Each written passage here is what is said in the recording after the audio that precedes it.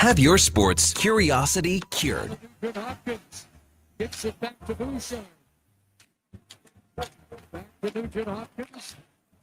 McDavid. A veteran of the sports reporting game for over 25 years. Played away by Steve Bishop. Holds it in.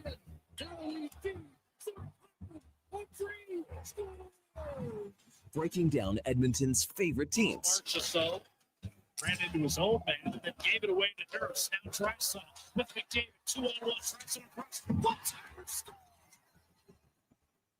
What? 1,000. This is Sports 1440 and the Kevin Karius Show.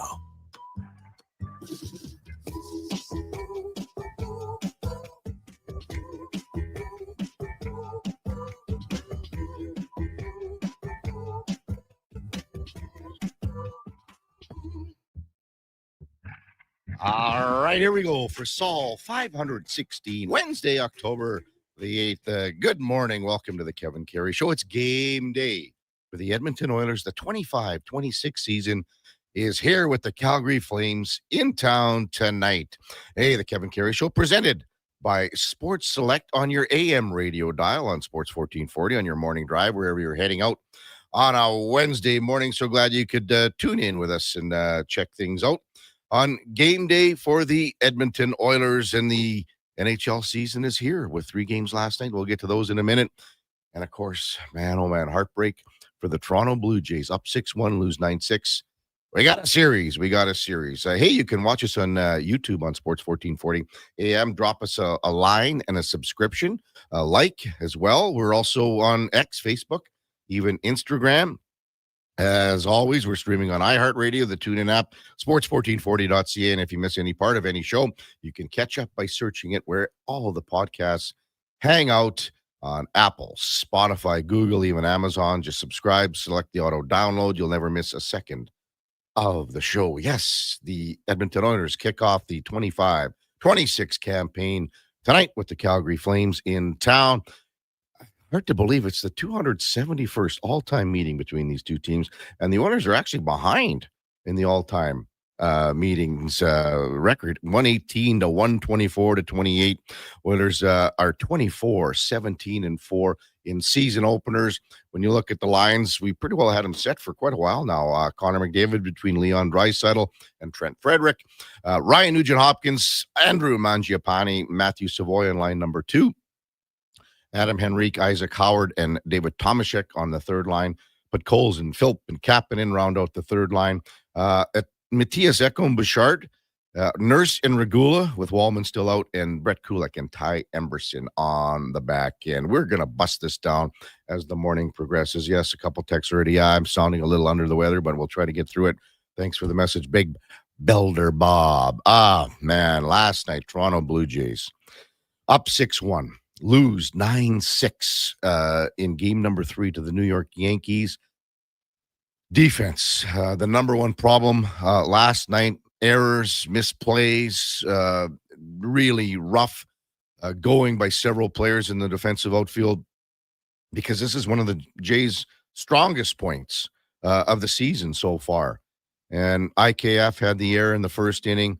Barger in the fourth, that was a killer that led to the Aaron Judge 3-run home run to tie the game at 6. Vladimir Guerrero usually makes the play at first. The ball hopped under his glove. Santander in right field. Holy cow, you can't misplay a ball and misread a ball on a liner worse than that, when he backed up 10 steps and then just dove for the ball, went under his glove by about 4 feet. But again, first loss leading with 5+ runs. Defense was the killer. The Aaron Judge 3-run home run, a ball like that's never been hit before since StatsCast has been recording home runs with an inside pitch 6 inches off the plate and off the foul pole at 99.7 miles an hour. Again, critical. The Barger error in left before that didn't help. It overshadowed an outstanding performance again by Vladimir Guerrero at the plate, right off the hop with a 2-run home run. Oh, man, 3 dingers, 3 games. But we got a series now. Man, talking to the guys in the studio, a couple of guys. The Duke says, "Oh, they pulled Bieber. They pulled Bieber way too early." I don't know if they did. We'll have an argument about that, I would imagine, today with the Duke and Joshy Boy and even Sam the Record Man in studio. They were hitting Bieber extremely hard in that fourth inning. When you look at the start of the inning, I mean, Grisham doubled to deep right. Aaron Judge doubled to deep left. That scored Grisham. Bellinger single to center. Stanton was 5 feet away from a 3-run home run himself. Couldn't hit the ball harder, hit it to the worst part of the ballpark. And then he walked Chisholm. So, I mean, I get where you're coming at. You're saying it's a bullpen game today. But, I mean, the guy was getting pasted. And, I just don't know. I think it was the right call to take him out. Every guy in the bullpen that pitched yesterday is available today. And isn't it ironic that we are going to see, Louis Varland's going to start today. But isn't it ironic that the guy that patchworked the Toronto starting rotation together when it was at the depths of where it was at the worst this season, Eric Lauer, is likely going to be the guy that they are going to call. And they're going to say, Lauer, we probably need 4 innings from you. If you can give us 4, if Varland gets out of the first, you give us 4. I think we're quite happy with that. Hey, let's welcome in the Duke of Delburne on a Wednesday morning. Duke, I might need a little hand today with the old voice, little crackling. I was at Argyle Arena for 3 hours yesterday. Wow. On a photo shoot that didn't help. Top secret photo shoot. It's probably leaking out more and more because I don't think you can do a shoot like that without people yakking and talking. But I might need a little help this morning. But so you think Bieber should have stayed in? Yeah, I totally hear where you're coming from. Like he obviously wasn't didn't have his best stuff. He was getting hit pretty hard.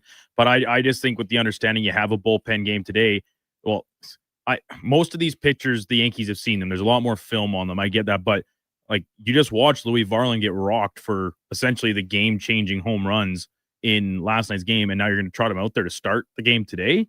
Yeah, is that a very... You mean Varland? What? Varland? Yeah. But Varland was the guy that struck out Judge the prior game, right? Well, that's what makes baseball so great, is that it kind of any given day, someone else can be a hero. But I mean, but don't you think, Duke, the pitch that Judge hit out, that's a 1 in a million shot, yeah, I get it for Varland. Like he actually put that in a great spot. I didn't love the sequencing of pitches there, where all 3 were up in the same vicinity. We heard a lot about over the from the Trey Savage start, right? Some of the analysts talk about, when he would get guys and changing sight line on the pitches based on height of them. I didn't like some of the manager's decisions. The Bieber thing aside, I stick on that. I think that you have your starting pitcher. You ought to try and let him work through more than 2 2/3. You weren't buried yet at that point. And you got buried afterwards anyway. So once again, it's the benefit of hindsight being 2020. I think maybe there'd be a different decision made, but also the lineup decisions starting and largely ending with Anthony Santander playing in the game. Like he hasn't played all year. He's not a particularly strong player out in the field. You have better options available to you.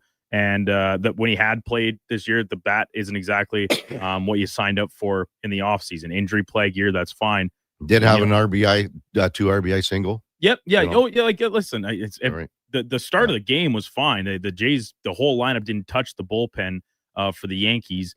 After we were at the 6-6 point of the contest, but it was a frustrating game because so much of what we talked about and I really stood on yesterday about why the Jays are a better baseball team top to bottom than the Yankees was not evident yesterday. Booting the ball around, not making good defensive plays. And the Yankees did. They got a good bullpen outing from a number of different guys. They manufactured runs. They had the power that they're known for. It's a disappointing night for Jays fans, certainly. And now it's kind of a little bit of a nut up or shut up time today because all of a sudden, if you go to a decisive game number 5, yes, it's back on home field in Toronto, but I don't think that's a position that very many people want to put themselves in. The pressure automatically flips to being all on you after giving up a 2-0 series lead. So I'm optimistic that the Jays bullpen guys can kind of rally the troops a little bit here and try and put together a better showing than they've had in the past 2 outings. But it's the stick's got to get going a little bit more as well. That's crazy to say because of the runs they've put up so far in this series, but they went pretty silent when they needed them badly late in yesterday's contest. Well, you have to give some credit to the Yankees bullpen. Absolutely, I did. Yeah, I just said that. Yeah, exactly. And when you see 6 given up by Carlos Rodon, and Cruz came in, and he was the guy that settled things down. Duvall came in, and usually he's been hit and miss.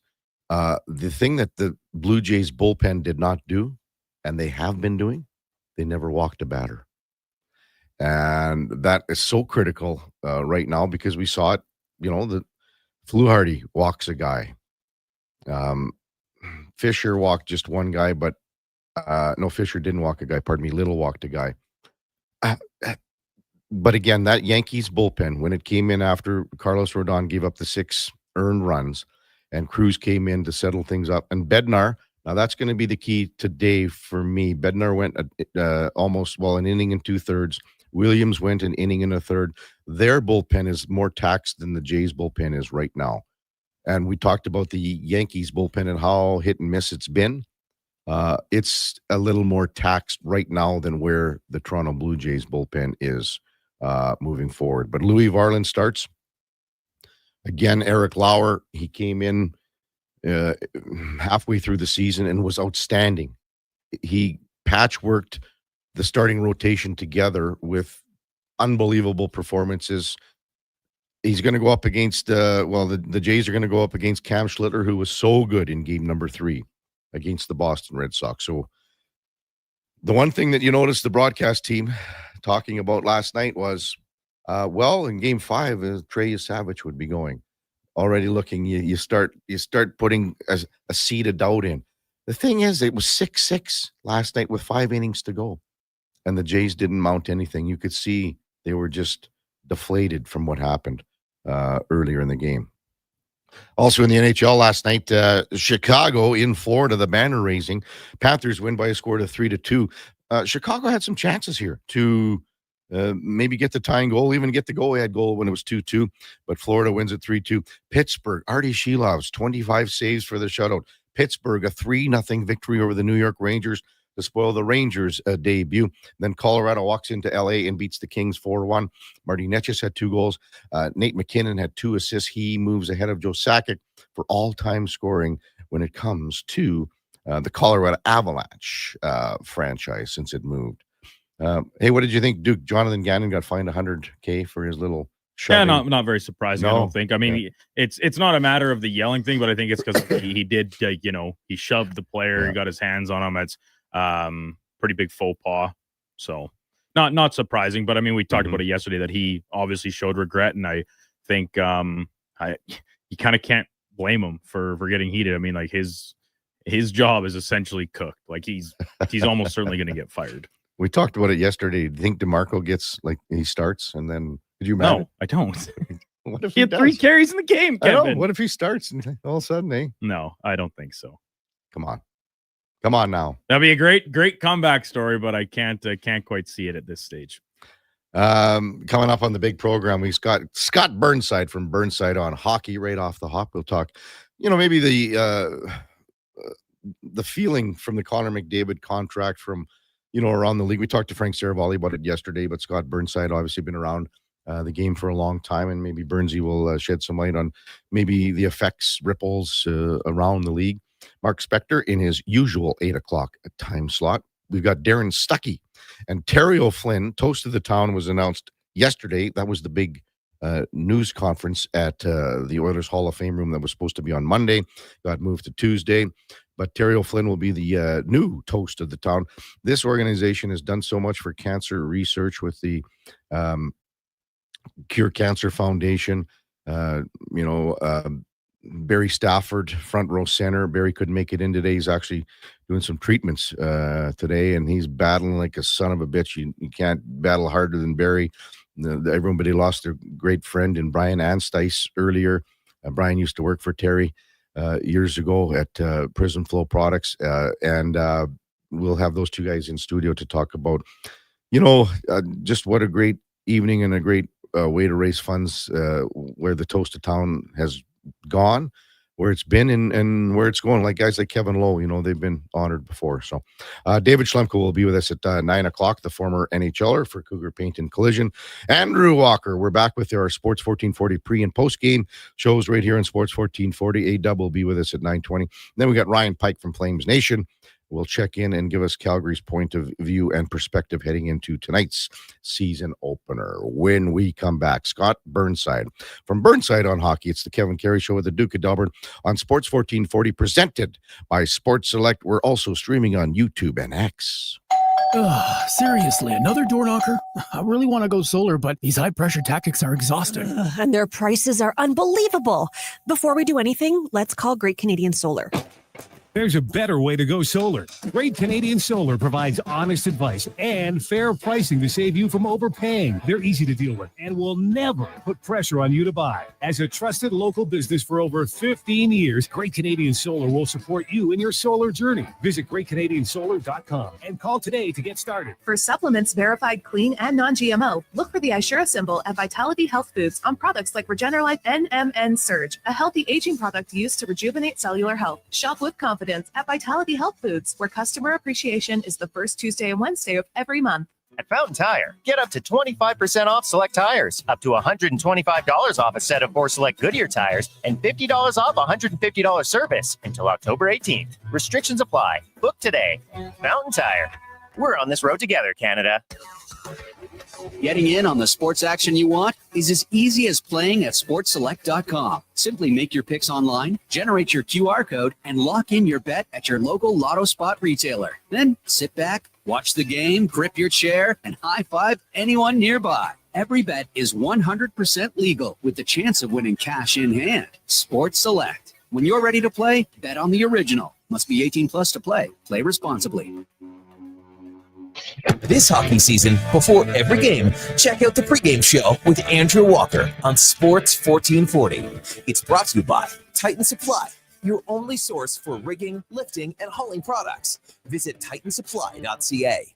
October 24th and 25th, hit the courts for Feisty Pickles, the first ever 24 hours of continuous pickleball action. Starts Friday night at Brace Athletics in St. Albert. It puts the fun in fundraising for Breathing Space, a groundbreaking lung transplant house. Recruit your team of 4 to 20 players and get your paddles ready to play.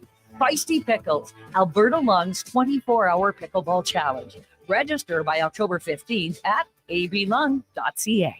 Heard of Uline?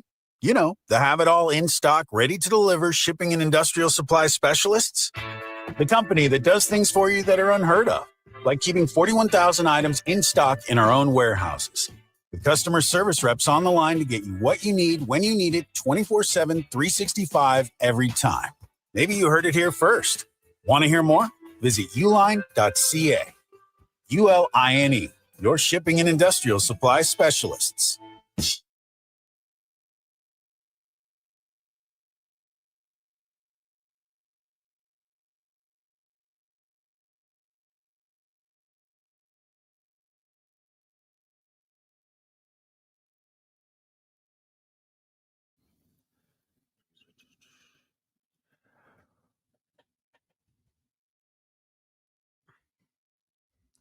Portions of this hour brought to you by Nectar.io. Learn more about how we can help your business automate processes, streamline operations, and save money at Nectar.io.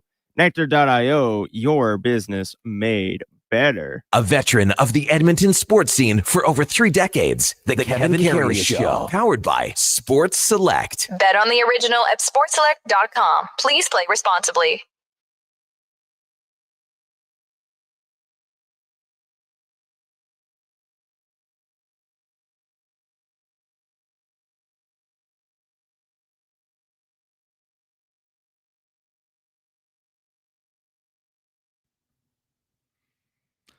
All right, welcome back to the big program. 7:20 in Edmonton. Kevin Karius, Duke of Delburne with you on Sports 1440. Time now for the Puck Report, brought to you by Fountain Tire. Hey, the leaves are falling, and so are the prices at Fountain Tire. Until October the 18th, get up to 25% off per tire instantly.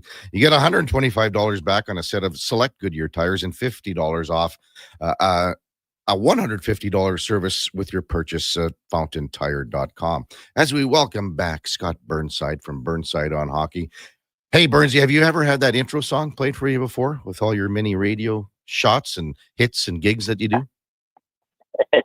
I never have, and but I like the idea very much. In fact, I'd like it to be the soundtrack of my daily life. Well, we can make it happen here for you if you want. Maybe you just got to get a patent on it or something like that. I don't know, full rights, full restrictions. How was the summer, big guy?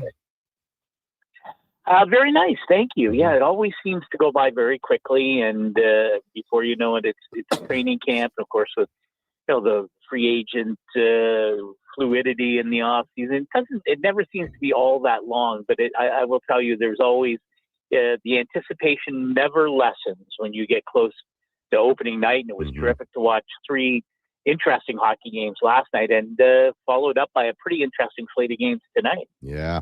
I have to start with you, what happened here in town on Monday with Connor McDavid, Scott, in the sense that there wasn't anyone, I don't think, on the planet that thought that this was going to be what it was, in a 12.5 AAV for 2 years.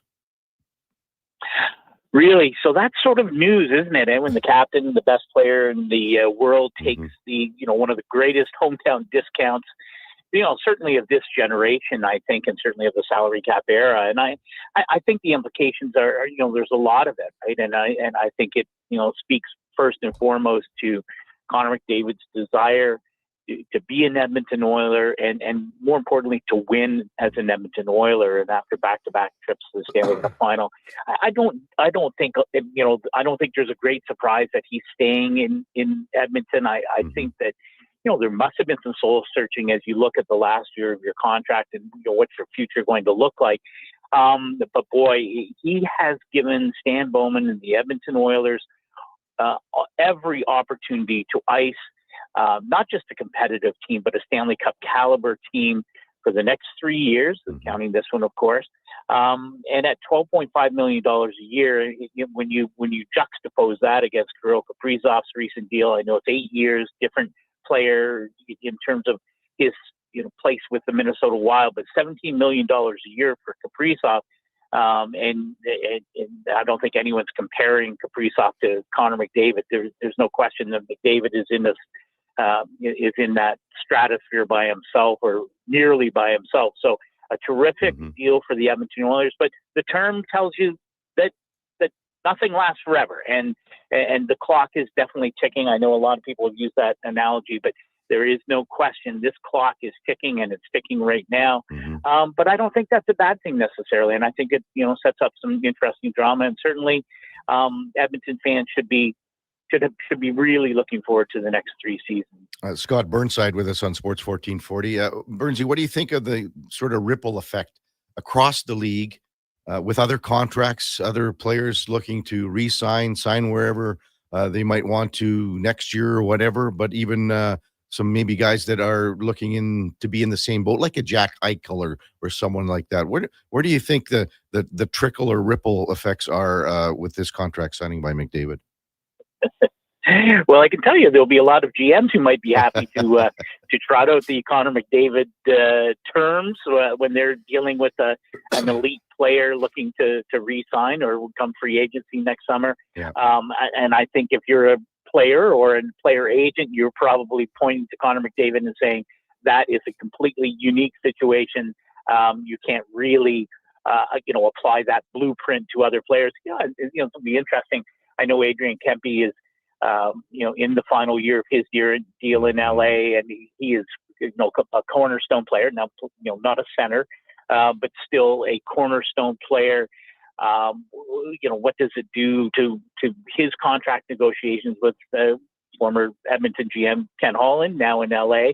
But I don't know that you can just apply what happened with Connor to other players. Again, I think, maybe it softens it a little bit. Maybe if Connor McDavid had signed at 2 years at, let's call it 17 million or 15 and a half or whatever it was going to be, I think that kind of, there would be a consistency to it. I do think that this Connor McDavid deal is such an outlier that I'm not sure it's going to have the kind of ripple effect that maybe many people expect. And I'm certainly hoping, I'm sure GMs hope it does, but I don't know that it'll have that kind of effect.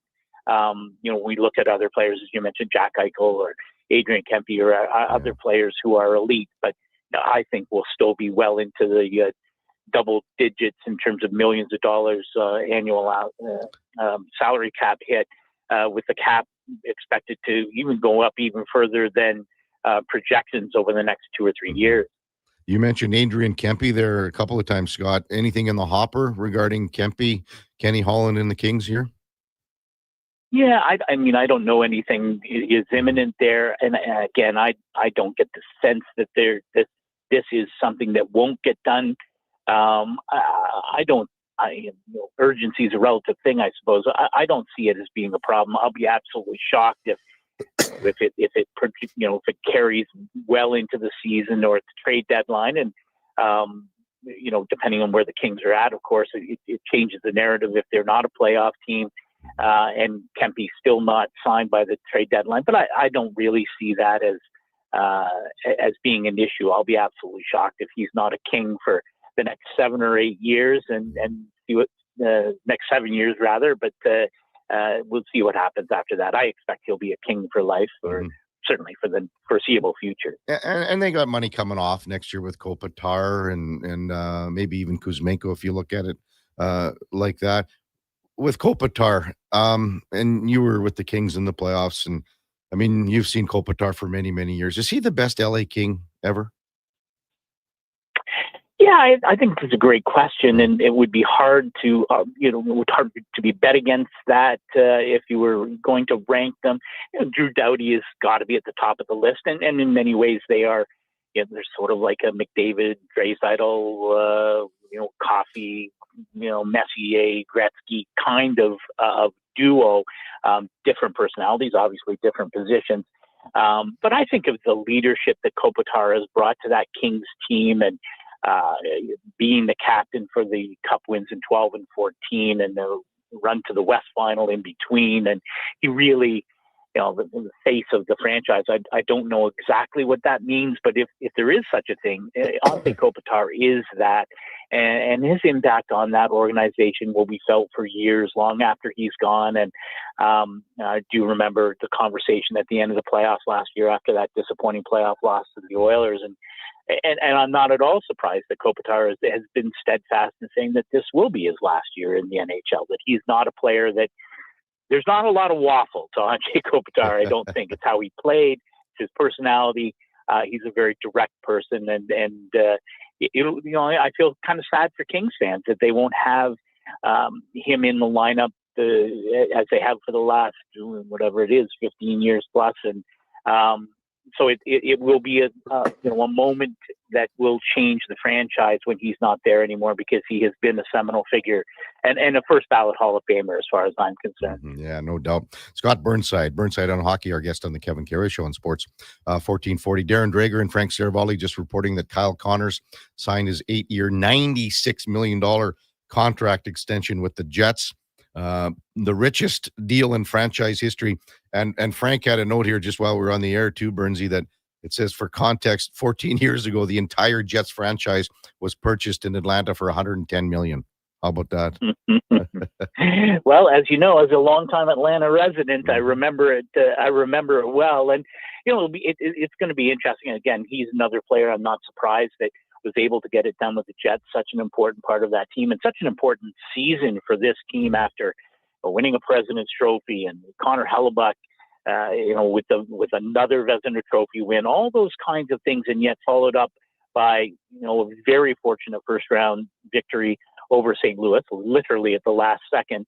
And then it's kind of a disappointing series against the Dallas Stars, and Connor Hellebuck's up and down play in the playoffs again. There's so much to like about that team. But I think there are lots of questions about their ability to get it done in the playoffs, and there's been lots of questions about that marketplace over the last couple of years because they haven't had the playoff success that their roster suggests they should have. Again, fan support is don't take that for granted, even in a place like Winnipeg. And so I do think this is a really important season for the Jets, and that'll take a lot of pressure off. I think certainly that narrative will go away with Kyle Connor's new extension. You mentioned Atlanta there. Can the NHL go back to Atlanta? Will it work a third time? Can it work? Would you like to see it go back, Burnsy? I got a backyard I'm hoping to rent out as a practice space. That's my hope. B&B.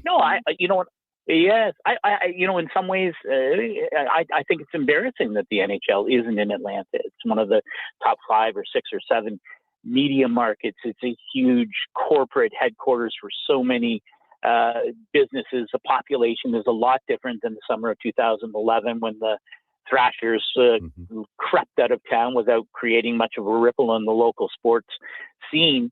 It would, I think it's a no-brainer to go back. Now, that's assuming that, of course, there are 2 groups who've expressed an interest in having an expansion franchise return to Atlanta for round 3. My sense of it is that Vernon Krause, who's a Southeastern guy in the automotive industry, very deep pockets. He seems to be the front runner now to bring an expansion franchise back to Atlanta. But like with all of these, whether it's Atlanta or Houston or going back to Arizona, I think it's inevitable. The NHL is going to expand further into the United States. Bill Daly, the deputy commissioner, has talked about, how the NHL's footprint in the United States is so different than the other major sports leagues that there's lots of room to grow. Major markets like Arizona, Houston, Atlanta have room for NHL teams, and I think would support NHL teams. I know a lot of Canadians, my pals, are sometimes, why go back to Atlanta? That would be a disaster.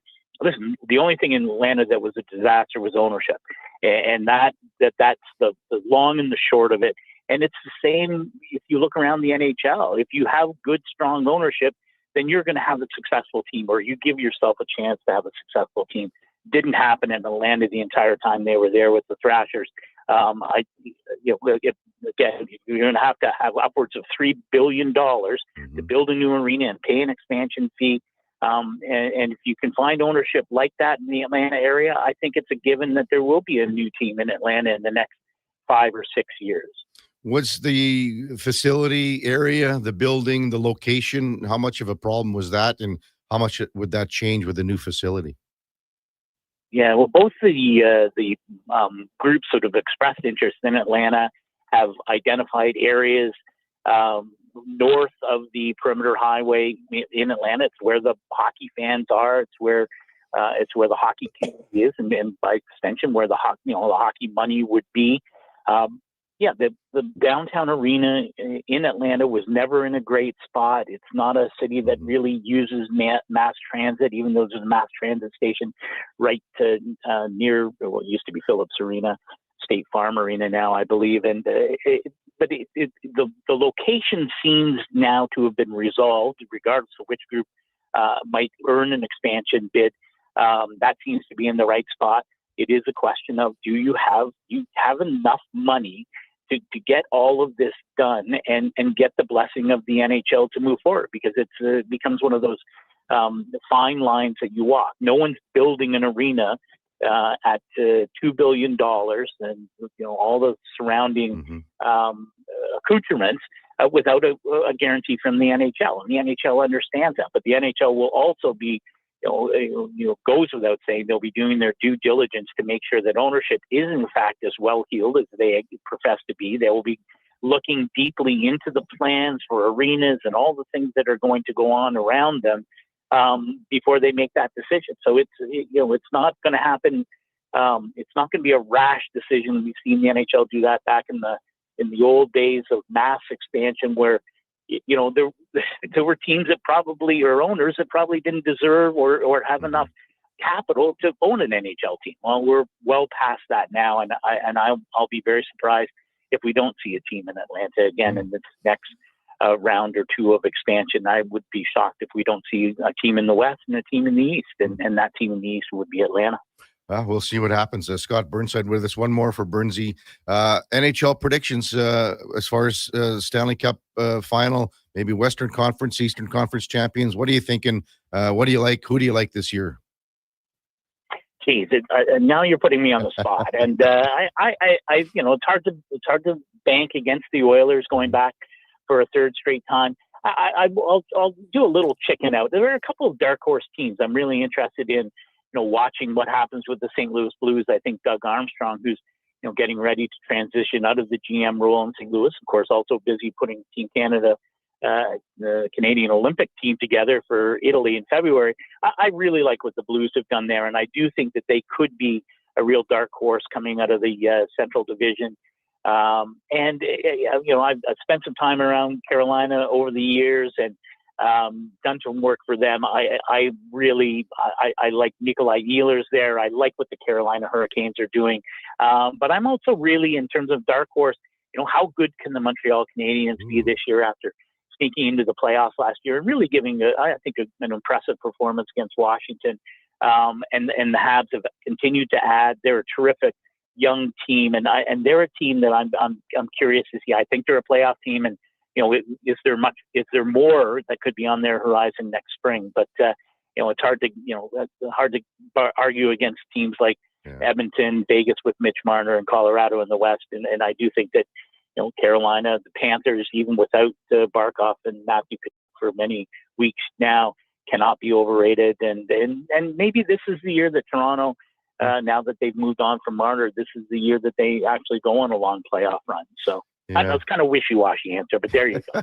It's fair. Hey, does Ottawa slide into that category with you, like a Montreal, or maybe even a little ahead, maybe a surprise team?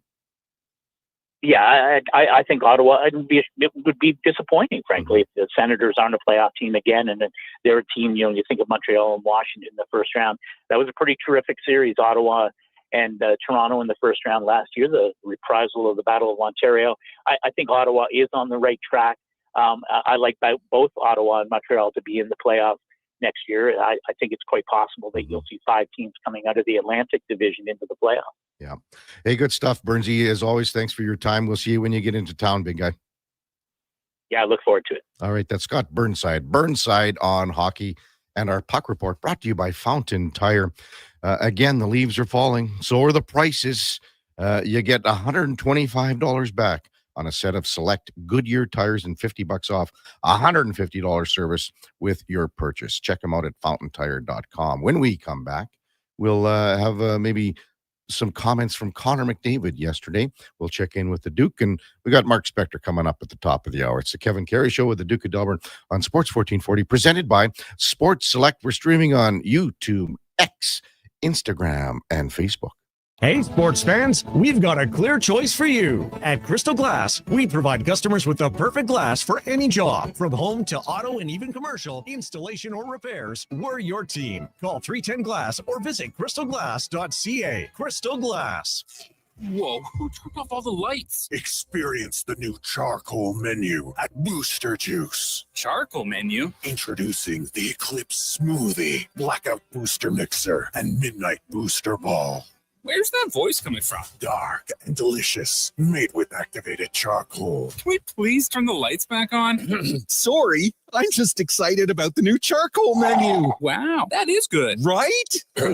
Available now, only at Booster Juice. For supplements verified clean and non-GMO, look for the Ishura symbol at Vitality Health Foods on products like Regenerlife NMN Surge, a healthy aging product used to rejuvenate cellular health. Shop with confidence at Vitality Health Foods, where customer appreciation is the first Tuesday and Wednesday of every month. Hi, Mike here from Northgate Chevrolet Buick GMC. I'm super excited to tell you today that we have fed over 250 families so far with our Feed 500 Families event. With that said, we are still short of our goal. We have decided to continue this on through to the end of October. With your help and your support, we can get this done. Please stop in and see us today, 13215 97th Street, or visit us online at northgategm.com. Is your company drowning in paperwork and administrative tasks? Do you need more data to make better decisions? Nectar.io is your company's all-in-one solution for fleet and materials management, safety, time cards, and GIS-based project management. Now is the time to capture and transform field, site, and shop data into boardroom-level business intelligence, all with one login. Visit Nectar.io to book a demo today. Nectar.io, your business made better. When it comes to sports in Edmonton, Jason Greger is a must-listen. He brings you the inside scoop with guests from across North America. If it matters in sports, you'll hear it here first. Greger rolls out weekdays from 2 to 6 on Sports 1440. Diablo Boots sells only Canadian-made work and biker boots made by Canada West. No American or boots made in China, so no tariffs. All of Diablo's boots have replaceable soles and heels for longer life. Sizes 6 to 14 Triple E. Buy quality, buy Canadian. And support Canada West and Diablo, the two best names in the boot business. So save on boots by Save On Foods. That's Diablo Boots, 3340 Gateway Boulevard on the east side of Save On Foods. Buy Canadian. They're terrific. At jackpotcity.net, you can do amazing things with just one casino chip.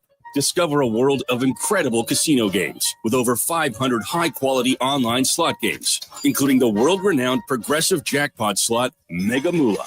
Play for free at jackpotcity.net and get treated as a VIP 24/7. So visit jackpotcity.net today on your tablet, laptop, or mobile. Jackpot City, a whole world of casino games. 18 plus. Please play responsibly. This is not a gambling website.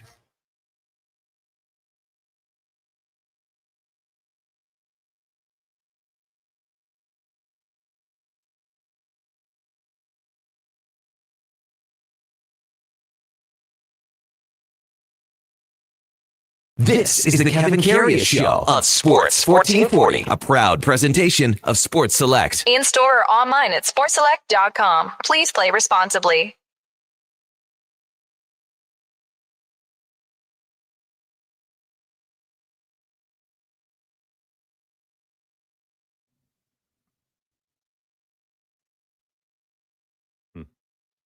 All right, welcome back to the big program. 742 in Edmonton. Kevin Karius, Duke of Delburne with you on Sports 1440. Text rolling in 833-401-1440. First, everybody, thanks for your concern about being a little bit under the weather, my voice the whole bit. There's a good one from Brent Lambert saying, is Barry White guest hosting this morning? Thanks for that one, Brent. I don't know what the best Barry White song is. Can't get enough of your love. Might have to hear it this morning. I don't know. But boy, yeah, he had the pipes, did he not? This was a good one that came in when we were discussing with Scott Burns about all-time great LA Kings. And I asked Scott, well, do you think that Anze Kopitar is going to be the number one LA King of all time? James texted in and said, hey, KK, in my opinion, Marcel Dionne is and always will be the LA Kings' greatest player. Well, I mean, you can't go wrong there, James. He's the all-time leading scorer. He's got more points right now than Anze Kopitar in like 500 and some less games. Different era, of course. But he's got 1,307 points. Kopitar is going to pass him this year. He's got 1,279. When it's all said and done, I think Kopitar is going to be right up there. Drew Doughty's going to be right up there. You know, I think when you look at Stanley Cups and everything, and Luc Robitaille in his time, and I mean, Dave Taylor was outstanding on that Triple Crown line. Well, look at Wayne Gretzky. He was there just like for 500 plus games or so. But I mean, they've had some great players go through LA for sure. Marcel Dionne is one of them. Detroit Red Wings, the old pictures of him in Detroit, they seem out of place when you look at him in LA for sure. So tonight, the Oilers take on the Calgary Flames to open up the season. Again, all-time match, when you look at the matchup, all-time, Oilers 118, 124, and 28 against the Calgary Flames. Oilers 24, 17, and 4 in season openers. So we'll see if they can get off to a good start here. So important after what we saw last year, for sure.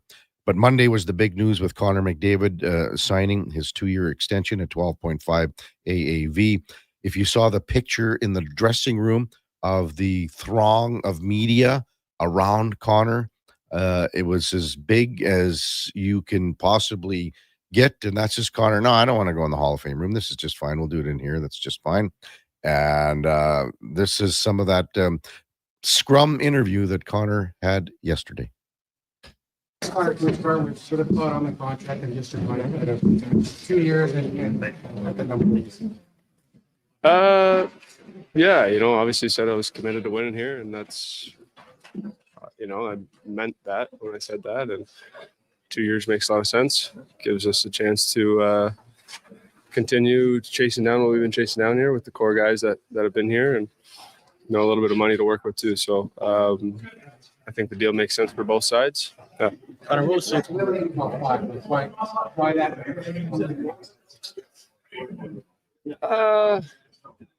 I guess it's a unique situation. Just, we weren't going to sign a long-term deal. So, 2 years at that number makes a lot of sense. Gives us a chance, as I said, to extend our window here in Edmonton. Lenny's not going to go hungry with that money. So,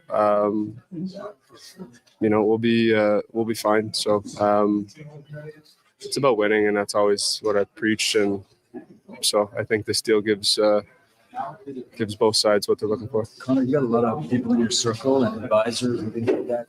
Have you ever discussed this with Sid at all? He did something similar, and the outcome for him is pretty positive. No.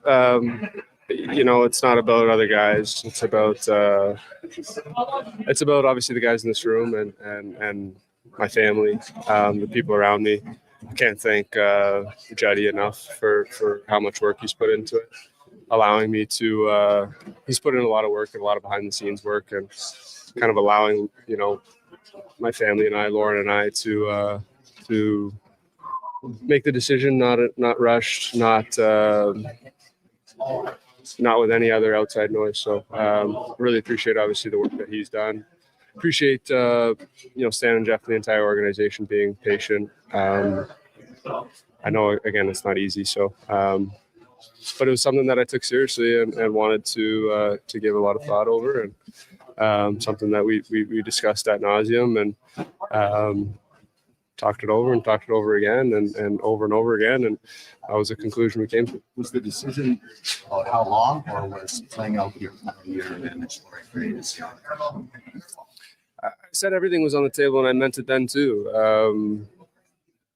Of course, everything was on the table. That's the point of being in that situation. You have your options, but ultimately, our heart's here in Edmonton.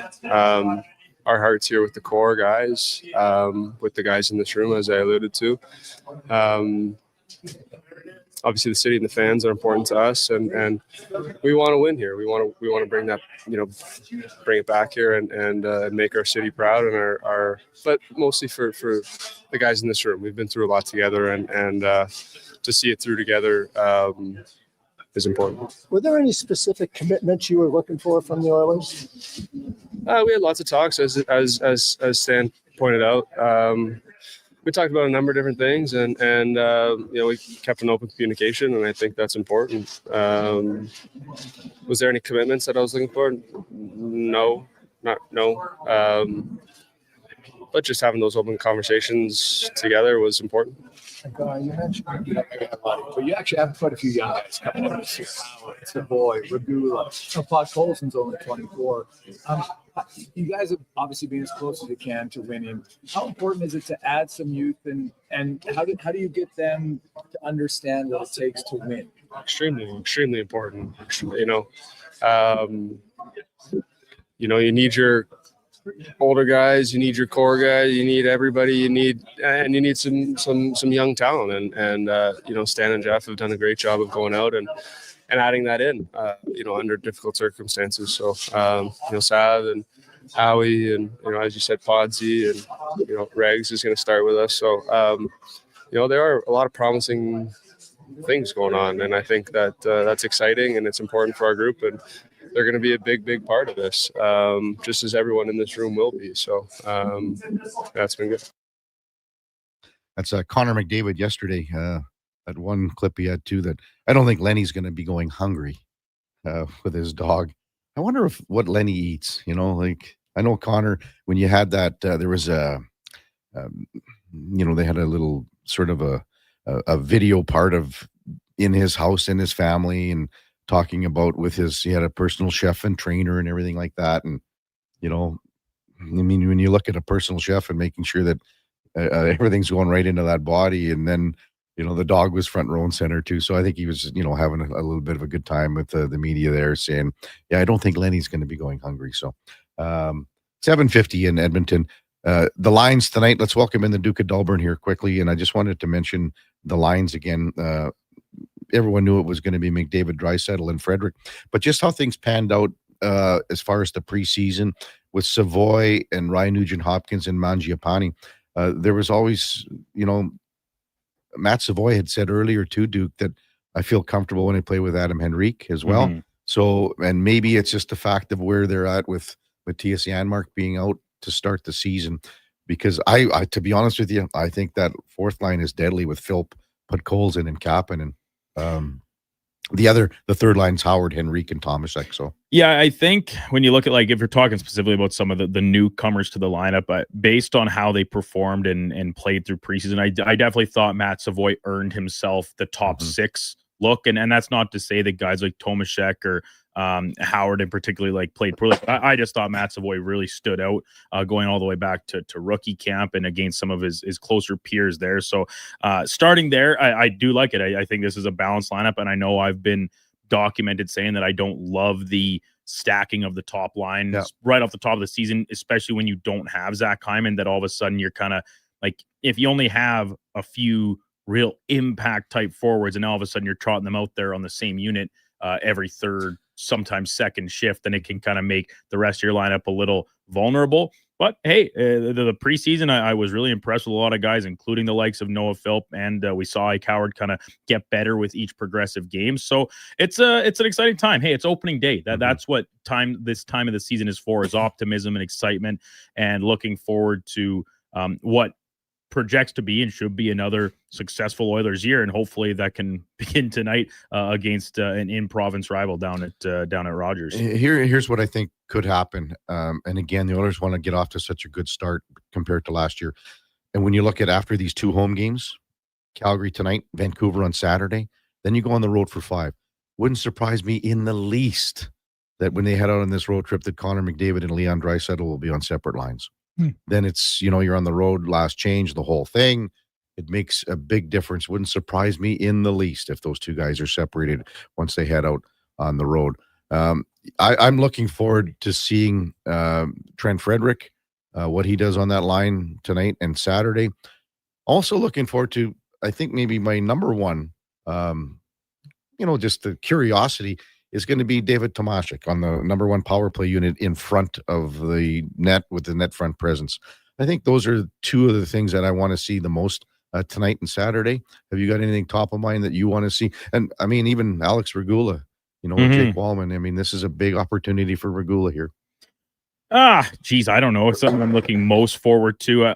I think maybe like the debut of Ike Howard, and we know Matt Savoy has games under, but so if you throw Tomaszek in there, like this is the next wave. Like, this is part of what the Oilers management has been trying to do, is integrate some newer, younger players. I mean, Tomaszek isn't that young per se, but he's fresh blood. Hopefully got a little extra hunger in his eyes playing with a large contingency that have been to back-to-back Stanley Cup finals. So just to rejuvenate that a little bit. And then, you know what? I'm gonna say Vasily Podkolzin. I know he's starting on a fourth line, but I'm sure throughout the course of the season we will see him up and down the lineup. Got rewarded with the new extension.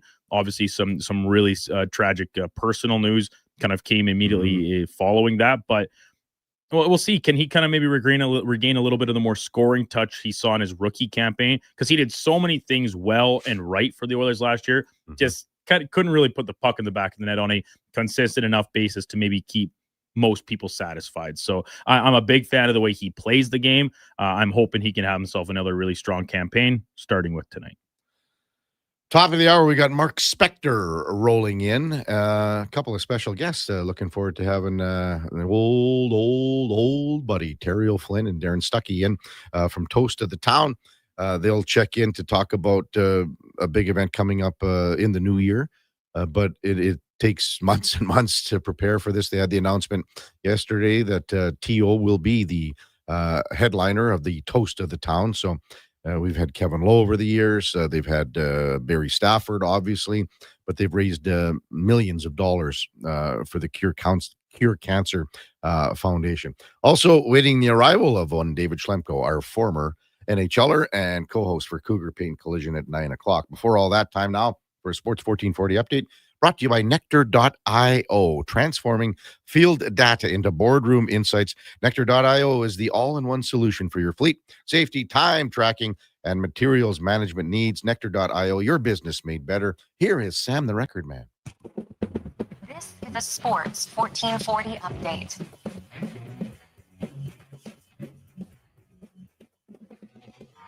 Blue Jays taking a tough loss last night as they fall to the Yankees 6-9 with Aaron Judge hitting a 3-run homer in last night's game.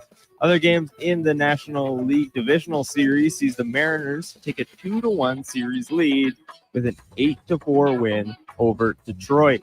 In the NHL season finally getting underway as the Panthers take a win over the Blackhawks 3-2. The Penguins flank the Rangers 3-0 in New York, and Colorado takes down the Kings 4-1. NBA preseason continuing yesterday sees the Chicago Bulls take a close win over the Cleveland Cavaliers 118-117. And the Indiana Pacers get the win against the Minnesota Timberwolves in overtime 135-134. Coming up at the top of the hour, we'll be joined by Sportsnet's Mark Spector, and this has been your Sports 1440 update with Sam Wilness. Sports 1440 in West Edmonton Mall and Wetaskiwin. CKJR is a Stingray radio station. Download the free radio player app and listen wherever you go. Well, get ready for a silly hockey fans. Your partner in power just skated onto the ice. EWEL.ca, the new e-commerce website for electrical wholesalers Edmonton, is ready for the power play 24/7, 365. UL skates to where the puck will be in 5 years. Now that's forward thinking. Killer selection, slamming products from the best brands, and legendary service. Don't sit on the bench. Get your account today at EWEL.ca and win that project. Plug into your partner in power. Get an EWEL.ca account today. Getting in on the sports action you want is as easy as playing at sportselect.com. Simply make your picks online, generate your QR code, and lock in your bet at your local Lotto Spot retailer. Then sit back, watch the game, grip your chair, and high-five anyone nearby. Every bet is 100% legal with the chance of winning cash in hand. Sports Select. When you're ready to play, bet on the original. Must be 18 plus to play. Play responsibly. Is your company drowning in paperwork and administrative tasks? Do you need more data to make better decisions? Nectar.io is your company's all-in-one solution for fleet and materials management, safety, time cards, and GIS-based project management. Now is the time to capture and transform field, site, and shop data into boardroom-level business intelligence, all with one login. Visit Nectar.io to book a demo today. Nectar.io, your business made better. Today on Hey Culligan, how smart is your water? Here's Tracy. Hey, Culligan. I think my water might be dumb. Good news, Tracy. Your water's not dumb. It's just not talking to you. You can make my water talk. No, but the new Culligan Smart Drinking Water System can talk to your phone to tell you when your water filters need changing and help you meet drinking water goals. Now that's some brilliant H2O. You said it, Tracy, and we're already on the way. Let us help you out with a free in-home water test from a local Culligan water expert at Culligan.ca. You wanted local sports on weekends. Saturday mornings at 9, check out the Saturday Sports Setup, where we'll tee up what's happening on the weekend sports scene. Tune in Saturday morning at 9 on Sports 1440. So I took this pumpkin to Metal Supermarkets for carving. Turns out they don't do that, but that's okay. They did help me with a new steel shelf for my garage, cut and bent to my exact specifications in no time. Can't wait to build it this weekend. As for this big orange pumpkin, I think I'll just toss on a toupee and call it Mr. President. Too easy. Metal Supermarkets, the local convenience stores for Southside, West End, metalsupermarkets.com. Listen up, because we're about to tell you what nobody else will. There's a serious problem in auto service. The price you expect is almost never the price you pay. Big Toy Shop tells it like it is. No BS, no false inflated bill. It's just the honest service you need, done quickly and done well at a price that doesn't make you feel like a chump. Take your ride to Big Toy Shop, 8315 Argyle Road. Call 780-298-2797.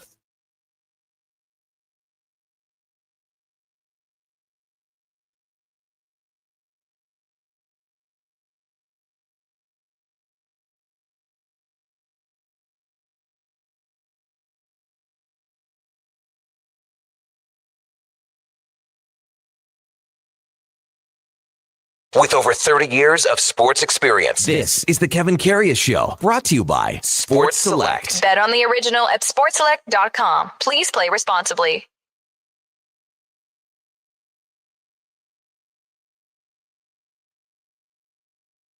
Welcome back to the big program, 8:01 in Edmonton. Kevin Karius, Duke of Delburne with you on Sports 1440. We got Josh Fenwick, Sam the Record Man, streaming on YouTube and X, also in studio with us. Time now for On the Mark, brought to you by Northgate Chevrolet Buick GMC.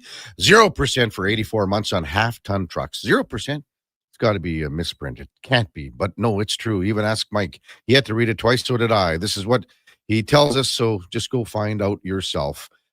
This truck's for you at Northgate Chevrolet as we welcome in Mark Spector from Rogers Sportsnet. Good morning, Spec. How you doing, Kev? Sounds like you're fighting through it a little bit. Sometimes you got to just get through what you can and see what we can do. I got to be 100% for the big dinner tomorrow night. Yeah, we got a dinner tomorrow night. We that's right, auctioned off at the Spec Golf Classic. Yeah. So you and I and Gregor and some fine folks who donate to Sports Central going out to Ruth's Chris for a nice dinner tomorrow night. You're right. You got to be ready to go, Kev. All your best tales delivered tomorrow night. Well, I just had actually what happened was Smalls just texted in because they called Sam Wellness Sam the Record Man, and he said, I love the nickname Sam the Record Man. He says he spent way too much money there in his youth. And I said, well, I was the assistant manager in Calgary in the 1980s at Sam the Record Man. So the assistant manager. That's pretty put myself through college, Spec. That's what they always, that was the title they gave to you when you were a kid that made you feel some loyalty. It seldom came with a raise, but they'd call you assistant manager and and you'd go, hey, I'm really getting somewhere. I will tell everyone the story tomorrow night. You can count on it. Hey, I just saw a post. Kyle Connor signed his extension in Winnipeg, 8 years, 12 mil annually. The Jets sent out a little post that says it's a guy going up to Kentucky Fried Chicken, and I don't get it. So anyway, this customer goes up to KFC to the drive-thru. He says, hi there, welcome to KFC. He says, hey, can I get a Kyle Connor extension? And the guy on the other end says, yeah, for sure, coming right up. Am I missing something here? Is he like a KFC guy? Or? I have no idea. If any of our listeners know, please let me know, because I have no clue about it. Yeah. Anyway, good for the Jets. They got Kyle Connor. Like, one thing about Winnipeg, we lived through those years when people didn't want to come to Edmonton, and they solved a lot of their problems with Edmonton by, for one, you have a good team. You got Connor McDavid, you got Leon Draisaitl, but other things, they've got one of the nicest arenas in the league. They've got an owner who spends above and beyond, takes care of players in ways we don't even know. They've assuaged a lot of the things, like you can never move Edmonton to a warmer climate, right? But you can make it an awesome place to play hockey, and they've done that. In Winnipeg, it's a little colder in Winnipeg. The flights are, the little worse flights. They don't have the arena, right? They haven't won, frankly. They got a really good team, but they haven't won. They don't really have a Connor McDavid, but they've managed to sign their big guys. They've managed to keep their important players, and that wasn't always the case in Winnipeg. Guys like Kyle Connor would make their bones in Winnipeg and sign somewhere else for long term. So give the Jets credit, man. They've got Hellebuck hanging around. They got Scheifele hanging around. They got Connor hanging around. And text just rolled in, so it's Kyle effing Connor. That's why they've been saying it. Kyle effing Connor, KFC. KFC. There you go. To your point, as we just started this discussion, Edmonton Oilers announced that Matthias Ekholm has signed a 3-year contract extension with the Oilers. Spec. What? Yeah, just as we started talking, Oilers announced it 3 years, 4 million AAV. Matthias Ekholm, 3-year extension, 4 million AAV. That's awesome for a second top pairing defenseman. Let's say as he gets older, let's call him a second pairing guy for this contract, just for the sake of the conversation. His play, right? His play, like if it goes back to where it was, he's still a first pairing complimentary guy. He's a number 2. But for him to go from 6 million to 4 million for the next 3 years, that's good business for the Oilers. Good, that's awesome, man. What do you think about that deal? Any concern about the age spec? Yeah, 36 but right you're now? only paying him 4 million. Like for the length of this contract, that pay raise is for about a 4-5 guy makes $4 million now, right? The one thing, and you can attest to this, Ekholm is in always fantastic physical condition. He puts the work in. He is built like a a brick, outhouse. Outhouse? Is that what it is? A brick outhouse? I think it's something else, right? something that I can't say, but Well, let's go back to what I was just saying about Winnipeg. This is a player, a veteran player, like unbelievable leader, huge experience, the kind of guy every team wants in their room. And he wants to live in Edmonton. He wants to finish his career in Edmonton. Don't forget, right? Don't forget that there's a lot of players out there that don't want to play in Edmonton. Their wives don't want to live in Edmonton. They don't want to raise their kids where it snows. They don't want to be far away from their parents, the grandparents in Stockholm or wherever they are. Like a lot of Europeans want to live in the East Coast because it's a way quicker flight home. So when you get a quality person and family and player like Ekholm, and he wants to be here, and he's signing for 67% of his last deal. Oh my goodness me. Don't you just sign that contract as fast as you can, Kev?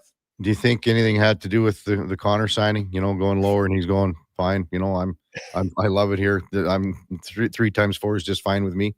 Yeah, I think he was always going to come down from the 6 million he makes now. Let's face it. He's getting older. Yeah. But maybe that's the spirit around here. Now, if I'm Ekholm and I'm at the end of my career and I'm taking a little less, I can live with that because I've made millions and millions of dollars. I'm happy with that. If I'm Stu Skinner on the way up and I have a great year this year and I'm supposed to get a big payday and now there's some pressure to take less, that's a different situation, isn't it? If I'm a younger guy on the way up, it's a little harder to take a bunch less than an older guy on the way down, isn't it? Yeah, and I got, Ekholm as far as durability goes. It's pretty tough to beat it. Since the trade, so he came here, played 78 games between Nashville and Edmonton in the 22-23 season, 79 the next year, and then 65 last year. So, and that, let's be honest, he probably came back in the finals too soon, because he wasn't close to what he needed to be. Yeah, like when you say come back too soon, he had to come back or the season was going to end. But I hear you. Yeah. So he did. He's 79, 65 games. He played 25 games in the playoffs 2 years ago. Listen, you're going to have to go if you're looking for someone to give you a negative take on Matthias Ekholm, you're going to have to go somewhere else. He's again, and at $4 million. One of the things I think we have to do here, Kevin, as the cap's going up 10 million a year, is we have to recalibrate a little bit what we think players are worth. Like if it's going up 10 million a year for the next 2 years for sure, and will it keep going? I don't know if it'll keep going. Nobody knows, but if it's going to keep rising, all of a sudden a second pairing defenseman making 4 million, like 4 million is for a third pairing defenseman pretty soon here, right? And 7 million is for a second pairing defenseman. Yeah, we're getting a lot of texts right now saying it's Cody Ceci equivalent money, 4 mil, and Ekholm is on your top pair. So that's the difference. Sure. And, I think that he has to prove that last year's, listen, the guys get hurt. He plays hard, he gets hurt. No one holds that against you. But when you get, how old is Matthias Ekholm right now? He is 35 right now. He's 35. Yeah. So I'm going to say when you're 35 and you get hurt, and it was a pretty serious core injury that he had, and he had a hard time coming back from it. He does, it's professional sports. You got to prove yourself. And Matthias Ekholm has to prove that, hey, I'm an older guy, I got hurt, but I'm back from this, and I'm going to get back to 100%. I'm not going to go out the rest of my career being hurt all the time like some older guys do. This injury is completely healed, and I'm going to get back to the guy I was, and that's okay. You know what? It's fair to ask Matthias Ekholm to prove that he's the player that he's always been, and don't worry. I think, health willing, he will prove that. But it's you never get to ride on last year's coattails, Kev. You always got to prove it again every year. I have to tell you the story about Matthias Ekholm at my golf tournament 3 years ago, Spec. His wife was about to have a baby, and I mean about to have a baby. I said, are you able to play? I didn't know she was having a baby. He goes, well, my wife's in the hospital right now. She's going into labor in the next 24 hours, but I can make it. What time do you want me to be there? So I'll never forget that story, so. Yeah. And I will say the Ekholms are huge supporters of Sports Central, so that also makes them good people. Yes, exactly. Maybe just thoughts on tonight, again, and I talked about this earlier with the Duke. We've touched on Connor McDavid, Leon Draisaitl being paired up together on the top line extensively for years. But I think actually, Spec, after these first two home games, I wouldn't be surprised if they're split up when they go out on the road here. You think that's possible? No, I think that Connor McDavid is at the root of this playing with Leon Draisaitl thing off the start of the season. I don't think it's going to last all season. No, Kev, it's going to break up at some point. But I think the spirit of this thing is, I believe that just hearing Connor talk and talking to people around him, he's sick and tired of getting out of the gate with a bad start. He's sick and tired of being behind the 8 ball all year. And this is his way of saying, taking responsibility as a leader, saying, give us the ball. We're going to make sure we have a proper start here. And that's what I'm saying, Spec, for the first two home games, and then they go out on the road, and now it's a tougher matchup when you're on the road. I don't think that it's a 2-game experiment. I think it's a month of October experiment, in my opinion. Okay. That's what I think. And if it better work, because every time they come out of the gate with a new plan and they go 2-6, then I don't know what the next plan is going to be, pal. Well, there you go. The other thing, plans, what the hell happened to your Blue Jays last night? Oh, unreal. I mean, they blew the game, Spec, but the bigger question here, did they blow the series? I don't think so. Listen, the New York Yankees are the second best. If Schlittler comes out and throws a gem tonight, Spec, if he comes out and throws a gem today, now it's 2-2. New York's got all the momentum, and you're resting everything on what you saw from Trey Savage for Game 5. Yeah, listen, sure. You had the bottom line is you had a 6-1 lead, and you didn't win the baseball game. And yes, so you blew the game. No one's telling you didn't. Now, a 6-1 game in Yankee Stadium in the second inning. Was it second inning or third? Either way, you know what? I'm sorry, what was the question? When the other team is facing elimination, and remember, the Yankees have the exact same record. They're every bit as good as the Blue Jays. If you think you're going to roll through and score 13 a night, if you think you're going to beat them 3 straight and walk into the next series, it's supposed to be hard, Kev. Mm-hmm. Right? It's not supposed to be easy. It never was going to be easy. So you're you got to stand back and look at the series at 30,000 feet. Yeah. Our guys are hitting. We did score 6 last night. That should be enough to win. So it's not like they got shut out. And we got 2 more cracks at them. You don't get to just roll through a team as good as the Yankees, beat them in 3 and score 30 runs and say that was easy. It doesn't work that way. You got to work for it. And the Jays are going to have to work for it. They got to come up, they got to bounce back, right? It's not an easy path. It's not supposed to be.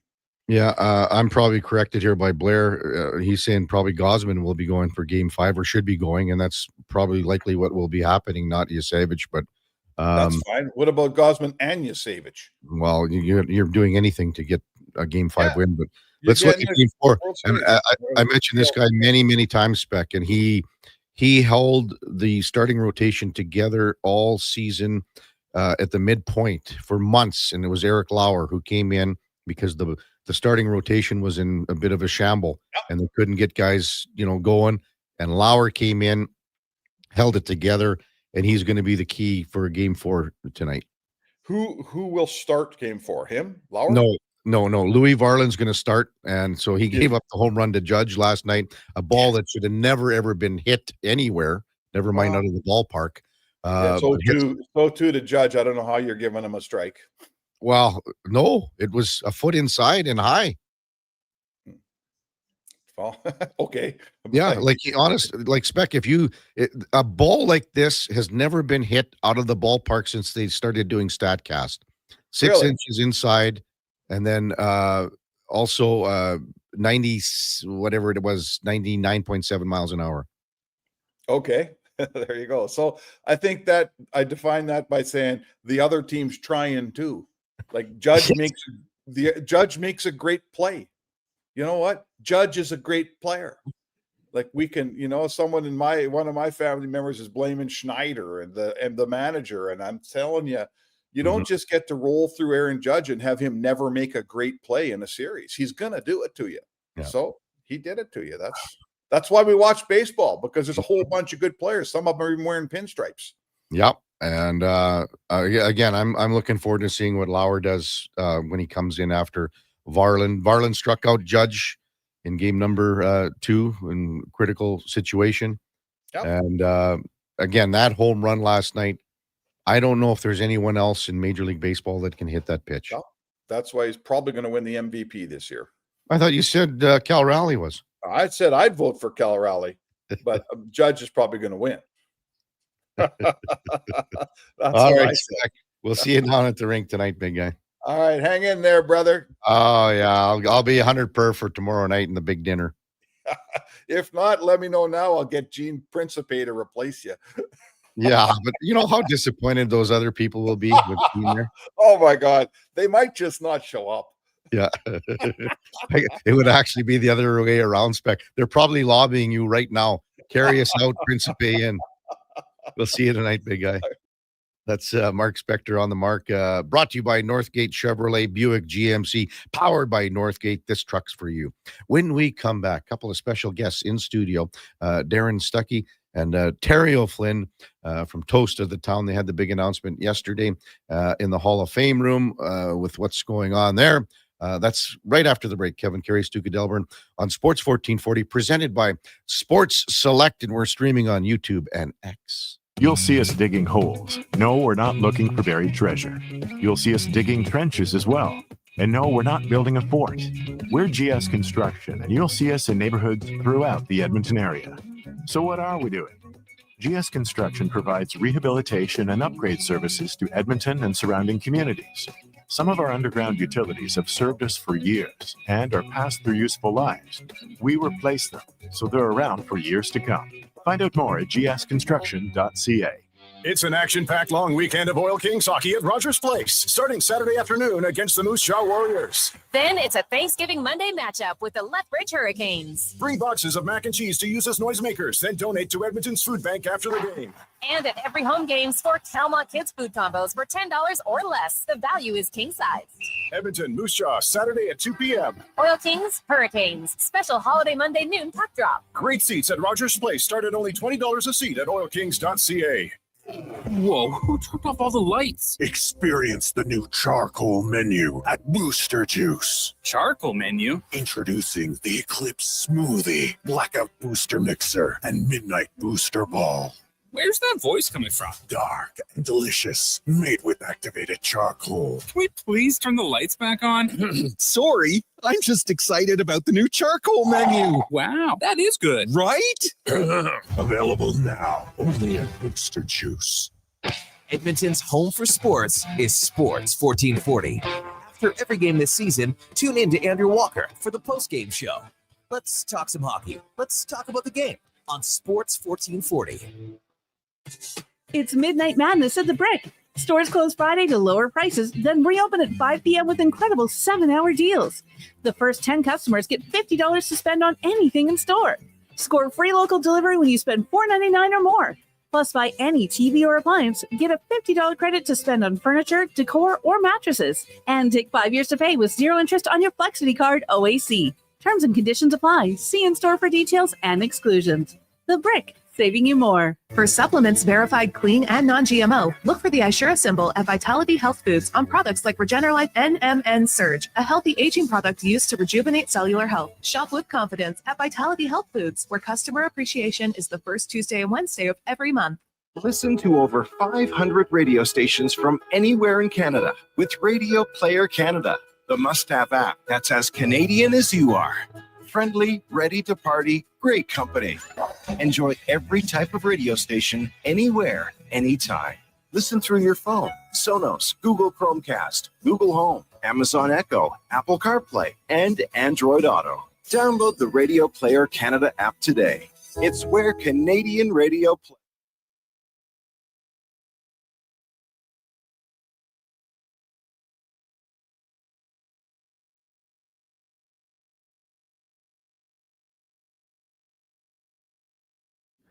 Portions of this hour brought to you by Sports Select. Getting in on the action with hockey. Bet on the original at sportselect.com. 100% legal. Must be 18 plus. Please play responsibly. The Kevin Karius Show, breaking down Edmonton's favorite teams, even though his favorite Junior A hockey team is the Yorkton Terriers. Thanks for checking in with Sports 1440.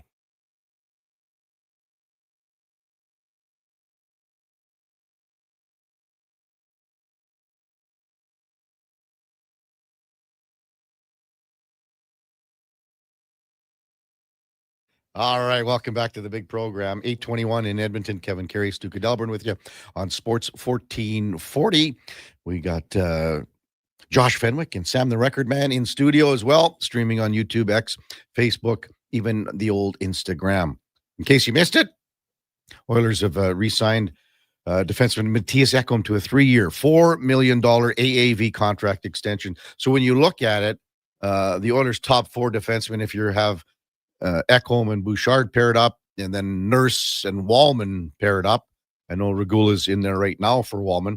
So you've got their top 4 D-men that are locked up right through 28-29. Wallman and Nurse even further than that. But you've got the top 4 D-men all in place. And, you know, when you look at that point, salary is going to be pretty good when you think in the sense of where the cap's going. So, you know, in that 27, 28 area, 28, 29, I think it's going to be quite reasonable for sure. Got a couple special guests in studio. We're going to break away. Well, we're still going to talk hockey because these two guys love hockey, love the Edmonton Oilers. We got Darren Stuckey and we got Terry O'Flynn in from the Toast of the Town. They had the big announcement yesterday in the Hall of Fame room. It was supposed to be on Monday, and you guys caused a terrible you-know-what storm by moving it to Tuesday. Some idiot said that there was another event that possibly could be happening on Monday, and then it got legs from there. But welcome, guys. Teal, we'll get to you in a second. But Darren, thanks for coming in. And you guys had the announcement yesterday, and I know you want to sort of introduce Terry as what's been going to be happening here in April. Sure. Well, thanks, Kevin, for having us. I think, yesterday was a great day. We were able to, as part of the Toast of the Town, Cal Nichols was our honoree in 2024. Yeah. And through that event, we raised $430,000. So we made a check presentation to the doctors at the Cross Cancer Institute. And what's great about that is that dollars are going straight towards immunotherapy and cancer research at the Cross Cancer Institute. And as part of a bigger picture of raising significant funds and awareness for research and equipment around the CAR T-cell therapy, which is going to be one of 3 hospitals right in Canada that will offer that service going forward. So it's a pretty big deal, and it's great to be in the city of Edmonton, city of champions, but more importantly, to be able to offer that type of new treatment to Northern Albertans. And so, it was a pretty exciting day. And then you also announced the next Toast of the Town, but you mentioned Cal. It's been Kevin Lowe. It's been Barry Stafford. Yeah. So the next Toast of the Town is going to be? Well, we're very fortunate and very honored to have Terry O'Flynn be the honoree for the 2026 Toast of the Town. Terry has been a longtime supporter of the Edmonton area community. He, when you look at philanthropy and what that means, I think it's fair to say Terry O'Flynn, although he's very humbled, he has lots of humility. He has done a lot for the community of Edmonton, both on and off the ice and on and off the football field. And so it was great for the committee when we went through our selection process to have Terry O'Flynn's name come to the top, and more importantly, to have Terry accept it. So, congrats, Theo. Well deserved, man. Thanks, KK. You got to be, as Darren said, humbled at this. And well, first of all, you know, when Kevin, I emceed Kevin's along with Bobby Stauffer, and I think, well, even Ron McLean was there that night, and Berkey, Brian Burke was there. They had like 9 MCs. Anyway, I think should be the first one. It should be roast of the town, because this is the one where a lot of guys would love the roast of the town instead of the toast of the town. But it's first class event, and I'm looking forward to being a part of it. What were your thoughts when they said you're going to be the next man up? Well, I thought it was a joke at first, actually. I was, well, obviously it's a huge honor to be mentioned in the same sentence as some of them other guys. But you know, I've been aware of the Cure Cancer Foundation for a long, long time, and actually, you know, provided some sort of background assistance as they developed. It's still a fairly new organization when you think about these organizations. And so it is gratifying, humbling. I'll pick a word, right? Yeah. To be chosen or selected. You know, when you kind of, it's like you go to work every day and all of a sudden you look in the mirror and go, holy crap, what happened to the last decade or 4? Mm-hmm. And they kind of made me look back on the different things we did. And certainly you do it for the right reasons. You do it because it's fun. And we do. I mean, I've done lots with you. We have fun. Yeah. But we also get stuff done too, and make some money and support a lot of really good organizations. So, yeah, in a word, it was humbling. That's Terry Flynn. We've also got Darren Stuckey, and Toast of the Town will be coming up in April. We'll get to details on that and how you can be involved. But, you know, as you said, like Tio, you've been, you know, presenting sponsor for the Kevin Karius Celebrity Golf Tournament for Prism Flow, you and Rick and all the guys at Prism Flow for a long, long time. We met well before that. And I was thinking too, even like, you know, I would say it's probably 20 years ago, you and I went fishing with a guy by the name of Brian Anstice. Yeah. You know, we went up to Winifred, and it was an event that, you know, an auction item that you would have bought. Yeah, for sure. I think I hosted it. Could have been with, like, I think it was Jared Stoller or Matt Green. I can't even remember, it's so far back, but we had a lot of fun. We up took there. the goalie. Delorier was Jeff there Delorier too. was there. Well, because we've done so many trips, you and I. I think the goalie was on that one. Stoley and Sanderson, that was a different one than Northern Saskatchewan. I don't know. Didn't we? No, it was Jeff. Gregor, no, Gregor was on that, wasn't he? Jeff Didn't we Sanderson tuck him in bed was at on 7 this every one. night? Jeff Sanderson was on this. Jeff Sanderson, great guy. Well, because he's a big fisherman. Yeah, big because he fishes in Montana still all the time. But Brian was there. I still got some pictures of Brian. See, I forget all this stuff. That's why I got guys like Kevin around. Well, I'll have some good times. I can say whatever I want at this event now. But again, like with Brian, I mean, that was like 20 years ago, and then Brian unfortunately lost his life and ended up to be incredibly close friends with Barry Stafford because of the journey that they shared together. Yeah, Barry Stafford is an absolute gem. 2 different patients from the cross that were there yesterday came up and, you know, congratulated me yesterday, but quickly the conversation turns to their journey. And each one made a point of mentioning how important Barry Stafford's been in their journey. You know, you show up at the cancer, it's not exactly the place you want to go to hang out. But one of the first people they would meet would be Barry, and Barry's acted basically as a mentor for so many of these folks through their journey.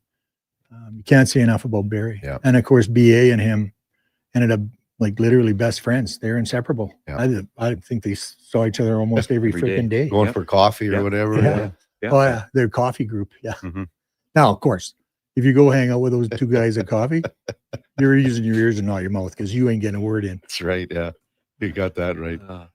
So Darren, maybe just again, this is number 4. Yep. So I mean, from the start, and now you guys the committee is amazing. You got so many people wanting to be involved in this, and well over $1 million. What are we at for money raised since? I mean, the very start? Well over $1 million. Yeah, the very first one was Barry Stafford, and you know, we raised $110,000 on that one. Yeah. And since then, you know, we've seen the dollars values increase from Kevin Lowe to Cal Nichols, but also in between, you know, we've partnered up with the EOCF and the Edmonton Oilers group, and alumni, and you know, we've been able to make some funds there too, right? But we're well over $1 million just on the Toast of the Town, and you know, along with the Cure Cancer Foundation, we're well along our path towards achieving the results we're looking for with the Cross Cancer Institute and raising funds for equipment and research around CAR T cell therapy and immunotherapy. Yeah, that CAR T cell therapy, such a critical part of where I guess the research is going, and all the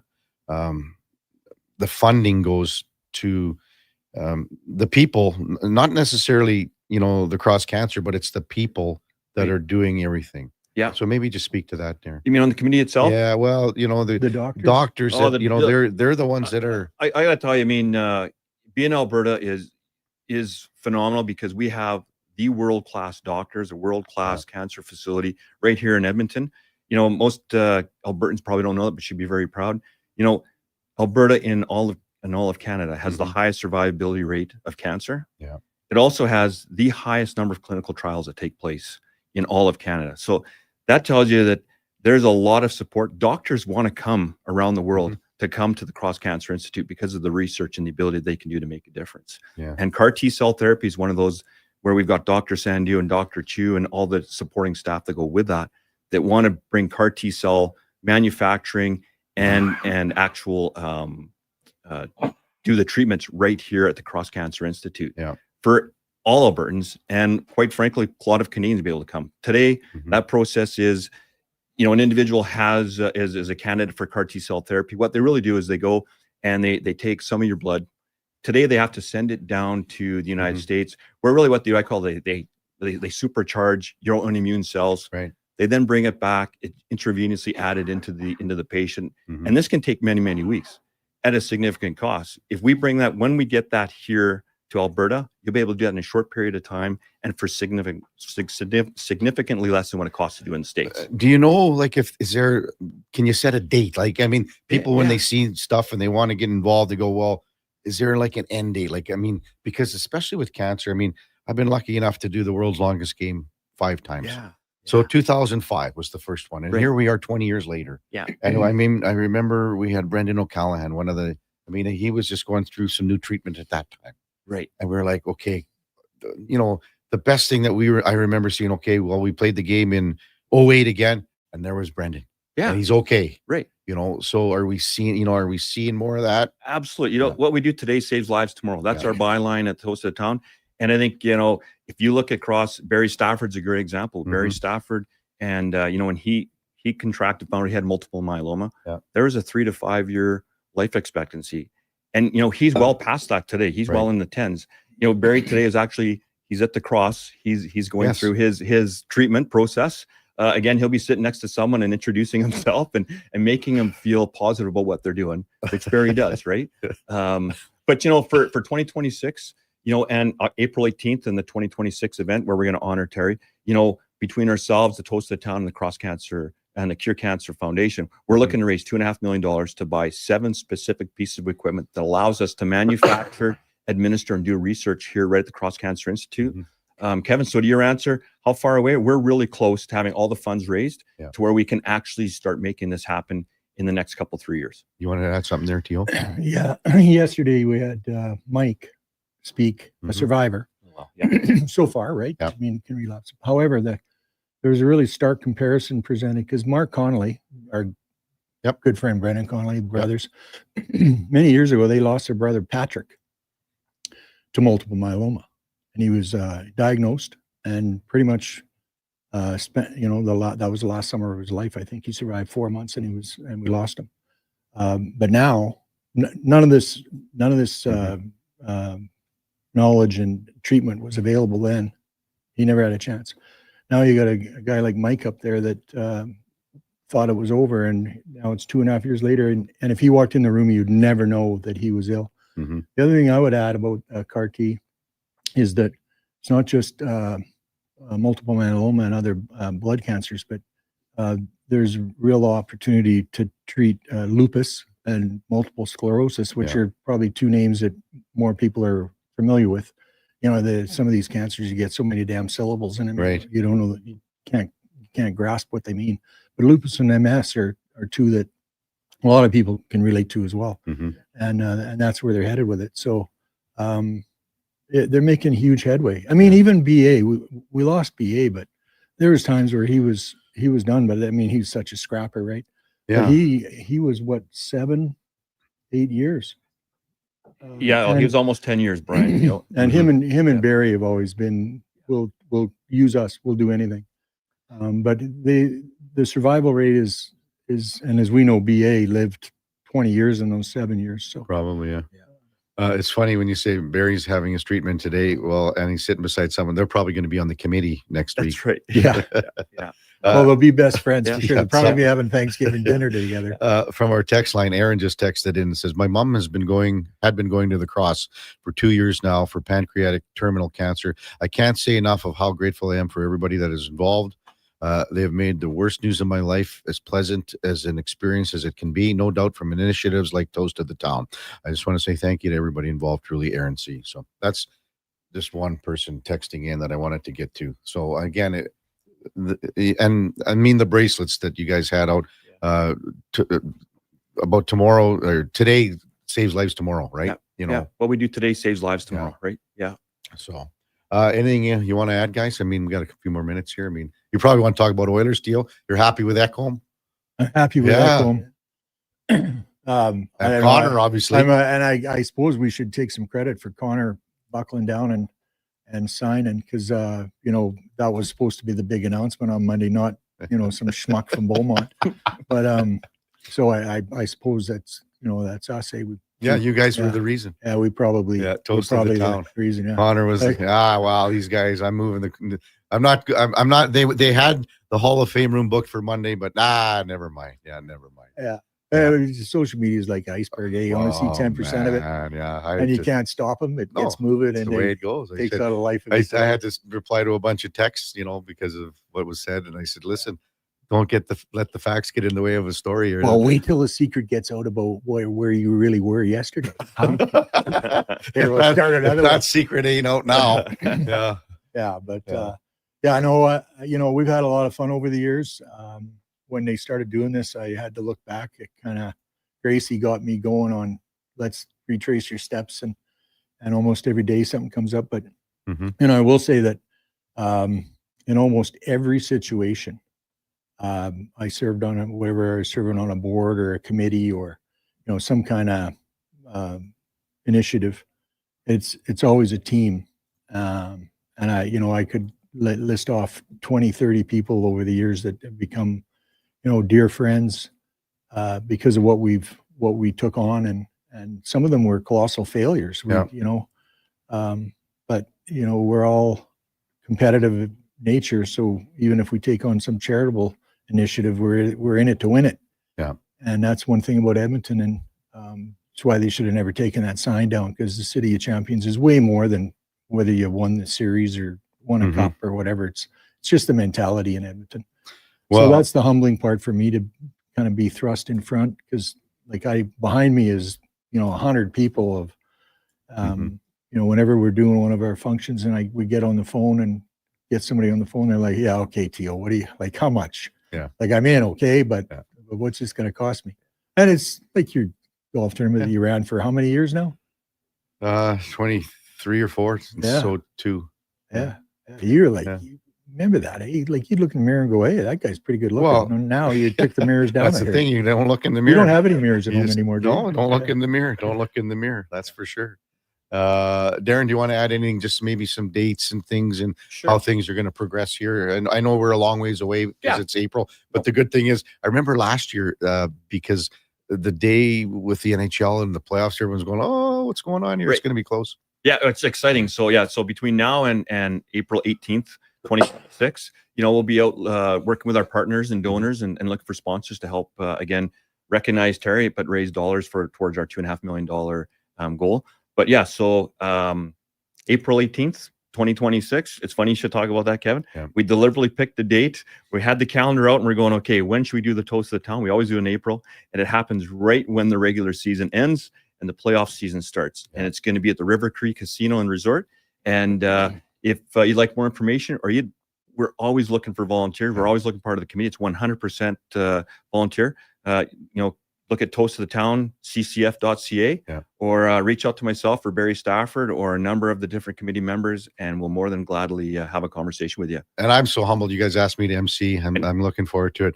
I just you get the mic last, right, Tio? So you remember how roasts work, Kev? It's a two-way street. I know. I know. You get the mic last. I think I think one of the first real tour interactions we had was, remember when you had the show, late night sports show at Boston Pizza, probably. Well, but then at the Briar, whatever that was. Was it 05? Well, no, it could have been 99. But you were doing it live down at the old Sportex. It was 99, and I'm bringing him beers, and the little barman who's the stand-up barman, he'd hide his, I think it was kokanee. Yeah, we would hide him behind the bar. Oh yeah. So we're standing there drinking. He's talking to the producer, or director, or whatever it is. I always had one behind. behind. His beer down, but he forgot. He didn't hide it behind the little stand-up dealio. And all of a sudden, you hear this yelling in his earpiece. And Kev, without missing a beat, just kind of put his hand out and slid that thing back in front of the beer. It was definitely too late. Yeah, but I'll never. That was 99 because it was Kenny Hunka's rink. Oh yeah, Hunka. Yeah, we were celebrating at Moe's. Yeah, but we were at in the Briar Patch because we were outside because it was too loud. Yeah. So we were outside, and Blake McDonald, Blake, not Brent. Blake McDonald came on, and they just got eliminated. I think they finished 6-5. But they had a hell of a round robin. And Blake McDonald was so hammered, but he came on, him and Kenny came on. Yeah. And Wade Johnson was the lead, I think. Anyway, Blake comes on and he's just pinned. And I'm like, oh, God, where is this going? But I think people understood. I think it's a different time now, I think now. But anyway, Blake goes, and we had a hell of a time here at the Briar. And I just have one more thing to say. If any young ladies out there are looking for a nice guy, here's my phone number. And he gives it right up there. I remember that story. I was like, oh. And his phone went silent. Yeah. I don't even know if he had cell phones back then, but it was so good. Those were good times. Yeah, that was back when the Briar, you had 3 draws a day. Oh, yeah. So we had our suite going. So we'd get people in for the first draw, get them over to the Briar Patch, come back for the second, get them over to the Briar Patch, third draw, them over to the Briar Patch. By now, it's time to watch you doing your show. But some of the guys from the first draw were still there.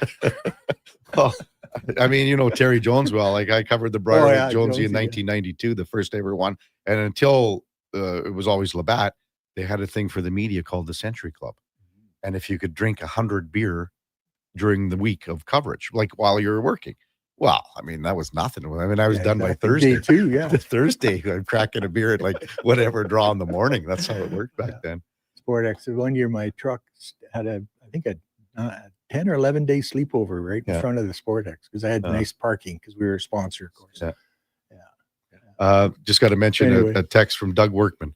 Doug, he just texted the show and said, "Great job, Driver to the stars." Yeah, and Doug's salt of the earth too, and stuff. So sure is. One thing I'd just like to say, Kevin, is Aaron. Appreciate the text Aaron come in. Yeah, I know Aaron, shares a lot of the same thoughts of a lot of Edmontonians and Northern Albertans that go to the cross every day, and just let everyone know that there's a ton of support for what they're doing, and that take the time and the effort because every one of us is thinking about someone getting across that line. Exactly. Right? Yeah. Too many of us have spent time. You mentioned Brent Sake. Yep. Why does he do what he does? Yep. He's got a personal story, and he that's his wife, dad. I don't know that that's why I got into it, but Brent and I are close friends from the day we met because we found out we shared a similar story. Yeah. You know where that bugger was last night? He was happy. Yeah, he was. Well, he was at Yankee Stadium. He brainwashed Jesse. Sure, his kid. How old's Jesse now? Probably 11 12. or 12. Yeah. Wait till I So show he you. brainwashed him about being a Yankee fan. Wait till I show you a picture. It's child abuse. It is, yeah. I wonder if he stayed for. He said he got a one-way ticket. You never know with Saker. He's probably there again. Yeah. Thank God he's got Jesse with him because we know what would be going on if I was with him. You got that right. That was great, guys. Thanks for coming in. Appreciate it. And we'll be obviously Double K. Thanks for what you do. Yeah. You don't. We're looking forward to you on the April 18th too. We'll be. You deserve a lot of credit for the work you do with Easter Seals too, man. No, so it's only because of guys like yourselves. That's the only reason. So thanks for having us. Thank you. That's Darren Stuckey, Terry O'Flynn. No, well, we got David Schlumko coming in at 9. But I got to show you something else here before you go during the commercial break. That's the headliners of the day, I guess. Brought to you by Mr. Rooter Plumbing, the plumber to call when the toilet mysteriously breaks after your jalapeno pepper popper fueled game night with the fellas. That's MrRooter.ca, your true goat of local plumbing. Check them out, MrRooter.ca. When we come back, top of the hour, we got David Schlemko, our co-host from 9 to 11. Also coming up, Andrew Walker, pre- and post-game show host here on Sports 1440. And we'll check in with Ryan Pike from Flames Nation to discuss the Battle of Alberta from a Calgary point of view. It's the Kevin Karius Show with the Duke of Delburne on Sports 1440. Hey, we're presented by Sports Select, and we're also streaming live on YouTube, X, Instagram, and Facebook. Mr. Rooter meets a ghost. One plunge, 2, and 3. A toilet clogged with a ghost? Man, I love plumbing. You're free now. I will never find peace. The clog is fixed, yes, but I have never trusted the sump pump. No problemo. I can fix that. Now go to the light, you little scamp. Thank you, Mr. Rooter. To resolve your unfinished plumbing business, trust one plumber, Mr. Rooter. Experience more at the Edmonton Expo Center. Come for Canada's largest trade show, the biggest names in entertainment, exhilarating sporting events, and more. Stay for the experience, but it doesn't end there. Maximize your brand exposure with Edmonton Expo Center's new cutting-edge feature screens, spanning Western Canada's largest venue space. Captivate an annual audience of over 1 million visitors during iconic events like Pro Rodeo, Disney on Ice, Glow, K-Days, and so much more. To learn more, call 780-471-7380 or visit EdmontonExpoCenter.com today. Getting in on the sports action you want is as easy as playing at sportselect.com. Simply make your picks online, generate your QR code, and lock in your bet at your local Lotto Spot retailer. Then sit back, watch the game, grip your chair, and high-five anyone nearby. Every bet is 100% legal with the chance of winning cash in hand. Sports Select. When you're ready to play, bet on the original. Must be 18 plus to play. Play responsibly. For supplements verified clean and non-GMO, look for the Ishura symbol at Vitality Health Foods on products like Regenerlife NMN Surge, a healthy aging product used to rejuvenate cellular health. Shop with confidence at Vitality Health Foods, where customer appreciation is the first Tuesday and Wednesday of every month. If you've got a smart speaker, get it to play Sports 1440. And it doesn't matter when you listen as we roll out the Sports Talk 24 hours a day, 7 days a week. Edmonton's home for sports radio is Sports 1440. Hi, Mike here from Northgate Chevrolet Buick GMC. I'm super excited to tell you today that we have fed over 250 families so far with our Feed 500 Families event. With that said, we are still short of our goal. We have decided to continue this on through to the end of October. With your help and your support, we can get this done. Please stop in and see us today, 13215 97th Street, or visit us online at northgategm.com.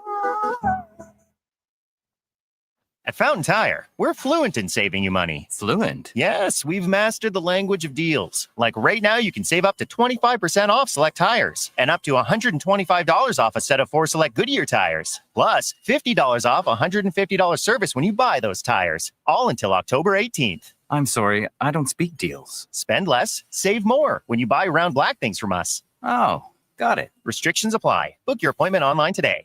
Fountain Tire. We're on this road together, Canada.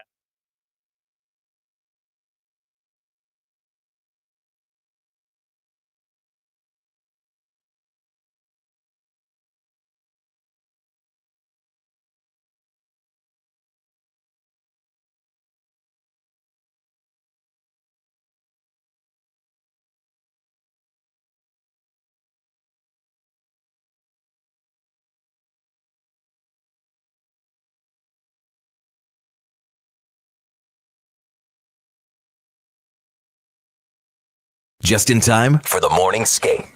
This is the Kevin Karius Show on Sports 1440.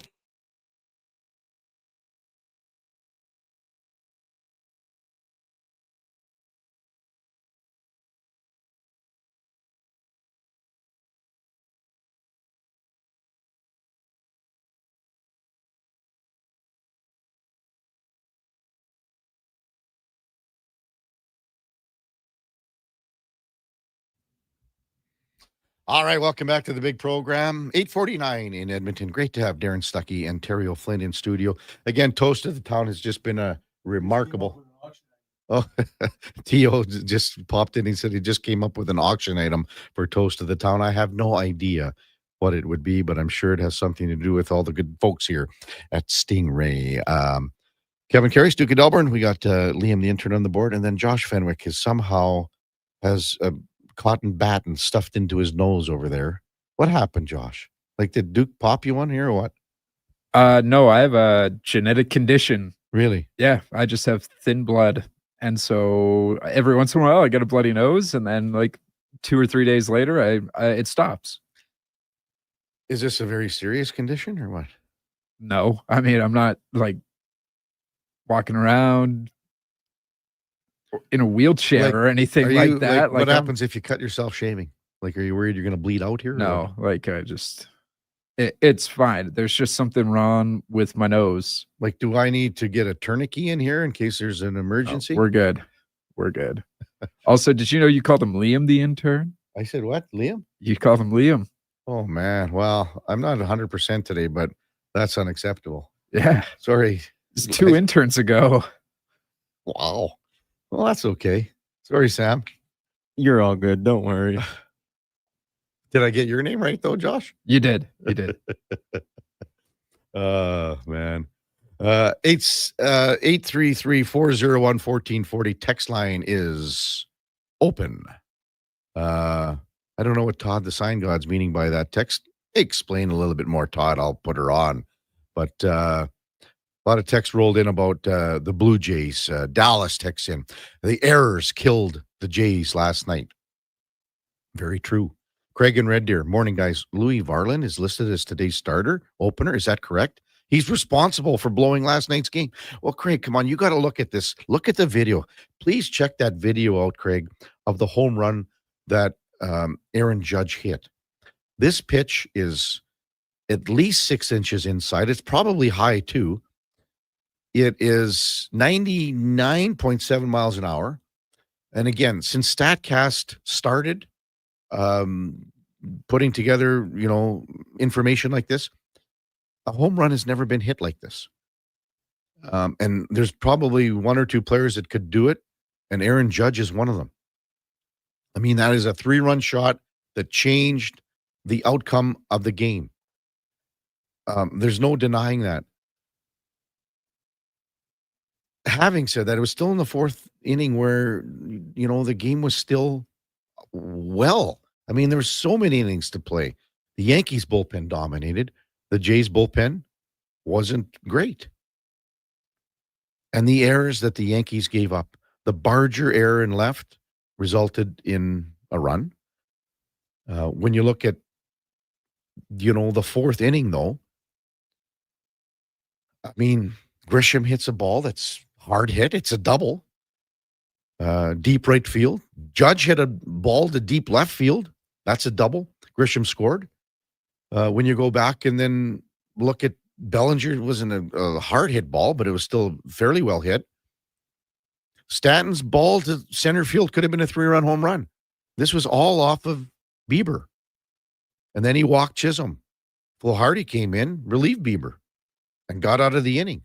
So at that point, it's 6-3 still. Everything's just fine. One of the keys, though, was Cruz. He came in and shut the door. The error, no question, to Barger on the Austin Wells fly to left, how he played that, and man, it's almost like the wind just pushed it out on him. And yes, Davis Schneider had a better angle at it. Barger called him off 3-4 seconds earlier. The walk by Flaharty to Grisham didn't help either. He was probably rattled that, it should have been 2 out because Volpe struck out earlier, right before the Barger shot to left field, or the Barger error in left field off the fly ball to Austin Wells. 3-run home run Judge, 6-6, and then you could just see the deflation from there. But I got no problem with Louis Varland starting today. None at all. Derek says, KK, Varland had Judge 0-2. You know very well the next pitch is supposed to be high outside. Look where the ball was, Derek. Unbelievable that he even swung at it.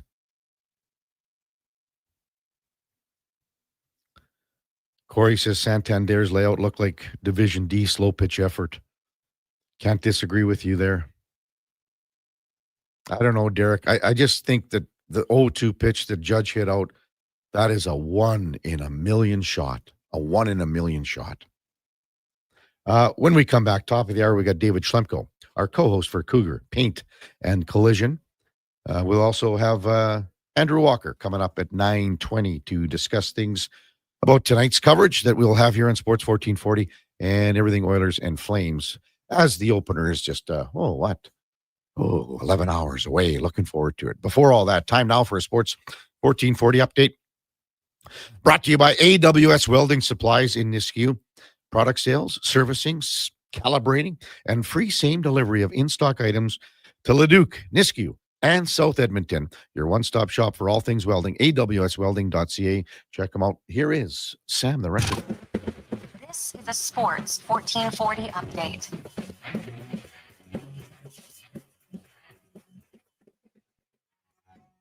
Oilers defenseman Matthias Ekholm has signed a 3-year extension with an AAV of $4 million with the Oilers, and Jets forward Kyle O'Connor has signed an 8-year, $96 million contract extension ahead of their season opener with the Dallas Stars.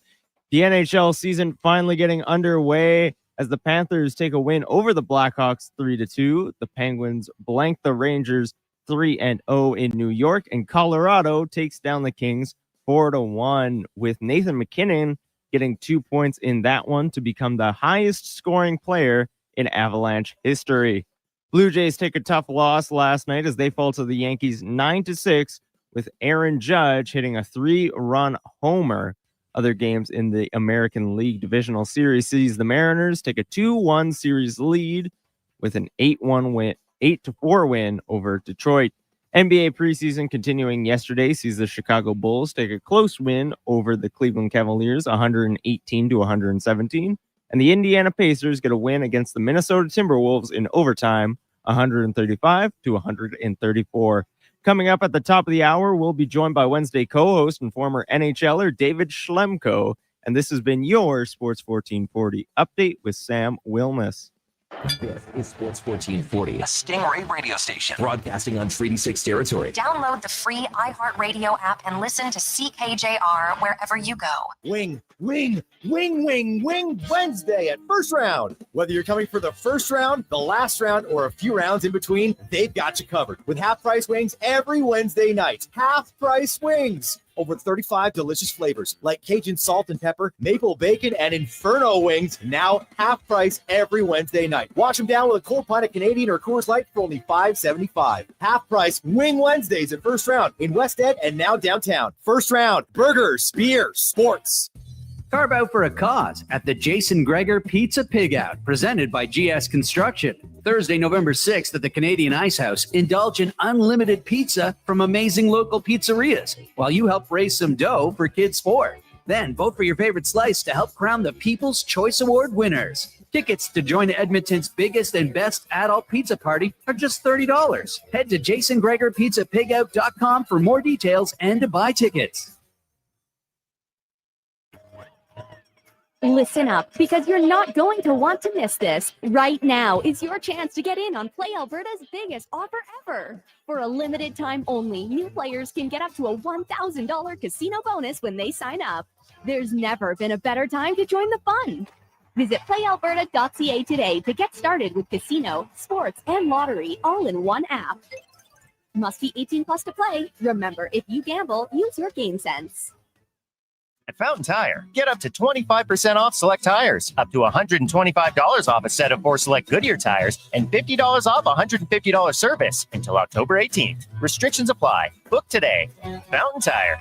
We're on this road together, Canada. At Leading Edge Physiotherapy, we believe that life shouldn't hurt. Now, that doesn't mean that we don't know that sometimes it really hurts. I mean, we've seen people at their worst moments in life, when they feel they have nowhere to turn, or at a time when they felt like their problem just wouldn't ever go away. We've also seen people who thought to themselves, it'll just go away on its own, or this is no big deal. I don't want to bother anyone about this. Don't know where to turn to, or think it's no big deal. Either way, we have the technology, techniques, and skills to help you get back to it, whatever your it may be. Life shouldn't hurt. LeadingEdgePhysio.com. You wanted local sports on weekends. Saturday mornings at 9, check out the Saturday Sports Setup, where we'll tee up what's happening on the weekend sports scene. Tune in Saturday morning at 9 on Sports 1440. Looking for an all-season vehicle with room for the hockey gear, comfort for the daily commute, and rugged capability for your weekend adventures? That's the all-new 2025 Jeep Compass, and you'll find it during the biggest sale of the year this month at St. Albert Dodge. Now, what can I say? It's a Jeep, it's a 4x4, and it's loaded with standard features like an 8.4-inch touchscreen, keyless entry, and heated front seats, all starting from just $34,900. Head up the trail and see how easy it is to do business at St. Albert Dodge.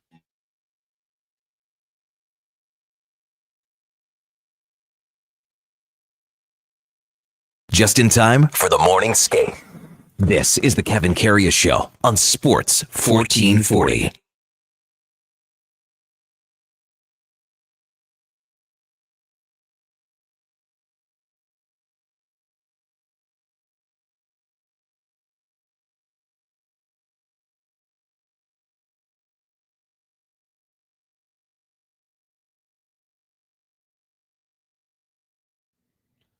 All right, welcome back to the big program, 9:01 in Edmonton. Kevin Karius, Duke of Delburne with you on Sports 1440. We got Josh Fenwick with the gauze in his snout and Sam the record man with his braces off. Braces off. Let's have a real good look here, Sam. I just noticed now, but wow.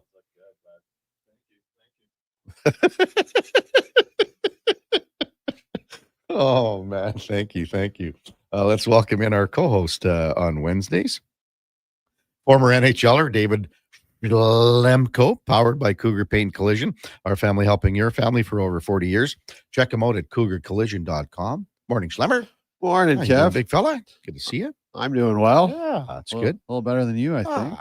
Just sound a little rough a couple times. And just the warrior, hey? Well, battling through. That's the way she goes. Hey, let's start with Matthias Ekholm. Oh, I mean, what a signing. So 3 years, in case you missed it, 3 years, $4 million AAV extension. So he's 35. Yeah. So this would be year 36, 37, 38 for him. I was telling Speck earlier, I mean, he is, he's built. He's a big, strong man. Absolutely. And he works harder than anyone. So, I mean, I don't see a drop off. I mean, no, me neither. I don't see a problem with this deal at all. Yeah. Honestly, I think if he doesn't come back and play hurt in the playoffs last year, we're talking, this is an unbelievable deal. Like this guy was making $6 million on his last deal. $6 million right now. Right. This year, yeah. So, I mean, I feel like we were talking about this a few weeks ago, saying like, I think it'd be great to lock him up with just a little bit, coming down a little bit, maybe 5.5, 5. So, I mean, getting him for 3 years at 4, I think is a great deal for both sides. I mean, maybe if I'm Leon after signing the 8-year, I'm watching all these new deals being like, oh, okay, maybe I guess we're only in it for 4 years or so here, boys. A lot more short-term deals being signed, but I mean, with a guy like Ekholm, you can see with his age. I guess I'm talking more Bouchard, McDavid, but everyone's locked up for the next few years here. After you saw Connor sign for 12.5, first your thoughts on that? That must have blown you away, like everyone. Yeah, I mean, I think everyone was shocked, unless you're in the room and part of those conversations. I mean, even the management must have been a little bit surprised to be able to lock him up for, even if it's just for 2 years. I mean, that's an unbelievable leadership move.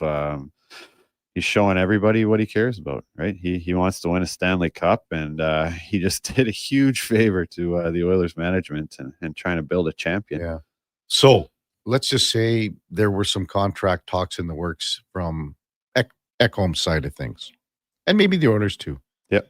But Monday night, Matthias Ekholm just goes, look what Connor McDavid just did. I haven't won yet either. I see where the end of the line is for me here. I'm not going anywhere where I'm going to have a better chance to win than I have for the last 2 years, or maybe for the next 3 years moving forward. Yeah, great point. Do I go, I'm going to leave a mill on the table here? I don't care. Well, for sure. I mean, I think for a guy like Ekholm, he does want to win. And like you said, it's a great point. He's coming down to the end of his career. But also, when you see your captain, your leader, the best player in the world taking a deal like that, it's going to be hard to try to grind for a few extra dollars. Yeah. Right. And, you know, we touched on it on Monday when this came out. You know, I was trying to think who down the road would be thinking the same thing. I never, to be honest with you, thought of Ekholm. I was thinking of your old buddy, Adam Henrique. Let's say he wanted to come back next year at league minimum. Yeah. You know, he's 36 next year too, though, or 37. Yeah. I mean, I think a lot of it depends on what happens this year, though, right? They've been really close the last couple of years and, you know, wanting to finish this thing off. I think they have to stay at this high level. They've got to win or be really close to be able to get guys to stick around and do that. Yeah. David Schlemko with us on Sports 1440. Kevin Karius, Duke of Delburne with you on a Wednesday morning. Home opener, season opener for the Oilers tonight. That was always a special Exciting, time. man. Yeah. You're just jacked, I guess, as a player. Oh, you're so jacked. It's the best your body's going to feel before a game all year. So true.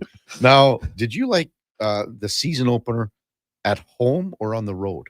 I liked it on the road. Yeah, I think a lot of people do. I like a good 2-3 game set on the road to start the season. You get all the boys on the road, you get going out for dinner together. It just seems like a good way to get some camaraderie, the boys to gel and just kind of be together at the start of the year. You know, you got some new bodies, new personalities. It's funny, like Pittsburgh wins in New York last night against the Rangers. Colorado wins in LA last night. Chicago could have beaten Florida last night, had some chances, or yesterday afternoon. So I think maybe there's something to say about you're that. looser. Don't you think you're looser? True, that too. You know? You're not you're just thinking about going out and playing the game and winning. You know, at home you got the media guys in there and they're getting you to line up in numerical order and you got to go and stand on the ice and do all the announcements, and it just takes forever. Yeah, well, exactly. Yeah, and the other thing too, like there's pressure to win at home.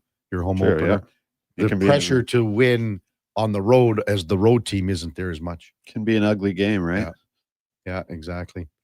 Kevin Karius, David Schlemko with you, 9:07 in Edmonton. Texter obviously said something here to Steve from Drumheller. Obviously happy with the Ekholm and McDavid deal, but can you explain the Wallman deal? What do you make of that? Texter Steve says he thinks it's too much, but it's 7x7. It's for a guy that is at 29 years old right now. Yeah, I mean, it's tough right now when you look. It's hard to compare the 3 deals, right? Because 2 guys took a real kind of hometown discount. The other one, I mean, Wallman's, it's kind of seems like that's where the market's at right now, right? Yeah. I mean, I think there was another texter that really disagreed with me that the Hughes deal was a good deal, right, at $9 million, and then Jackson Lacombe signs the next day for the same thing. So, right. I mean, I don't know. I think that's just kind of the way the market's headed. Wallman had a great year. He came in, did everything that was asked of him. He's big. He moves well. He's got a bomb. He can defend. I kind of think that's where the market's at. And hopefully he's good to go here soon. He's not playing tonight. Yeah. Alec Regula will be in his spot with Darnell Nurse. I'll be watching that closely. That is one thing that we'll be watching tonight. Anything else for you? I'm excited to see what this regular kid has to offer. I'll be the first to admit that I haven't watched much of the Oilers preseason. Yep. There's been a lot of other good sports going on, but yeah, excited to see what this kid can do. A lot of positive talk about him. I don't think I've heard one negative thing about his game through camp. So hopefully he can move the puck. Yeah. So the deep pairings, Bouchard and Ekholm, Nurse and Regula tonight, Kulak and Emerson. What do you see in there? That's not like, I mean, Kulak and Emerson have played a lot together. Obviously, Bouchard and Ekholm as well. Yeah, they have. I'm looking for Ty Emerson to take a big step this year. I think that he'll be one of the most motivated guys coming into camp this year to kind of have something to prove. You know, he was a regular on the blue line for most of the year, and then kind of fell out of favor when the game started getting real tough. So I look to him to play with a lot more confidence with the puck this year. I also look at it too here, Schlemmer, that even I think it's almost a good thing that Wallman's out a little bit here.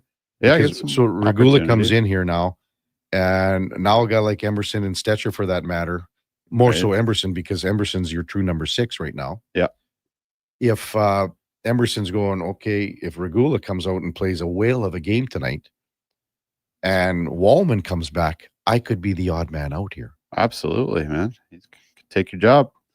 It's the nature of the beast. And then it's like, again, you got 7 and 8. Would you carry 8 defensemen?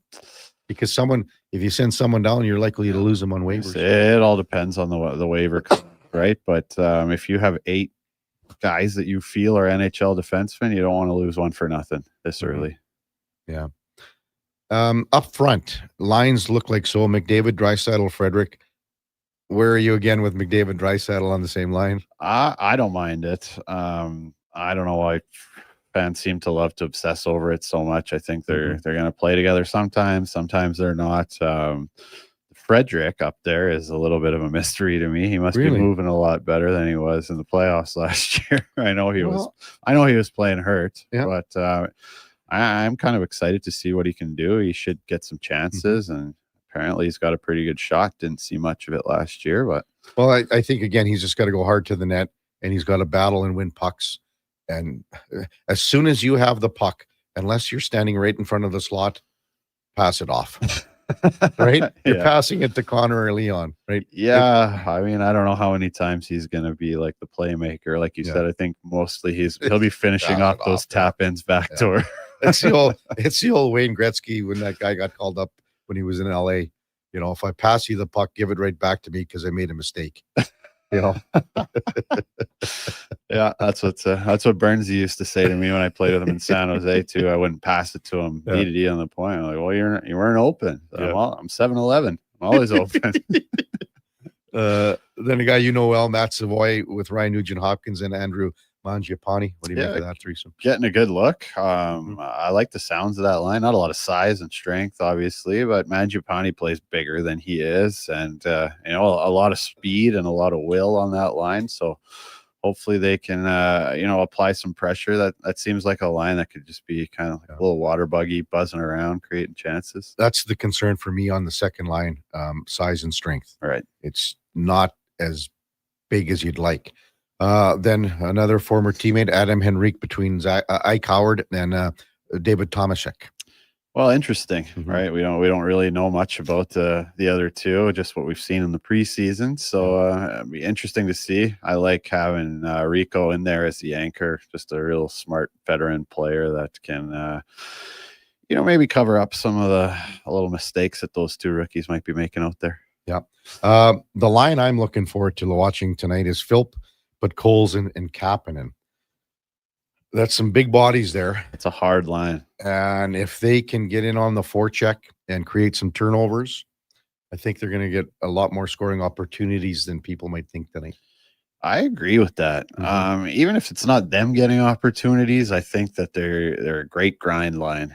Coming from a guy who used to be a third pair defenseman for the most part, like, it sucks playing against lines like that. Yeah. I mean, you're looking at, your matchup for the night, and it's a fourth line, but guys aren't afraid of like the fighter guys anymore. And that's an easy matchup. But 4 big guys, physical guys that can skate, and they're going to play an honest game. They're not going to try and beat you and turn the puck over. All they're going to do is chip it behind you and make you turn and smack you into the glass all night. Kevin Karius, David Schlemko with on Sports 1440. You said, it's hard. We got so much good TV on. I'm sure you were watching the Jays last night. Oh, God. You assumed that it was going to be a sweep like a lot of people did, but it was a hell of a game, man. A lot of things happened. Okay, but you know what? I was listening to you talk about it on the way in. Right. I got a question for you on the Judge home run. Why are we pitching to him there? Okay, well, you got men on first and third. Load him up, 1 out. You still got double play ball. A lot of people have said that on the text line. Why are you pitching to him? Well, you walk him the next one with 1 runner on. I mean, I don't get it. And like I heard you say, like that's a pitch no one else can hit. So why are we pitching to the guy? Well, it was an 0-2 count. Who else said? Robert said, why didn't they intentionally walk Judge on our text line? I was saying it right before the first pitch. Why walk him? Walk him. It's not a crazy idea. You do load the bases and you're putting the winning run at the plate. That's the mentality. You're putting the winning run at the plate. And Bellinger's been pretty decent too. But this is like the fourth or fifth inning here. Fourth inning. I know. It's not a crazy concept. It's not absolutely crazy. Maybe it's the fact that a game prior, Barlin struck him out. And he was 2 for 5 with 2 home runs career. 3 for 6 now. I'm not going to argue this. I mean, I could have went either way on it. Yeah. Okay. But again, the pitch that he hit out is a 1 in a million pitch. A 1 in a million pitch. Ridiculous. Where was the texter that even said, unfortunately, it was a bad. No, SKS, you're not getting on today. Sorry, buddy. Where was that text, Duke? That about? It's a great pitch. I mean, you can't argue with that. Yeah, I can't find it anyway. But anyway, we'll get to it in a second. Tiger says, my mom's 91. She kept saying we should watch Aaron. I don't know. Maybe walk Aaron is what he's saying. We should walk Aaron is what he's saying. When we come back, we've got Andrew Walker checking in, our pre and post game host here on Sports 1440. He'll get things going tonight at, I guess, 7 o'clock, and then a later night for A-Dub and Donovan Paulson. Donnie boy. Donnie P. Montana to Rice just texted and said, stop acting like you care about Sam's braces when you didn't know his name 15 minutes ago. Sorry, Sam, again. That's the way she goes. When we come back, Andrew Walker with us, Kevin Karius, Duke of Delburne, and David Schlemko on Sports 1440, presented by Sports Select. We're also streaming on YouTube and X. Want some good news? St. Albert Dodge is holding the biggest sale of the year on their in-stock Ram 1500 Sports. Every single one on the lot is discounted by a whopping $14,000. Yeah, 14 grand. And St. Albert Dodge has the best selection in Alberta. Over 90 Ram 1500 Sports to choose from, with great packages, including the Night Edition and GT models, all $14,000 off the ticket price. Get down there and see how easy it is to do business at St. Albert Dodge. Experience more at the Edmonton Expo Center. Come for Canada's largest trade show, the biggest names in entertainment, exhilarating sporting events, and more. Stay for the experience, but it doesn't end there. Maximize your brand exposure with Edmonton Expo Center's new cutting-edge feature screens, spanning Western Canada's largest venue space. Captivate an annual audience of over 1 million visitors during iconic events like Pro Rodeo, Disney on Ice, Glow, K-Days, and so much more. To learn more, call 780-471-7380 or visit EdmontonExpoCenter.com today. Mr. Rooter meets a ghost. 1 plunge, 2, and 3. A toilet clogged with a ghost? Man, I love plumbing. You're free now. I will never find peace. The clog is fixed, yes, but I have never trusted the sump pump. No problemo. I can fix that. Now go to the light, you little scamp. Thank you, Mr. Rooter. To resolve your unfinished plumbing business, trust one plumber, Mr. Rooter. When you have lifting and material handling needs, Northwest Crane delivers. Western Canada's Sandy dealer, backed by the industry's toughest one. 3 years, 3,000 hours, no compromises. They service all crane makes and models with skilled technicians and deep industry expertise. Alberta owned, with locations in Leduc and Grand Prairie, and fully equipped service trucks. Northwest Crane keeps your operation lifting. For more information on sales or service, visit northwestcrane.com or call today. This hockey season, before every game, check out the pregame show with Andrew Walker on Sports 1440. It's brought to you by Titan Supply, your only source for rigging, lifting, and hauling products. Visit titansupply.ca. Canada, Crave is now the exclusive streaming home of Jeopardy and Wheel of Fortune. Let me hear you if you want to win.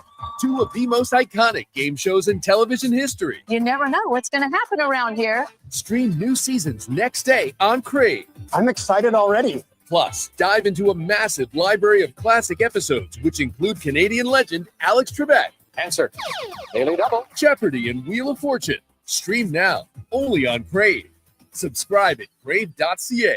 October 24th and 25th, hit the courts for Feisty Pickles, the first ever 24 hours of continuous pickleball action. Starts Friday night at Brace Athletics in St. Albert. It puts the fun in fundraising for Breathing Space, a groundbreaking lung transplant house. Recruit your team of 4 to 20 players and get your paddles ready to play. Feisty Pickles, Alberta Lung's 24-hour pickleball challenge. Register by October 15th at ablung.ca. Backed by popular demand, Folsom Prison Revisited. The story of one of the greatest concerts in history returns to the Jubilee Auditorium. November 22nd. Step back in time before, during, and after this iconic Johnny Cash performance, featuring Devin Brain from $1 Million Quartet and an all-star band. You'll relive an event that changed the life of Johnny Cash and changed music forever. Tickets at Ticketmaster.ca and at the Jubilee box office. Brought to you by Stars and Stories Live. Game day sauce. Buddy, quit rolling up to the bar and looking like it's grade 9 grad and you're wearing your dad's old work suit. Do yourself a favor and call Game Day Suits. Game Day Suits is Alberta-based and makes fully customizable, made-to-order suits. Perfect for hockey teams, wedding parties, or even the office crew. Book your free consultation at GameDaySuits.ca. I'm rocking one right now. I look deadly. You know they can't see you, right? Okay, Mr. Announcer, you want to go, tough guy? Game Day Suits!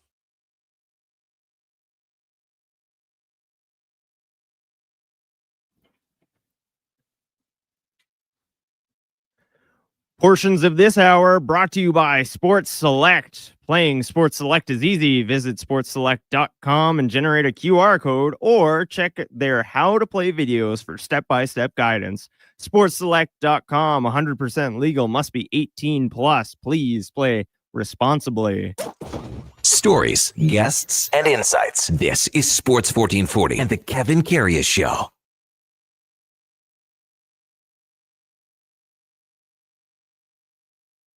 Welcome back to the big program, 921 in Edmonton. Kevin Karius, Duke of Delburne with you, along with David Schlemko. Time now for the game of the day, brought to you by St. Albert Dodge, where 2025 Jeep Wrangler 1500s have 0% financing for up to 72 months. Great selection with all the new colors. The Sport Willys, Sahara, even the Rubicons are on sale and on the lot at stalbertdodge.com. As we welcome in for the first time this year, Andrew Walker, our Sports 1440 pre and post game host. Morning walks here with Kevin Karius, David Schlemko. Thanks for jumping on Sports 1440. How was the summer, big fella? Oh man, it was busy, fellas. How are you guys doing? How's your summer? How did the golf game finish up?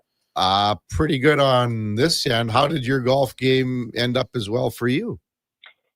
Pretty good. You know what's funny? So we moved into new house on the West End this summer. We got married in August, so it was a really busy summer. Congratulations. Yeah, thank you. Didn't play as much as I usually do, but this is a good lesson for everyone out there. I wouldn't say I hit the ball overly well this year, but my putting has never been better. And what happened? My scores dropped. It's all about putting. You know, put the driver in the bag, go to the putting green. That's what it's all about.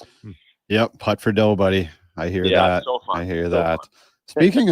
Speaking of golf, I wanted to ask about. I heard you're at the Glendale this summer. Maybe there was a little issue with my good friend Bruce Hardy. I heard he was going to apparently squash you like a bug. Care to clear things up with Bruce, or maybe you want to double down? I don't know. There was a bit of a misunderstanding, I would say, and I did ask for Bruce's number to give him a text after that day, because there was a little bit of awkwardness, and I never got a reply. So it is what it is. Really? I gave my apology, and that's where we stand. Well, good for you. We'll bud. have to talk to Bruce about Yeah, that. no Come kidding. on. Be a bigger man. Be a bigger man. But hey, congratulations on the nuptials, though, AW. How did that go? Oh, it was awesome, man. It was we did our wedding out at the quarry. We had tons of friends. We had about 160 people, and it was perfect weather. And it's such a we did a ton of planning, and the party was great. And it's such a cliche, right? But didn't really know what to expect. But it was the best day of our lives. We just had Angie and I just had a wonderful day, and we're riding that emotional high. It it was funny. A couple of weeks later, we just crashed because we were just, we were redlining for so long. A lot of people have been through it, obviously, but yeah, it was awesome. I'm surprised the Duke didn't go because you only had 47 weddings to go to this summer. Yeah, well, most of them were, horses were marrying chickens and stuff like that, Yeah. The farm animal wedding. Yeah, most of his weddings include like a barn raising down there and wherever he's from. A barn raising. Hey, that's a good one. Andrew Walker with us, our Sports 1440 pre and post game host. So, hey, before we get to tonight, what'd you make of the signing today with Matthias Ekholm? 3 years, $4 million AAV.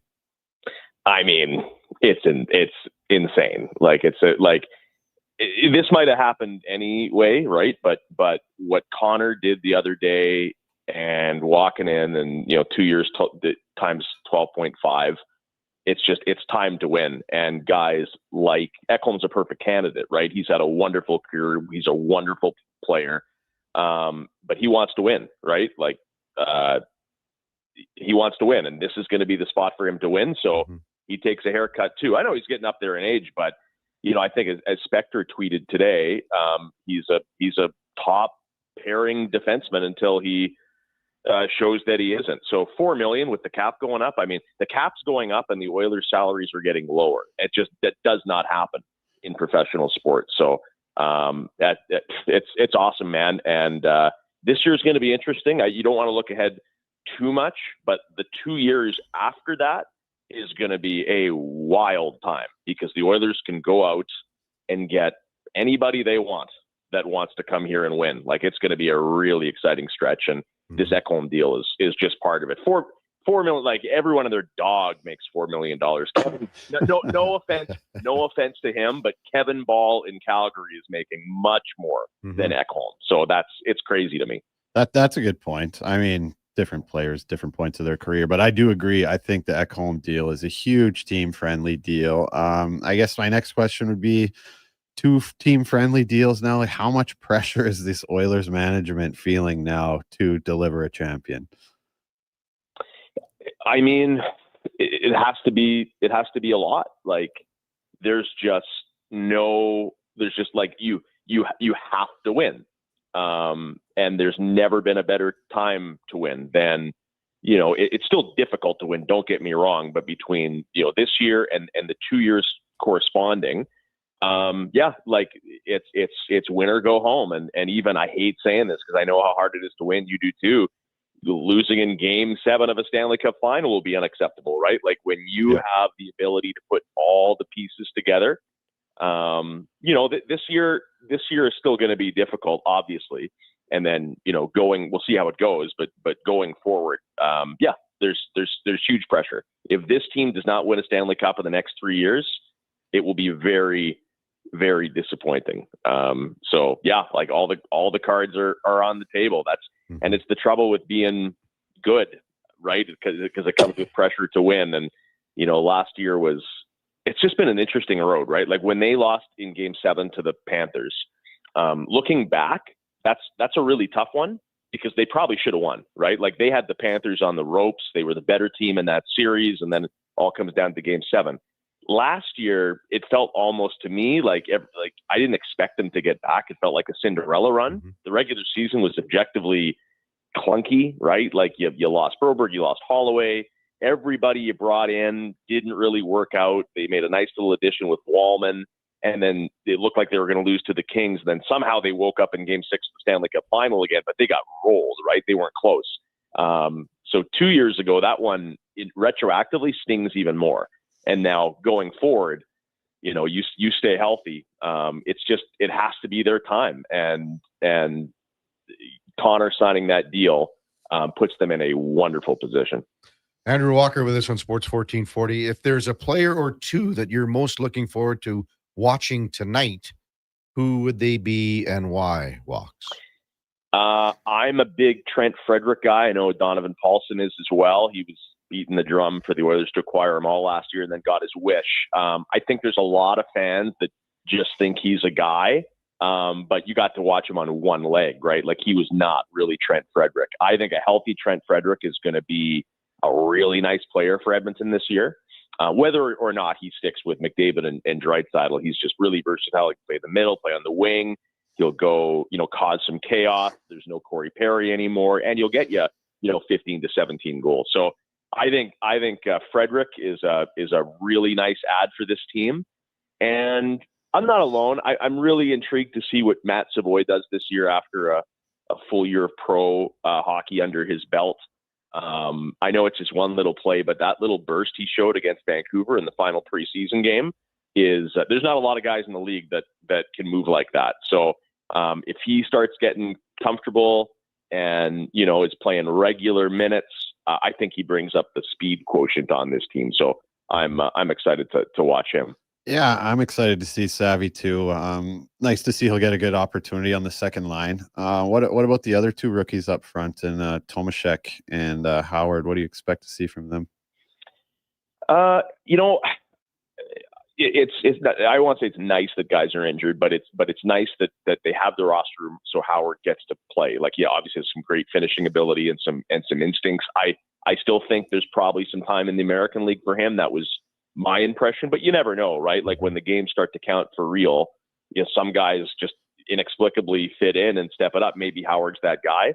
But Savoy spent the whole year in Bakersfield, and I think he was better for it. So I think, to me, that's probably the eventual look for Howard, because this isn't like the Eberle PRV Oilers. They're not going to force feed a young guy into the top line just because, right, to make the fans happy. You got to be a contributor, and you got to be a contributor probably in the bottom six. So I wouldn't be surprised to see Howard get sent down after 6-7 games or whenever Hyman gets back or whatever it is. For Tomaszek, he's a little older, but to me, he does look like an NHL player, right? Like I think he was pleasantly surprising and effective in the preseason. Again, the NHL is I always say this, the number one mistake that fans make, even if they're knowledgeable about hockey, is they forget how good the NHL is. It's the best of the best of the best, and there's some wonderful players that can't craft a lineup, right? So Tomaszek, to me, looked like an NHL player. I think he might get a little net front time while Hyman's injured on that power play. That could go a long way for him. But I like them. Generally these guys that sign and come over, they don't always, they almost never work out like people are expecting it to. But yeah, I'm intrigued to see him. I still don't really. I've been trying to think of a comparable. Right, when I look at Tomaszek, like what player does he play like, and I still can't really come up with one. I don't know if you guys have, I'm but not sure if there is one, Walks. So, just because he's such an unknown. Yeah, but what a time to jump in, right? Your Battle of Alberta home opener. McDavid just signed. It's going to be electric. Like we'll see how he responds to that. A little different than playing in Frölunda. Well, you think about it. So you just sign. You're going to be on the first unit power play in front of the net. You could easily bang in a couple tonight and go, it's not so tough, is it? You're just going to be in awe just watching those guys snap it around on the outside. Just hope that, there's some garbage to be picked up out in front.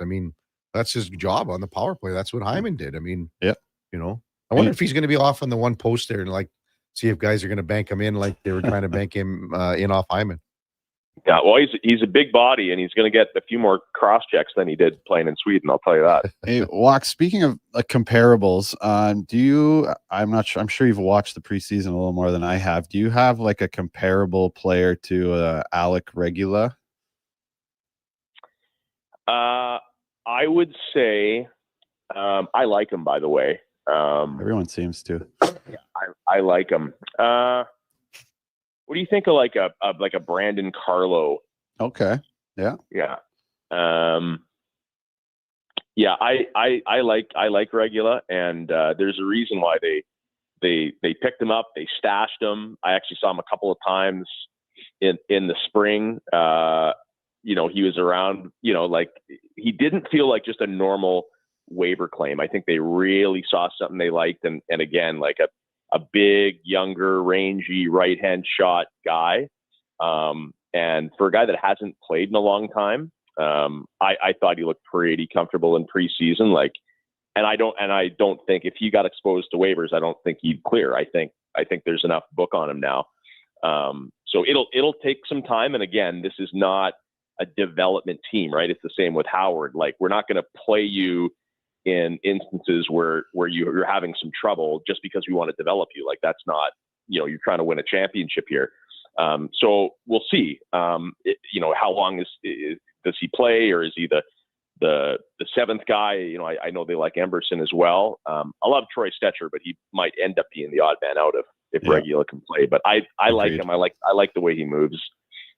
It's funny, AW, over the course of the morning, one player's name that has not been brought up at all morning long with all of our guests, right from the very beginning with Mark Spector to even earlier to now with you and Clemmer, is Stu Skinner. And never brought his name up once. It's kind of odd that, here's a guy that he's going to have the most eyeballs on him, probably than any of the guys that we just talked about. Just maybe speak to the importance of him getting off to a good start. Yeah, confidence seems to be a big thing with him, right? I mean, most players, I guess most goalies as well. It's a big year for him, obviously, because once we get into not even next season, but even we'll say deadline. Like next year, the Oilers could have $20 million in cap space. There is no excuse to not be awesome at every position, right? Like, no excuse. As Josh Donaldson once said with the Jays in 2015, it's not the try league, it's the get it done league. So I like Stu Skinner. I'm actually not a Stu Skinner hater. Like, some people really have it out for him, and they think that's the reason the Oilers lost the last two Stanley Cup Finals. I don't agree with that. But it's the get it done league, right? And this team officially doesn't have to have the patience anymore to be like, well, maybe you'll figure it out. Maybe you'll find some consistency. I think Skinner is a young, decorated, 2-time Stanley Cup finalist, all rookie team. Like, he's got a resume to him, and he's gone into the playoffs and he's had some bad moments, but he's also straight up outplayed, Jake Ottinger, who's a star, right? So it's a huge year for Skinner. The organization does believe in him to a point where, he's the number one guy and he's going to get, some run.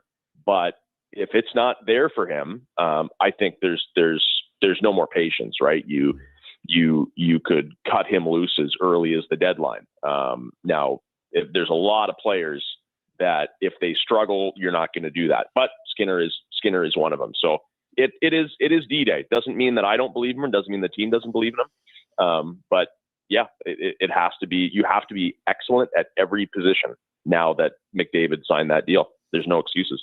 I'm excited to see Stu, though. I think he's coming in with kind of a fresh outlook. He dropped 15 pounds. He's got a new goalie coach, maybe a new mental outlook. So I'm excited to see how he looks.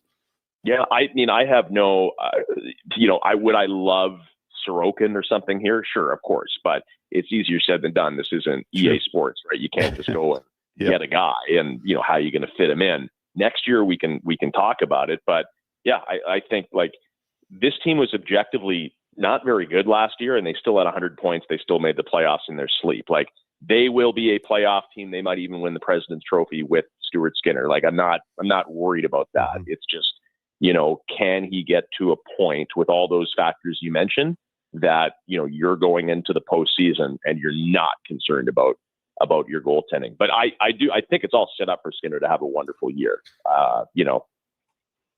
Walks, thanks for this, big guy. Have a great show tonight, before the game and after the game. Just wondering, is Donnie P going to let you in the building, or how's that going to, like, if he goes out or you're going out for a break? And remember last year you were locked out, or how did that work? Yeah, it's really weird. He was really good about it until it was -40, and then he decided to lock me out. Yeah, not Donnie's finest moment. He ran commercials for like half an hour thinking I was in the washroom. It's like, did you not think to maybe go in the parking lot because I went out to start my car? Yeah, not the sharpest knife in the old drawer. No, but that's why he's working in radio, right? That's Donnie P. Okay, thanks, Walks. We'll talk soon, buddy. All right, boys. That's Andrew Walker, our pre and post game show host here on Sports 1440. You can catch Walks and Donnie P at 7:00 tonight, hour before puck drop, and then post game show to follow. That's the game of the day, brought to you by St. Albert Dodge. Again, the 2025 Jeep Wrangler 1500s. 0% financing for up to 72 months. Check them out at stalbertdodge.com. Wow. Stu Skinner kind of finally gets brought up, doesn't he? Kind of getting exciting. Well, again, he's got to have a good start. Oh, I think how Yeah. how it's going to work around here. Oh yeah. Oh yeah. If he, even if the Oilers were to win 4-3 tonight, and he lets in a bad goal, what's going to happen? Well, we're going to talk about it. We're going to talk about it all the time. Yeah. Welcome to Canada, man. I mean, it is what it is. Mm-hmm. Same thing everywhere else in Canada. When we come back, we're going to go in or out with David Schlemko. It's the Kevin Carey Show with the Duke of Delburne on Sports 1440. We're also streaming on YouTube and X. We're presented by Sports Select. We've got Liam, the intern. Just wanted to see if you would catch that. You did pick your head over there. Attaboy, son. I wanted to see the braces go over, though. That's my only picture of you. We got Sam the Record Man and, of course, Josh Fenwick in studio with us as well. We're back right after the break.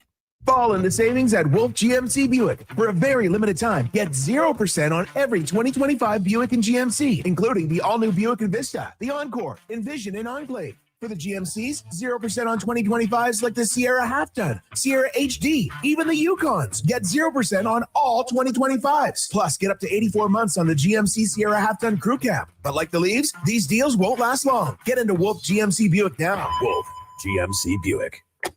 We're making it easy. Whether you're a craft beer connoisseur or more of a wine aficionado, there's always something new to discover at Sherbrooke Liquor, a unique, family-owned, independent liquor store. The selection, incredible. The non-alcohol section is also very impressive. Sherbrooke Liquor, expert, knowledgeable staff with a passion for unique finds. More than just a liquor store, we're a community. Alberta's best, the one and only Sherbrooke Liquor. Wine, spirits, and oodles of beer. Visit SherbrookeLiquor.com. Edmonton Elks Campus Clash is back, presented by Innova. October 11th versus the Winnipeg Blue Bombers, featuring $18 student tickets, food and drink specials, after party at Auvergne's Ice District, and you could win a trip to Cancun. Tickets at GoElks.com. For supplements verified clean and non-GMO, look for the Ishura symbol at Vitality Health Foods on products like Regenerlife NMN Surge, a healthy aging product used to rejuvenate cellular health. Shop with confidence at Vitality Health Foods, where customer appreciation is the first Tuesday and Wednesday of every month. At Fountain Tire, we're fluent in saving you money. Fluent? Yes, we've mastered the language of deals. Like right now, you can save up to 25% off select tires and up to $125 off a set of 4 select Goodyear tires. Plus, $50 off $150 service when you buy those tires. All until October 18th. I'm sorry, I don't speak deals. Spend less, save more when you buy round black things from us. Oh, got it. Restrictions apply. Book your appointment online today. Fountain Tire. We're on this road together, Canada. When it comes to sports in Edmonton, Jason Gregor is a must-listen. He brings you the inside scoop with guests from across North America. If it matters in sports, you'll hear it here first. Gregor rolls out weekdays from 2 to 6 on Sports 1440. At Wendy's, $4 gets you more than just a burger. It gets you a Dave's Single, made with a quarter pound of fresh, never frozen Canadian beef. All for just $4 at participating Wendy's. Taxes extra. But hurry, this deal ends October 26th. Missioner Allen Auctioneering's 3-day Calgary, Edmonton, Winnipeg public unreserved heavy truck auctions are next Thursday at 9 a.m. with Tritum, tandem, and single axle trucks, including tractors, diggers, decks, dumps, plows, vacs, man lifts, pickers, refuse trucks, and more. Info at maauctions.com. Diablo Boots sells only Canadian-made work and biker boots made by Canada West. No American or boots made in China, so no tariffs. All of Diablo's boots have replaceable soles and heels for longer life. Sizes 6 to 14 Triple E. Buy quality, buy Canadian. And support Canada West and Diablo, the two best names in the boot business. So save on boots by Save On Foods. That's Diablo Boots, 3340 Gateway Boulevard on the east side of Save On Foods. Buy Canadian. They're terrific. Missioner Allen Auctioneering's 3-day Calgary, Edmonton, Winnipeg public unreserved equipment auctions are next Friday at 9 a.m. featuring a large selection of surplus municipal graders plus backhoes, dozers, wheel loaders, man lifts, skid steers, telehandlers, plus commercial trailers and more. Info at maauctions.com.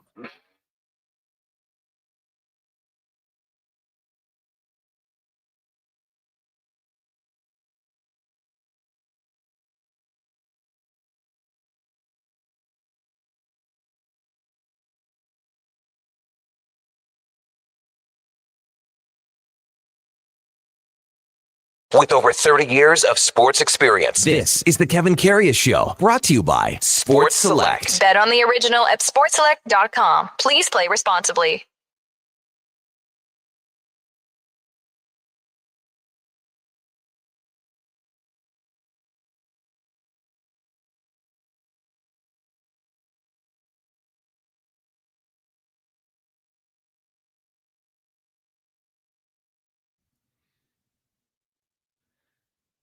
All right, welcome back to the big program. 9:45 in Edmonton.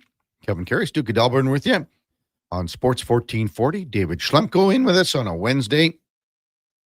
David Schlemko, of course, powered by Cougar Paint and Collision, our family helping your family for over 40 years. Check them out at cougarcollision.com. And the Kevin Karius Show is presented by our title sponsor, Sports Select. Get in on the action with NHL hockey tonight. We got, Thursday night football tomorrow. We got the big Giants going at it with the Eagles. Bet on the original at sportselect.com. It's 100% legal. You must be 18 plus. Please play responsibly. Just had a good chat with Sam, the record man, at the coffee machine during the break here. Said he's looking forward, after his braces were off, he's looking forward to his first corn on the cob in 2 or 3 years. He said, yeah, he can't wait to just chop down on the old corn on the cob. That'd be tough, wouldn't it? Yeah. I don't know. I never had braces. Well, me neither. How many false? Do you have all your real teeth? No. Okay, what are you missing? I'm missing a couple. Huh? How many? This one. It's just a few chips. Chips? No whole teeth. No whole teeth. Yeah. Okay, so they were built up. Yeah. One's a front tooth, though. I don't eat corn off the cob still. No? No. You use the knife and cut her down? Yeah. Do you? Just like a little kid. Duke, do you use the knife and cut her down, or you chomp her? No, I don't care. Yeah. It is what it is. Yeah. Just got to be careful because where my one tooth is missing, you just Yeah. you leave that strip That's down right. that piece Yeah. of the corn. Same when you take a bite of an apple or something, it's just like that still that piece remains in there Exactly. where the missing tooth is. Precisely. Well, Sam's looking good, though, isn't he? It looks great. Yeah. Time now for Are You In or Out? Okay, you know what? Moving too fast. Bottom line, are you in or you out? In or out of what? No time for questions, just action. In or out? Well, then I'm out. I'm sorry, Jet. Actually, you're already in. Are you in or are you out? On Sports 1440. I thought you would go, I'm in, Bob. We would have had a really cool moment, but you kind of ruined the whole thing. All right, Duke, Letterbuck. Finally, Oilers game day, regular season fashion, kicking off the 2025-26 campaign, going up against the Calgary Flames tonight from downtown Edmonton. Prediction for the Oilers season, forecasting ahead to April, May time of year. I think the Oilers are finishing second in the Pacific Division this year. I'm going to go out. I'm not even going to say second in the Pacific Division, but I'm obviously going to say first. Maybe you thought I might say third, Duke. I don't know. Not only will they finish first in the Pacific Division, they'll challenge for the President's Trophy. I think they will. It's going to be close, obviously. There's so many good teams. But when you look at Dallas, Colorado, Vegas, and that's the teams that we're talking about out west, Winnipeg, challenging for the President's Trophy, I think the Oilers are going to be in that conversation this year. Yeah. Hard to argue with that, Kev. I do think that they're going to be in the mix as well. Like someone mentioned, I think it was Walks, had 100 points last year. Had an awful start. They did it like, walking in their sleep. Right. So I do think I think they're going to be up around first place. I don't know if they're going to win this division. Mitch Marner has historically been an unbelievable regular season player.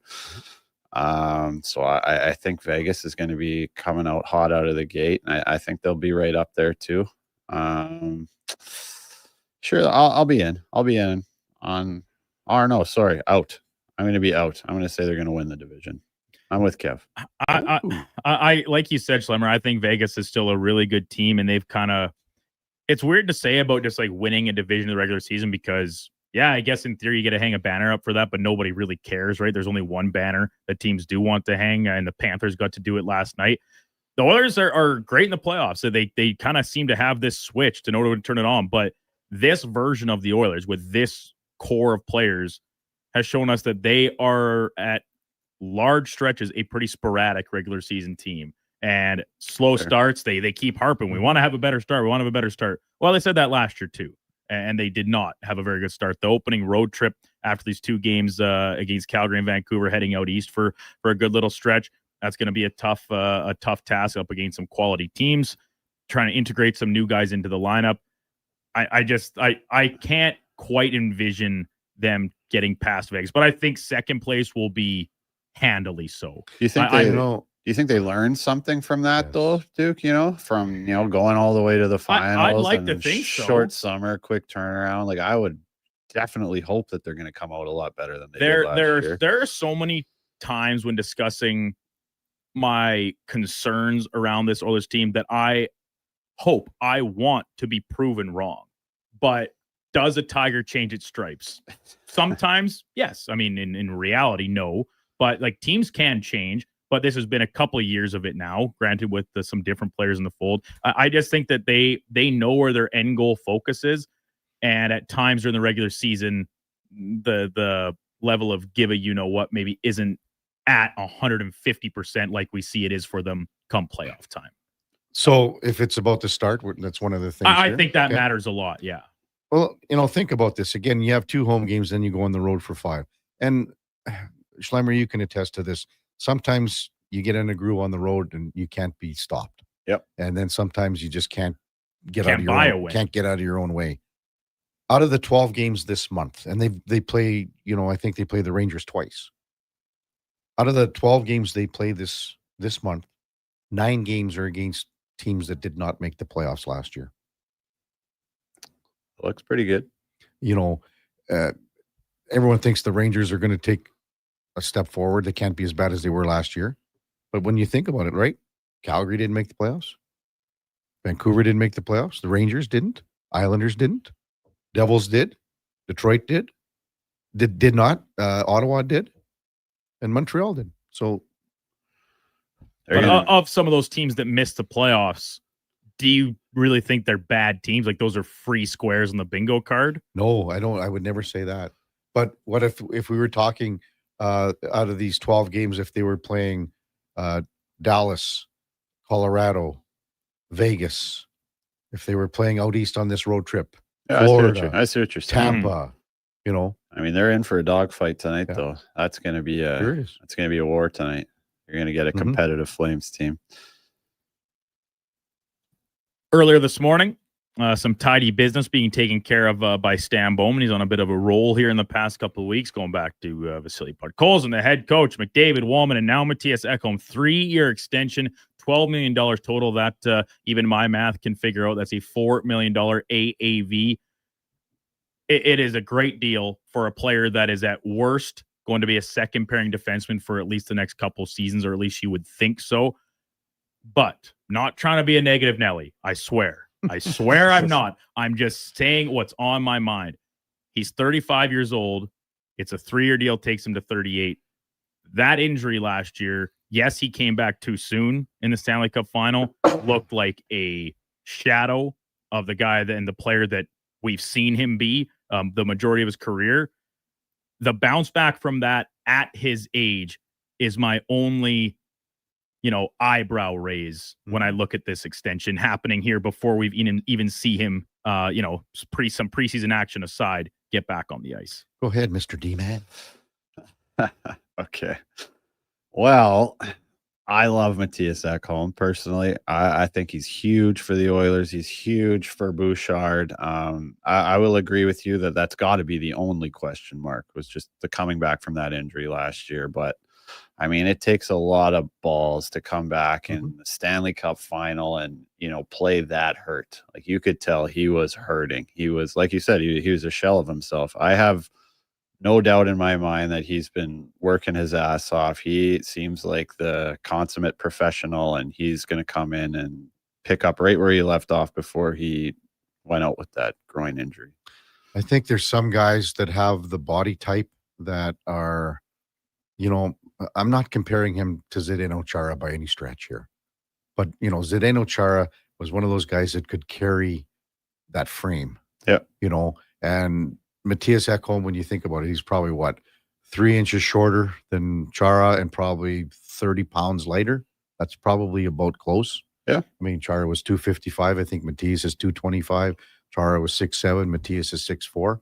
So, and Chara, at the tail end of his career, was still getting the job done well past, but we're looking at the age here. Yeah. I think Matthias Ekholm takes incredibly, he takes care of himself at another level. And he's just put together so well. So again, I'm going to be in if the injury is the only question mark, that's it for me. Yeah. The term on this 3 years, that doesn't give either of you any sort of hesitancy to just give your full unwavering stamp of approval on the contract. Only because he doesn't turn 36 till May.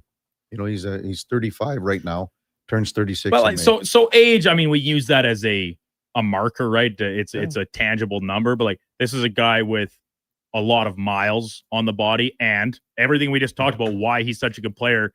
They're hard miles. They're not free pass miles, right? Blocking shots, playing physical, in corners as a defenseman.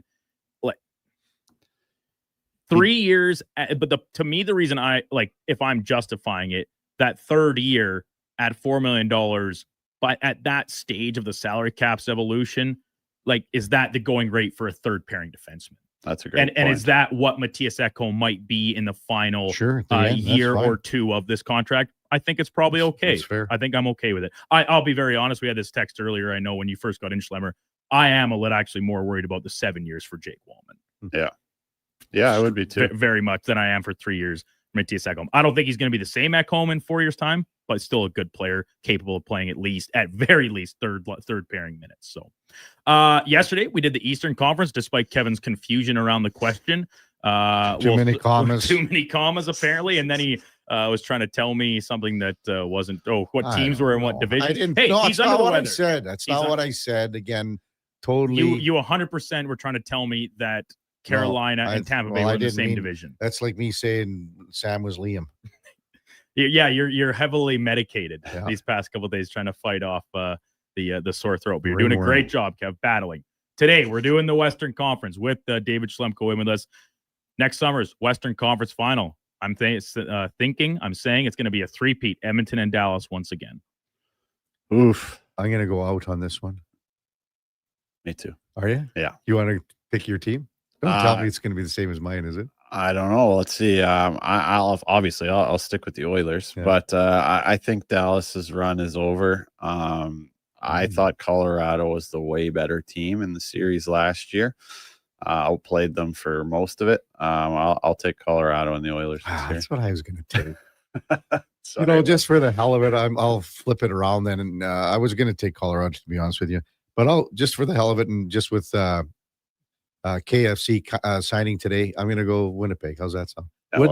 That would be simply amazing. That would be unbelievable. Oh, man, would that be that? The whole Western Canada would blow up. Yeah. Well, the prairies wouldn't. On the West Coast, they wouldn't give a rat's, you know what? So, but probably true. My honorable mention team that could be in the conference final, if it's not one of Edmonton or Dallas. What, Josh? Let's hear it. What are you laughing at? The Ducks. Oh, oh, jeez. Oh, come on, man. I think they're a playoff team this year. So let's get your take on the Jackson Lacombe deal here, Duke. Well, I think they we had it. Yeah. We had it last week. I can't remember what day we talked about, or it must have been Thursday, I think, because it was after the Hughes deal we talked about with you, Schlemmer. Yeah. That if you just straight up, based on what we know right now, you gave me a choice of the two players and their two contracts, I would take Jackson Lacombe's. Really? I would. Partially because he still has at least one more year on his entry-level deal. Okay. Luke Hughes makes $9 million this year, starting yesterday. That's pretty steep for a player, right? For that player right now. And you get an extra year of it with Lacombe. And I think they're very similar players. They both do great things at both ends of the ice. I kind of like Anaheim's long-term projection at this stage a little bit more than Jersey's, just based on the age of some of their best players. So you think Jackson Lacombe has the same offensive upside as Luke Hughes? I absolutely do.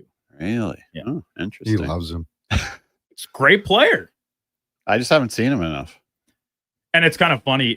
We had some text when it came down. We were talking about it last week that guys were texting in saying, I watch lots of hockey, and Jackson Lacombe, I've never even heard of this guy. It's like, well, he had 5 points one game against the Oilers last year, so you clearly aren't watching that closely. Like some of arguably his best games last year were both times out against the Oilers, and he fared very well against the high caliber offense the Oilers possessed, and he dictated pace at the other end of the ice too. So that's an aside. Listen, I know it's biased, but you got to root for your team. What are you talking about? Hey, I love it. I feel hundreds of messages every day in here about people and the Oilers outlook. So I get to have a positive spin on my team too. Switching over to the MLB postseason, Jays back at it today against the Yankees. They will try and close out the divisional series and advance, still holding a 2-1 series lead despite the Yankees erasing a 6-1 deficit yesterday. They took game 2, 9-6. Aaron Judge, just an insane home run hit to tie the game in the 4th inning. I'm sorry, Kev. We touched on it earlier. I think Shane Bieber was pulled too early in the game. Well, obviously, I'm going to be out. And I'm just going to say it again this is the 4th time.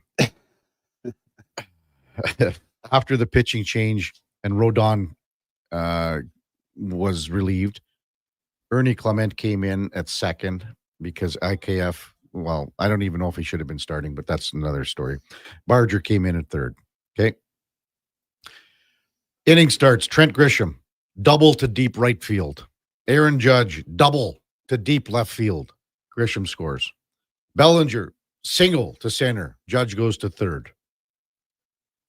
Rice, on an infielder's choice, to second. Judge with a base running error out at home. Mm-hmm. Okay. Base running error. Bellinger goes to third. Luckily, Bellinger was heads up, and at least Judge had the wherewithal to make the hot box. We used to call it the hot box to run down longer so Bellinger could get there. Stanton's hit is a home run almost everywhere except where he hit the ball. Yeah. Couldn't hit the ball harder on a line to center field, dead center field. Bellinger scores on the sac fly. Chisholm walks. How long are you going to go with this guy?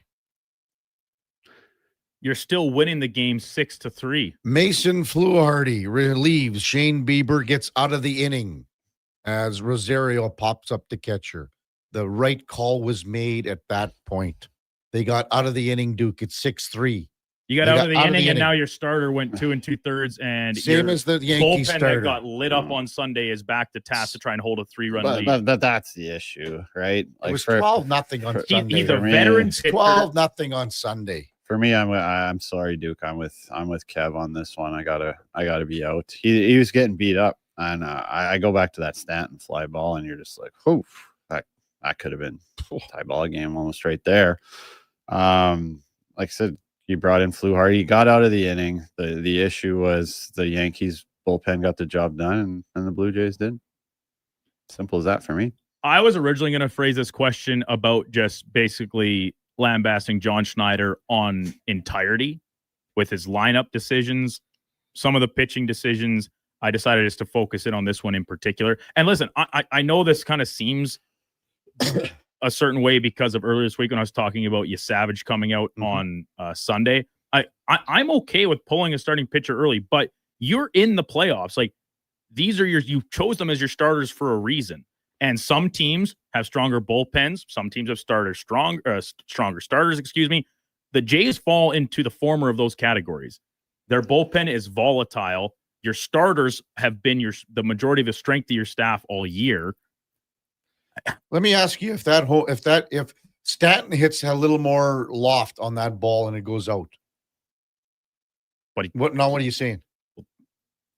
Then it's changed because the score's not the same. Because it's tied. Yeah, but it didn't go out. So what if Barger made that catch? He was getting batted around, Duke. We talked about this off the top, like months ago when he first start against the Marlins, and he had a great start, his first start. Bieber's not the pitcher he was. He's not. But everyone thinks because they picked him up for $16 million and they got the big trade, What has he done besides that first start? Yes, he's had glimpses and instances where he's pitched well, but he doesn't have the same stuff as he had before. It's that simple. The error certainly did not put him in a good spot. I know he doesn't get charged with that, right? Like he had 2 earned runs in the 2 innings. Like I don't know. Maybe that's just my style, is that get you a little more leash for starters compared to. I just go what happened in the fourth. All those those are 4 hard hit balls, and it's 6. It's 6-2 at that point. You're trying to not let it go sideways. I don't know. And here's the other thing too, Duke, is that you got all the John Schneider built this roster for the Yankees to make adjustments to the left-handers in the bullpen. Because the Yankees with Rice, with Chisholm, like maybe the bigger mistake is to have Varland go back out there and give up the home run to Chisholm. I agree. I think that was another mistake that was made, but it's in the past. Jay's got to win one of the next 2. Bullpen day today. Varland, I believe, is scheduled to open the game today. He's just got to get out of the first inning, man. And how many times have I been heaping the praises of Eric Lauer? Oh, he was great all year, and then just because of circumstance, held the starting rotation together. And again, when they make the trade and Scherzer comes back and Bieber, he's the odd man out, never bitch, never whine, never complain, goes down to the pen and actually got lit up a couple of times because now he's out of his element. But he had a good showing. Well, he didn't pitch very well on Sunday, but he's got to be the guy that settles the waters here, or they're going back to Toronto for Game 5.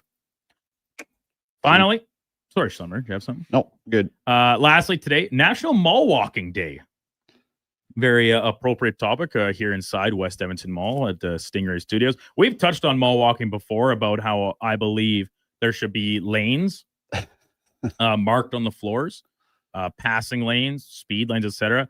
But this is something that's really cropped up more for me in the last couple of years since I've been out and about more frequently inside the mall. When someone is walking towards you, it's like oncoming traffic, and their head is just buried in their phone. No, if you just stopped and stood there, they would run dead into you, and they would have no idea.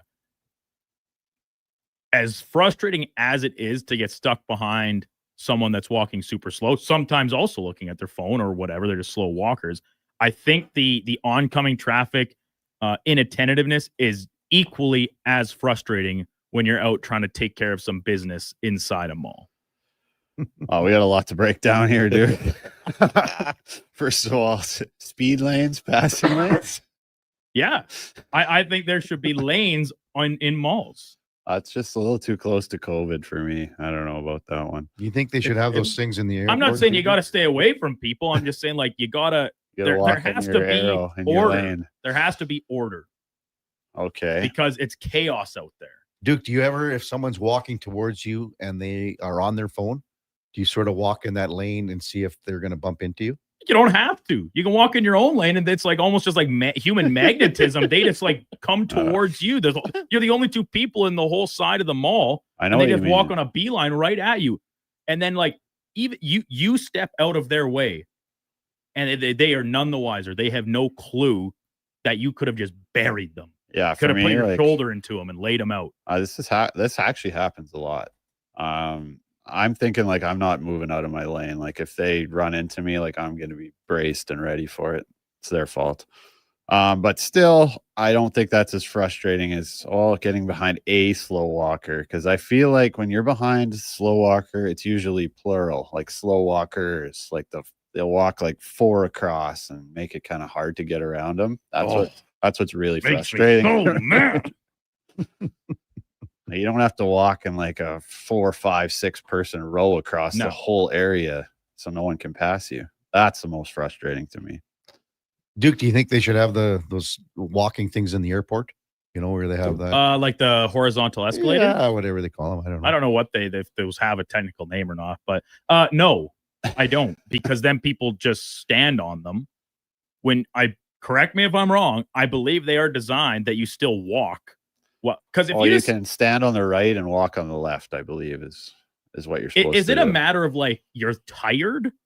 Because if you stand on them, you're moving slower than if you just kept walking up the middle lane between the two directional horizontal escalators. Maybe it's just to like add a little speed if you're trying to make your flight. Exactly. So you should be walking on them, not standing on them. Because if you're standing, it's slower. But I think it is wide enough that you could stand on the right if you wanted to. Yeah, but you need the lanes. Not everybody abides by the unwritten rules. Fair enough. Not everybody abides. I don't know. That's the problem. Is just as frustrating. I think the person looking at the phone is more frustrating for me, Duke. Just because they're not paying attention. At least the slow walkers, maybe they're just walking slow and they're looking at the windows and they're checking stuff out. The person on their phone is engaged in something else.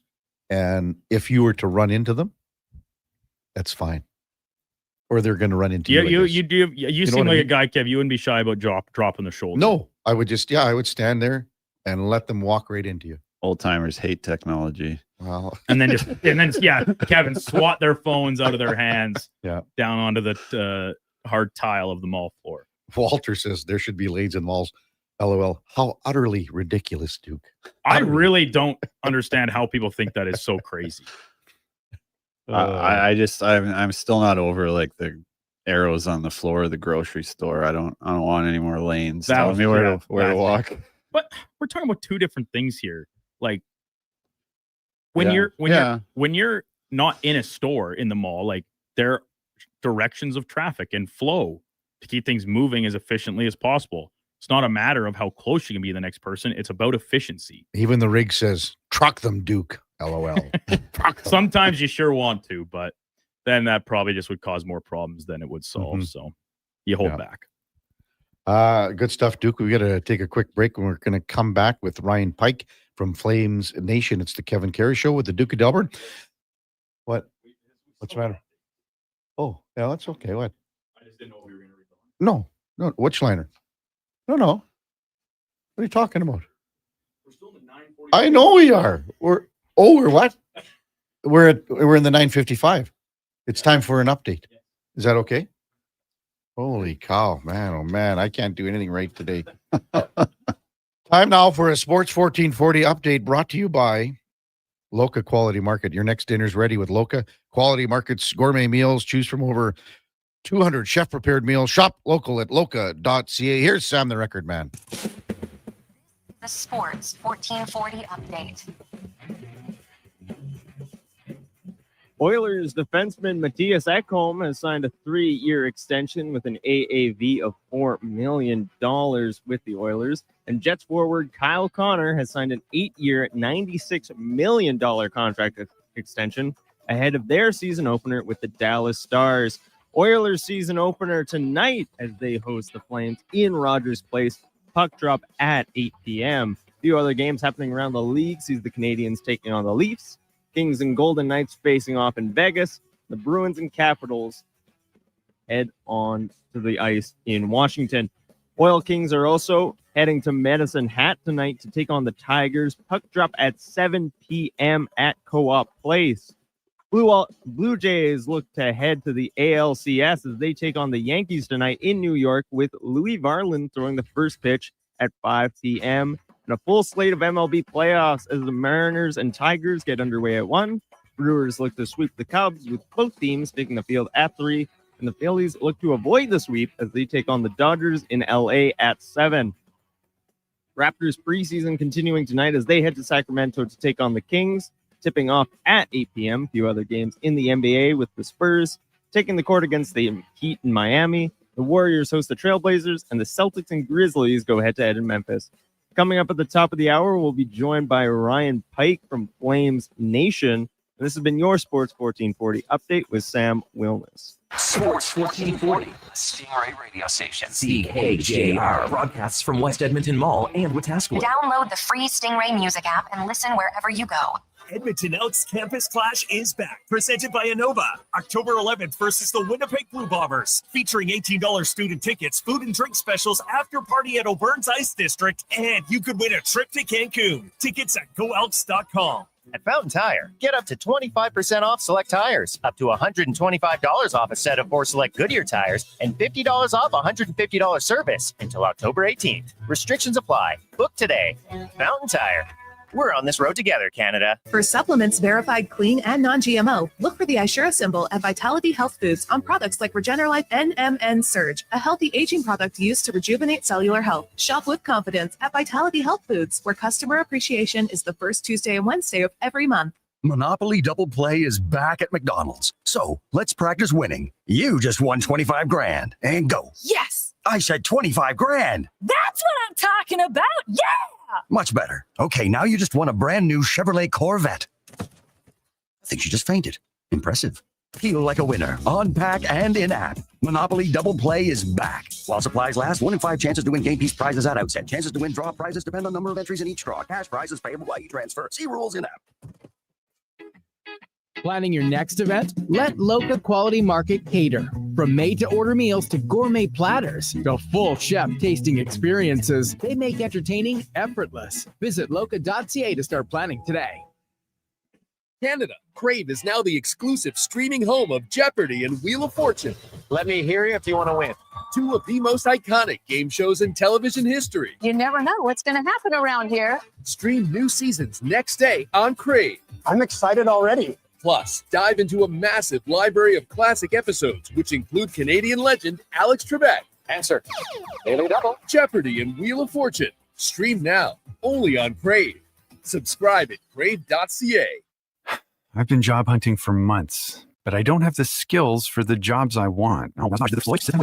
I've been job hunting for months, and with the help of Work First Alberta, I got hired. Work First Alberta can help you change your story. It connects job seekers with training and resources to find meaningful employment. And it can help employers find qualified candidates. Learn how you can change your story at workfirstalberta.ca. A message from the Government of Alberta.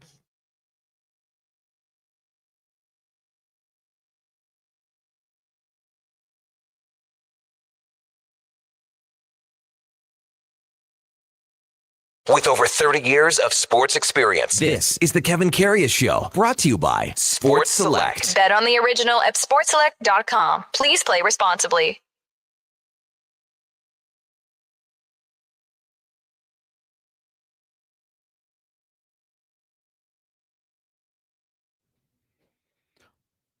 All right, welcome back to the big program, 1017 in Edmonton. Quick little segment before we get to Ryan Pike from Flames Nation. I didn't have my correct tape measure out. We had a few people text in about the height of Zdeno Chara and even the height of Matthias Ekholm. Sold him short by a couple of inches. I think the weight was about right, though. Chara's 6'9". 6'9". 6'7". Okay. Matthias is 6'5". I said 6'4". So is he 6'5"? Yeah, he's a big dude, man. I realized he was that big. Mind you, you know what when you see all the. What were you, 6'4" and 220? Yeah, no, I'm like 6 feet and 3/4 of an inch, but yeah, I was always 6'1". 6'1", yeah, and then extra 10 pounds. Yeah, they rounded up a little bit there. I remember I saw guys. I went to Calgary Wranglers camp. Oh yeah, in 1980, something like 80 or 81, a couple of years ago. And guys, when you got weighed, it was the old scale, and right, the old scale. Guys were, and it was outside. Guys were putting rocks in their pockets. Oh yeah, just a little extra. I remember that in junior for sure when all the central scouting guys would come out to do height and weight. Oh yeah, guys would try to be standing up, sticking little weights in their shorts. You had old Mickey from Seinfeld, the old lifts in the shoes, yeah, shoes off there, skip shoes. Oh, really? Too bad. Kevin Karius Show is presented by Sports Select. It's easy to play. Just visit sportselect.com, generate the QR code. Then you check the how to play videos. It's step-by-step guidance. It's very simple. Sportselect.com, 100% legal. You got to be 18 years plus. Please play responsibly. When we come back, Ryan Pike from Flames Nation. That's coming up. Kevin Karius, Duke of Delburne. and David Schlemko on Sports 1440, presented by Sports Select for streaming on YouTube and X. Top quality flooring, locally owned, and Canadian products from Beaulieu. Yeah, that's CFI. CFI what? No, CFI, Custom Floors Inc. From free estimate to professional installation, contact Custom Floors Inc. at customfloorsinc.ca. Monopoly Double Play is back at McDonald's. So let's practice winning. You just won 25 grand. And go. Yes. I said 25 grand. That's what I'm talking about. Yeah. Much better. Okay, now you just won a brand new Chevrolet Corvette. I think she just fainted. Impressive. Feel like a winner on pack and in-app. Monopoly Double Play is back. While supplies last, 1 in 5 chances to win game piece prizes at outset. Chances to win draw prizes depend on number of entries in each draw. Cash prizes payable by e-transfer. See rules in-app. At Cougar Paint and Collision, it's not just about getting the job done. It's about comfort and connection. We really are a huge family brought together by crappy situations. Lots of times people had a really bad day and end up sitting and talking with my dad for 30 minutes. My mom brings out her dog. I would say 99% of the people that walk into the shop say, wow, this doesn't look like a body shop. It's a really cool and relaxing place to be when you've had kind of a crappy situation happen to you. Cougar Paint and Collision, our family helping your family. For supplements verified clean and non-GMO, look for the Ishura symbol at Vitality Health Foods on products like Regenerlife NMN Surge, a healthy aging product used to rejuvenate cellular health. Shop with confidence at Vitality Health Foods, where customer appreciation is the first Tuesday and Wednesday of every month. Carve out for a cause at the Jason Greger Pizza Pig Out, presented by GS Construction. Thursday, November 6th at the Canadian Ice House, indulge in unlimited pizza from amazing local pizzerias while you help raise some dough for Kids Sport. Then vote for your favorite slice to help crown the People's Choice Award winners. Tickets to join Edmonton's biggest and best adult pizza party are just $30. Head to jasongregerpizzapigout.com for more details and to buy tickets. Hey everybody, it's Jason Strudley. How would you like to join me and the superstars of hockey on an exotic holiday? Join us on a 7-night cruise through the Mexican Riviera, leaving from Los Angeles and including Cabo, Mazatlan, Puerto Vallarta, and more. While we relax and cruise the tropical waters, you can attend an intimate meet and greet with legends like Bill Ranford, Fernando Pisani, Kelly Buckberger, Ron Lowe, Gene Principe, Jack Michaels, Louis DeBrusque, and more. There's still time to get in on every hockey fan's dream cruise. Book now and save $500 per couple. The Edmonton Hockey Legends Cruise. Price start at just $23.99. Part of the proceeds support the Ben Stelter Foundation and Kids with Cancer. Visit cast.tours/Edmonton. Call 1-833-347-7678. Call now to book and save $500 per cabin when you mention promo code Stingray Radio. That's cast.tours, 1-833-347-7678.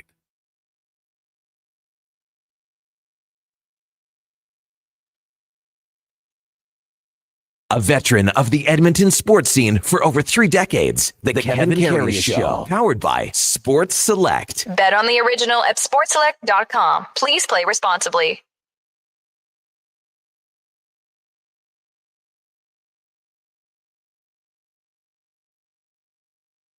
All right, welcome back to the big program, 1022 in Edmonton. Kevin Karius, Duke of Delburne with you, as well as our co-host, David Schlemko. And we're going to tee up tonight's Edmonton Oilers Calgary Flames game a bit more from a Calgary perspective with Ryan Pike from Flames Nation. Morning, Ryan. Thanks for jumping on Sports 1440 this morning. Really appreciate it. Thanks for having me. So let's talk about this Flames lineup tonight. The adjustments they made with, for instance, Jonathan Huberdeau going on IR. Zane Prek, I assume not in the lineup tonight, but maybe just give us your thoughts and what you think the Flames are going to offer tonight. Well, I mean, it's going to be a lot of what they offered last season. They have the same starting goalie. They have more or less the same starting 6 defensemen they had last year.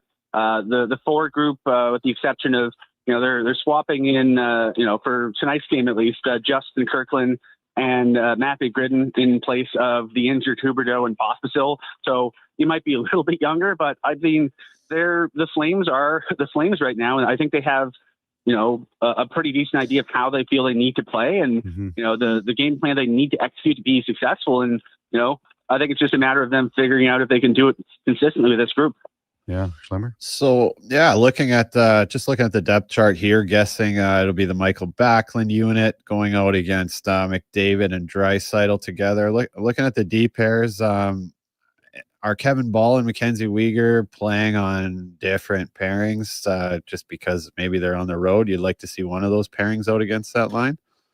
Yeah, they've had Ball and Anderson and Hanley and Weegar is basically sort of the top four fixtures pretty much for like 80% last season, and it only really changed last year when Ball got injured. So they like the balance in the top four, and it sort of allows them to use their third pairing a little bit more sparingly. Okay. Yeah.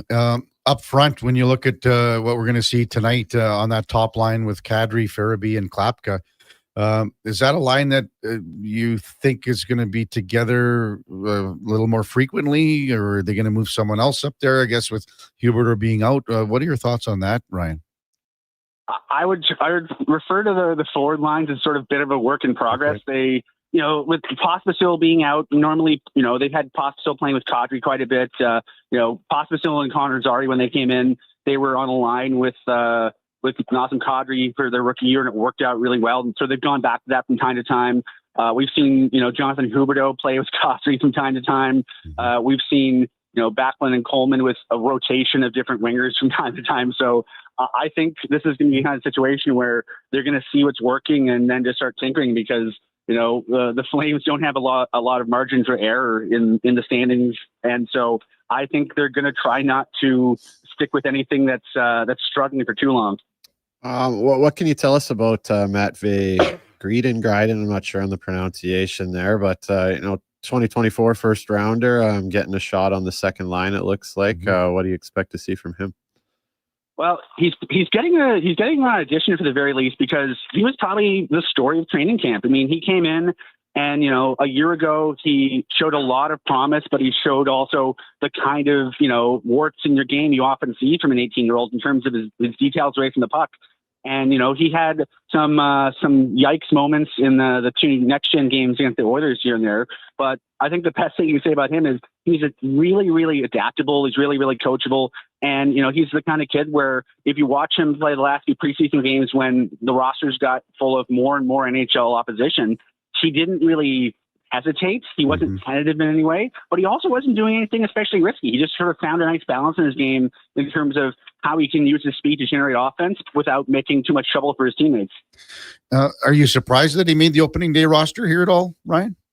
Honestly, a little bit because, I think, you never want to see injuries, but I think, for the Flames, they get the benefit of having, a little bit of an extended audition for a player they're really curious about. And, it's one of those situations where something similar happened a year ago with Sam Honzek, where, Honzek coming in for his first year pro, he definitely had things that he needed to work on. But I think for him, just that experience of playing a handful of NHL games was invaluable to sort of show him the things that he needed to work on in the offseason. And so for Gryden, even if this is a situation where he's only up for a little while just to get a taste, I think that taste will do a whole lot to help his development. It's funny when you look at that 2024 draft, besides Celebrini and maybe Levshinov a little bit out of Chicago, basically there isn't anyone that's, stuck in the NHL from that 2024 draft. So, I mean, maybe just speak to how fortunate, not fortunate, that's the wrong word, how excited and happy the Flames are to get a guy late in the first round that's, has the ability maybe to do something here in the early stages of his career.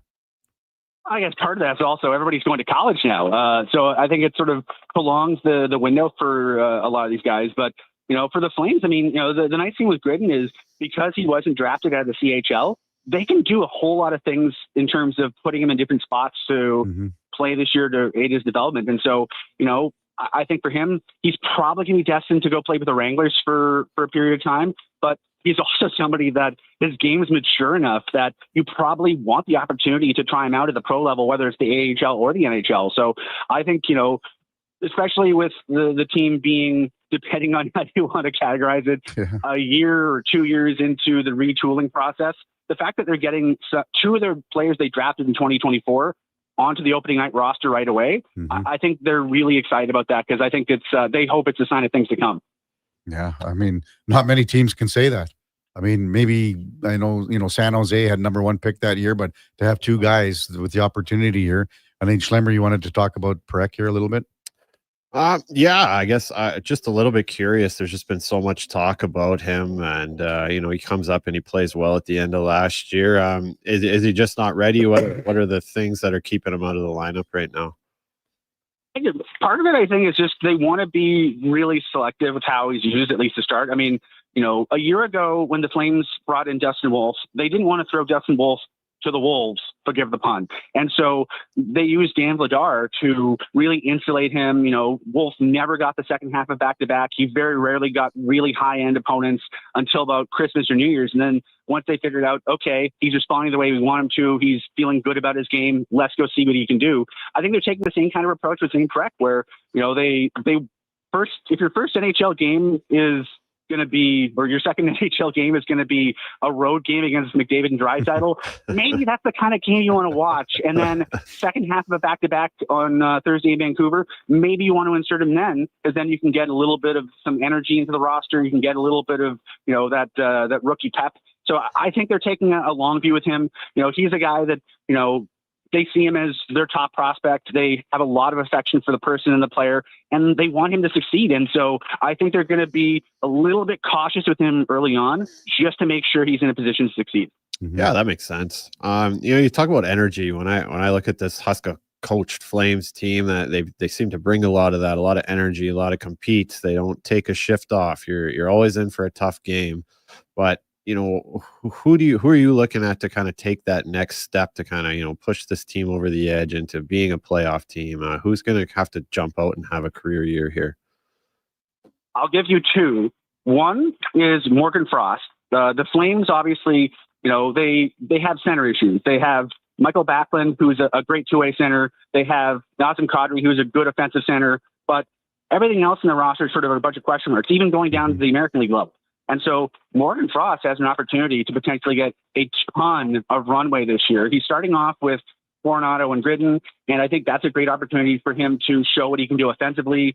He's on the top unit power play. He's probably going to get some penalty killing time. So Morgan Frost, he's a guy that I think the Flames look at his age, look at his intangibles, look at the things he does well, and I think they see someone that could potentially take over the roles of a Backlund or a Kadri over time, and especially, with the Flames having, Zane Perek and, or rather they have Cullen Potter and Cole Reshny coming up in a year or two from college. Right.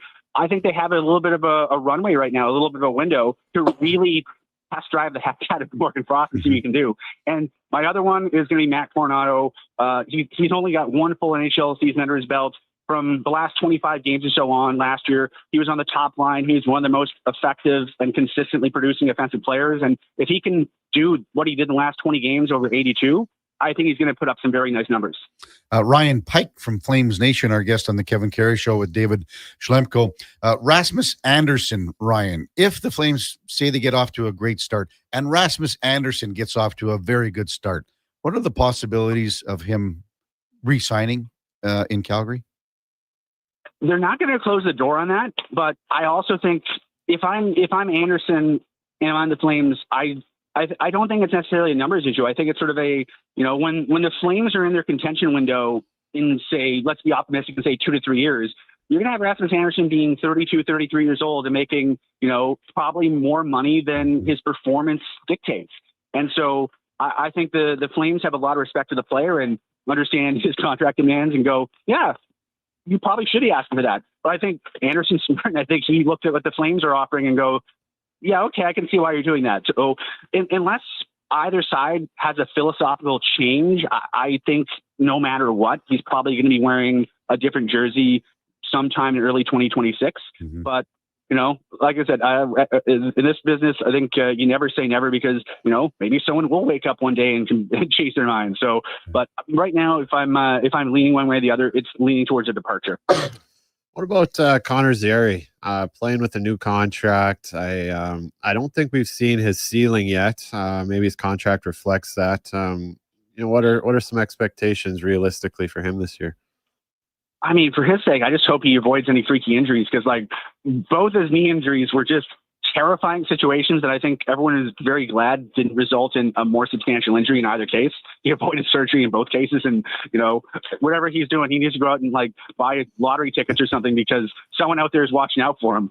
I think for him, he just needs to have a consistent role because he's got that versatility. He can play the wing, he can play center, he can do a lot of different things.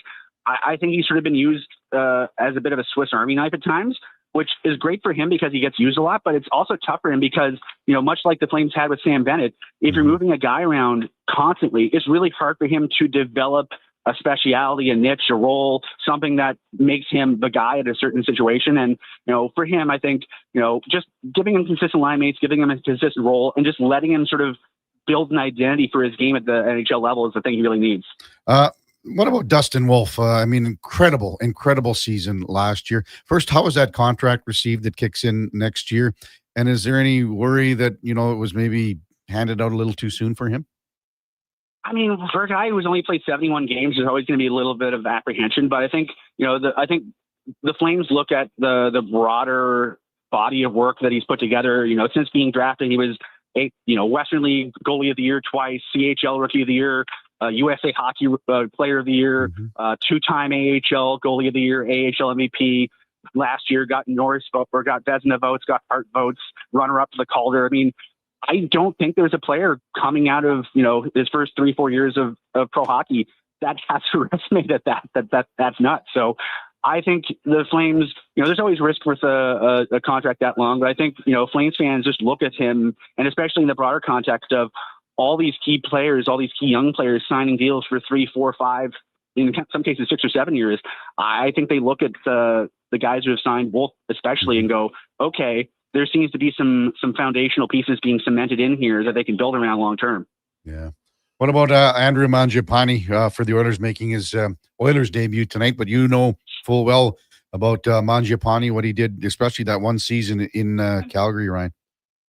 Oh, I think a lot of Flames fans were a little bit bummed out to see him sort of crossing over the opposition. But he's a really effective player. I mean, his offensive game, I think, hasn't really been where he wanted to be. And, that 1 year he scored 30 odd goals. I mean, everything was going in for him, but he was also playing the type of game where the puck was always on his stick and he's always generating. And that's the kind of player he can be. Like, he's playing mostly with Backlund. It looks like on paper, he's going to be starting with Nugent Hopkins. Ooh, if I'm him, I'm excited because, Nugent Hopkins is such a good possession player, such a good all-around player that Mangiapane's line is going to have the puck a lot. And I think if you're him and you're going, can I put up some numbers for these guys this year? I think he's in a really good situation in terms of his style of play and the people he's playing with to put up some very impressive numbers this year. Yeah. What about a guy like Adam Klapka, Ryan? Huge winger. Obviously, he had to start out as a bit of a project and a hope. Someone who's obviously fit in quite nicely. He's slotted in on the first line tonight. What's the logic behind that? Is he's out there to forecheck and get pucks, or does he have some offensive touch as well? He's got some offensive touch. He put up good numbers in the AHL.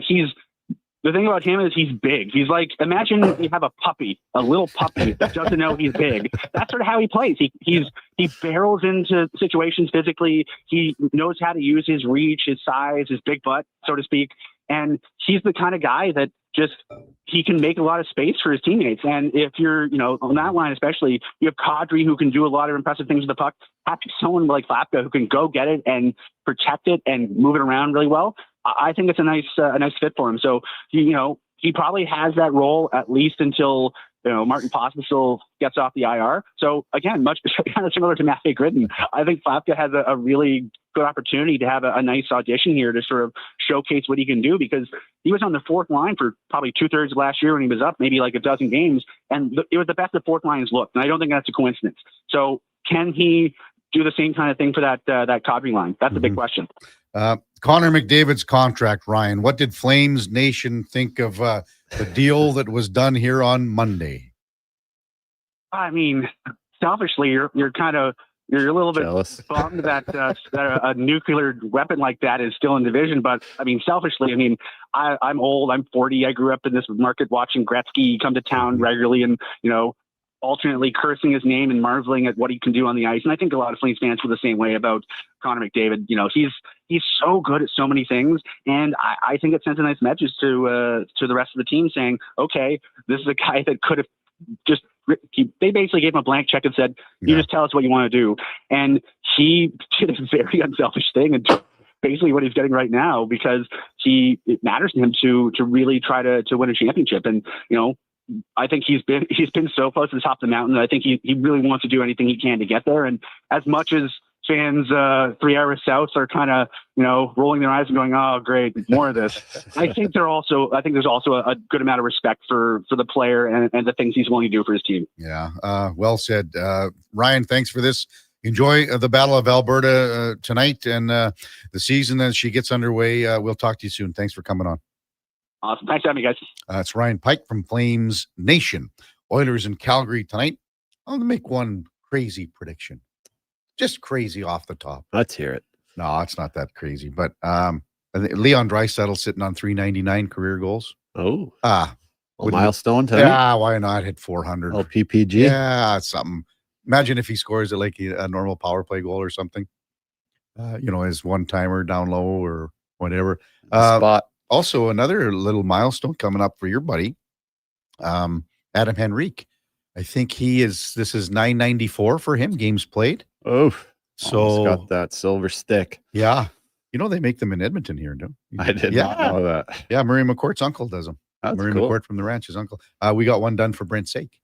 I don't know, whenever, 4 or 5 years ago. Cool. Gave it to him. But they're manufactured and forged, or however you want to call it.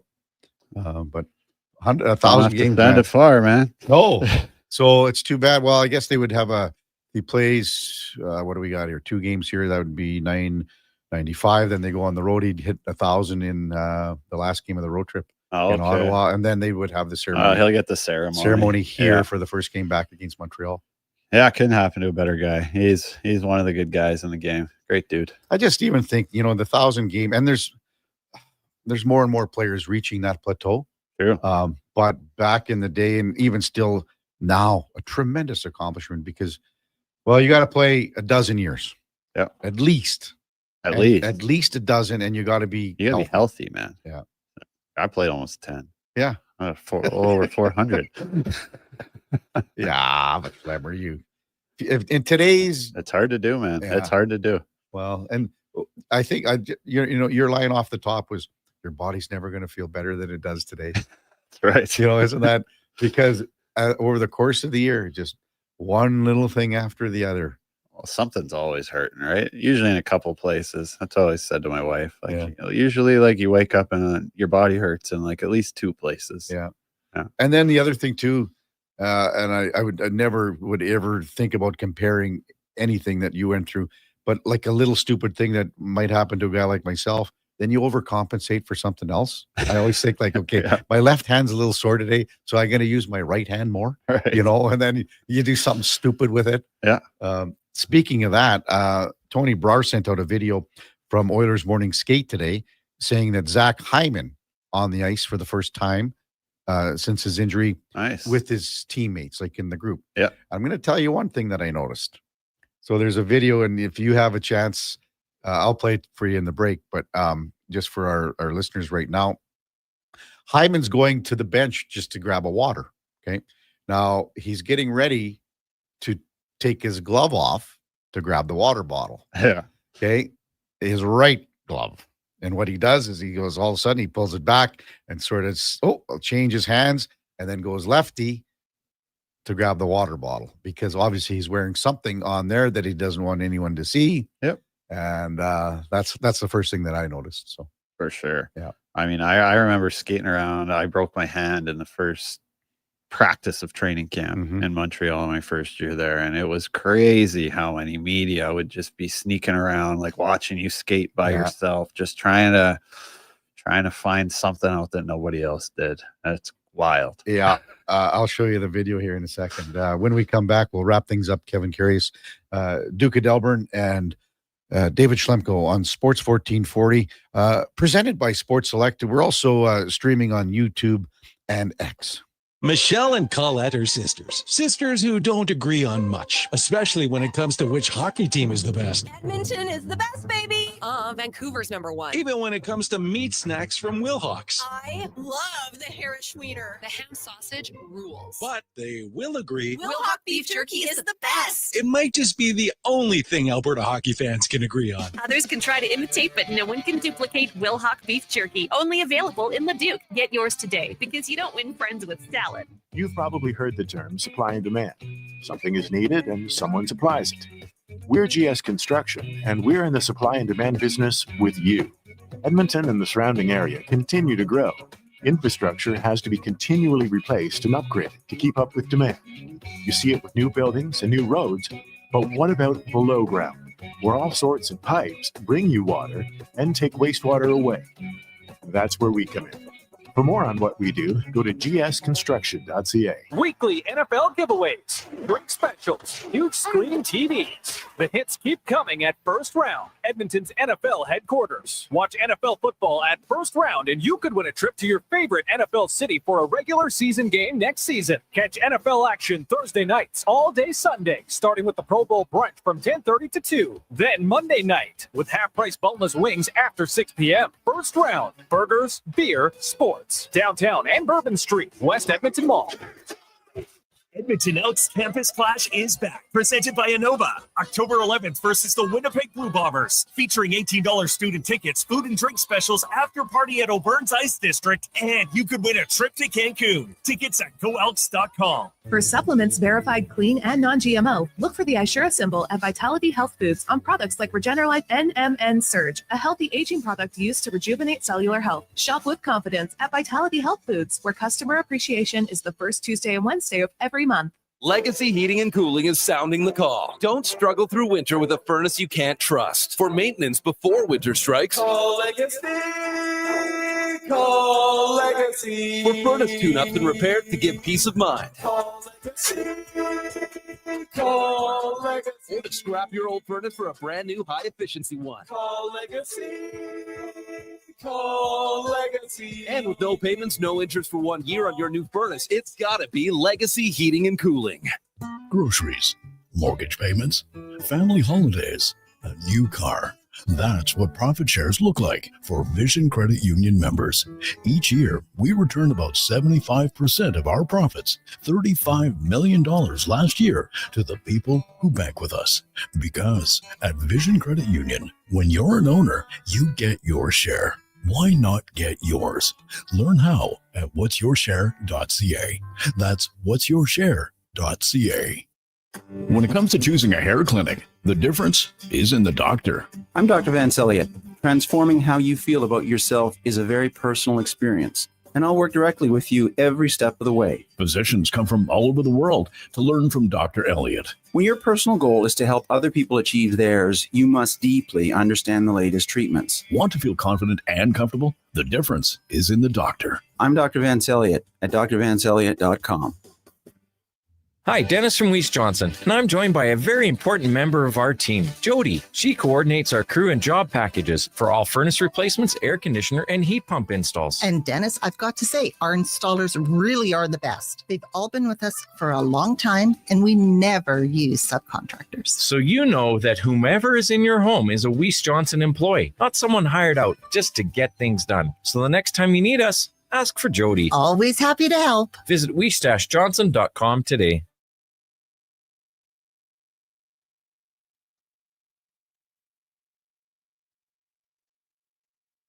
Have your sports curiosity cured with the Kevin Karius Show. This is Sports 1440.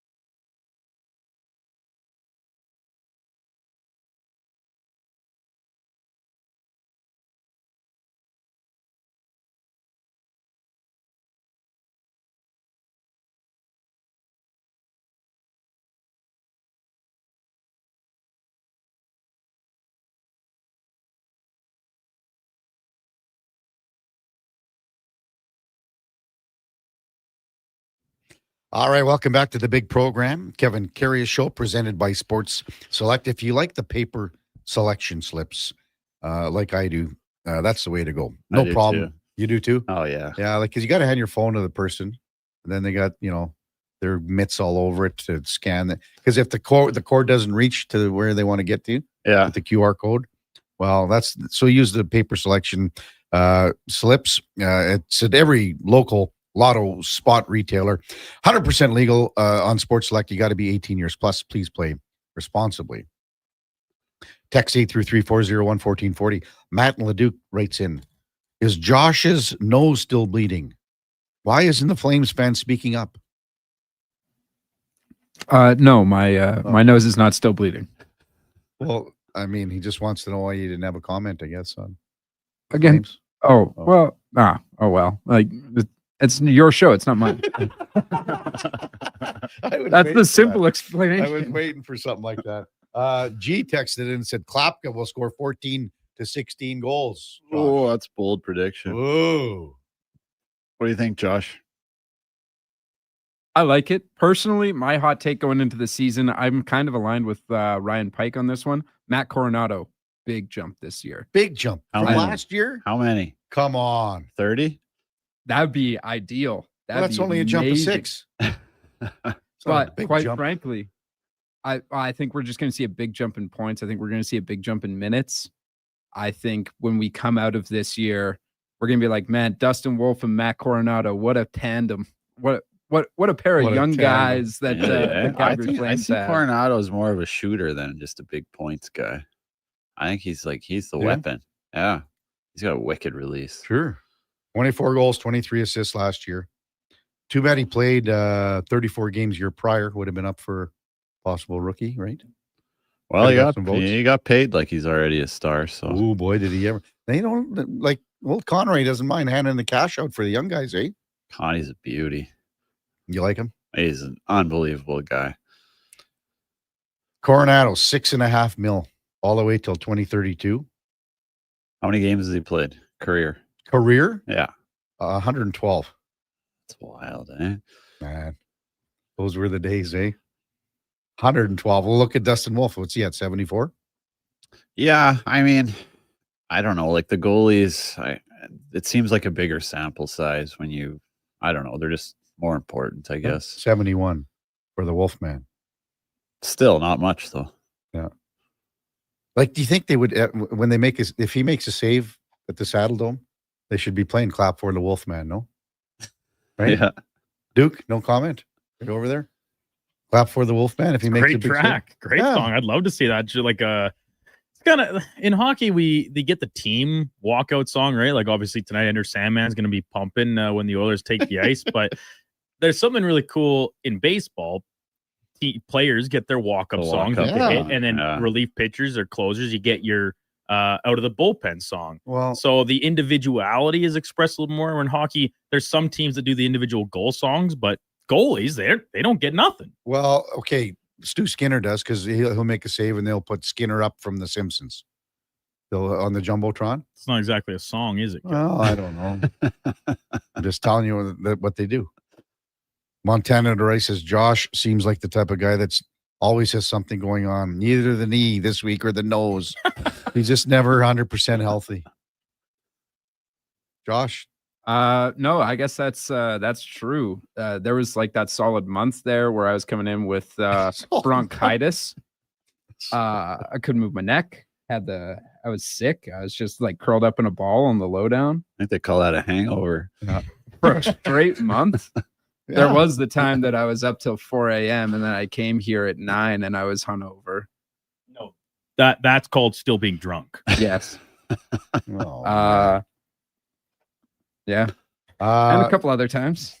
Schlemmer, we got what? Like about another week and a half, 2 weeks of golf here, maybe? I got less than a week at the Glenny, October 14. Yeah, I haven't played much since the fall, though. It gets hard when everything's going, but maybe with the teacher strike. Played yesterday. It was nice. Yeah. Take the kids on. What the hell, eh? No, they don't want to, man. Leave them at home. You know what? Maybe they'll fill the pool up here for a couple more weeks at the Glendale for the kids. Wouldn't be a bad call. Yeah, probably. Is it heated? Yeah, just get them all Heat in. it up. Yeah, absolutely. We don't want to pay for that. Well, yeah. And then Walker would be out there, and then Bruce Hardy would have to crush him like a bug and smacking him around the pool. Yeah. Dunking his head in the water. What'd you say again, Walker? Yeah, because it's getting close. I think we got 2 more games at the rest. Well, I don't think anyone's playing this weekend, are they? It's getting pretty cold out there, man. This weekend, Sunday's a high of 1. Yeah, that's tough. Like I canceled Monday. I had a 9:30 tea time. It was like it was 5, feels like 2. Yeah. Friday's 18 though. That's nice. Today's fine. That's why the tea sheet's so packed. I couldn't get on anywhere. Yeah. Yeah, it's coming to a close. Yeah. Well, it should be a good game tonight. What are your expectations? Expectations. I think it's going to be a tough game. I think Calgary's going to come out and play real hard. I would like to see the Oilers come out on top. I'd like to see my boy Savvy maybe score a goal. Wouldn't that be great? First game of the year. First game and home opener. You in front of all the friends and family. But just you get that off your back right away because you know what happens. Everyone knows, especially if he doesn't score the first 3 games, that's what everyone will be talking about. Yeah, exactly. Same with I hope something goes in for Tomaszek tonight. Yeah, even Ike Howard, something goes in. Well, I mean, no Hyman, no Perry. It'd be nice to see Tomaszek have a little success in front of the net there. Yeah, exactly. Well, have a great week, Schlemmer. Enjoy the game tonight. Jays game at 5. Oilers at 8. That's pretty good. That's a great night of sports, baby. Man, I might think about staying home tonight. No, just kidding. You down at the rink too, yeah. You'll be there. Some nachos and cheese. No, that's only in the playoffs. Oh, it's only playoffs. Yeah, just playoffs. They barely have anything out for the regular season. Oh, it's garbage. Yeah, it is. It is. Have a great week, Schlemmer. We'll see you back here on next Wednesday. Coming up at the top of the hour, it is Fantasy Frenzy with the former Roshep T-Bird, Connor Halley, attaboy Sam, and the Duke of Delburne. At the 12 o'clock, it's the Lowdown with Alan Mitchell. 2 till 6, Jason Greger drives us home with the Jason Greger Show. We got Fox Sports all night long. We'll be back with you tomorrow morning at 7 o'clock to recap the Oilers and the Flames season opener, plus the Jays. Can they get it done in Game 4 against the Yankees tonight? Before all that, time now for a Sports 1440 update brought to you by First Round. And Sunday's got even better with First Round and what they can do for you. First of all, you could win an NFL helmet or a jersey. And you can also enjoy the Pro Bowl brunch only at Edmonton's NFL headquarters, First Round, downtown or on Bourbon Street. Have a wonderful rest of your Wednesday. We'll see you back here tomorrow at 7 o'clock. Here is Sam the Record Man. This is a Sports 1440 update.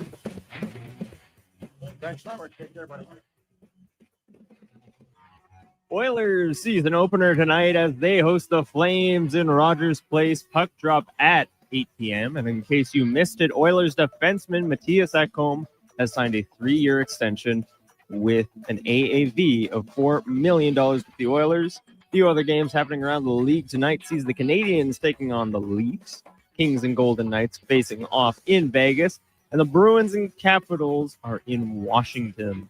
Jets forward Kyle Connor has signed an $8 million, $96 million year contract extension ahead of their season opener with the Dallas Stars.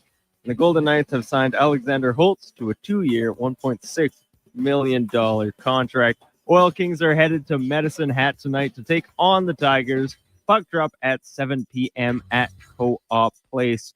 Blue Jays look to head to the ALCS as they take on the Yankees tonight in New York with a Louis Varland throwing the first pitch at 5 p.m. And a full slate of MLB playoffs as the Mariners and Tigers get underway at 1. Brewers look to sweep the Cubs, first pitch at 3.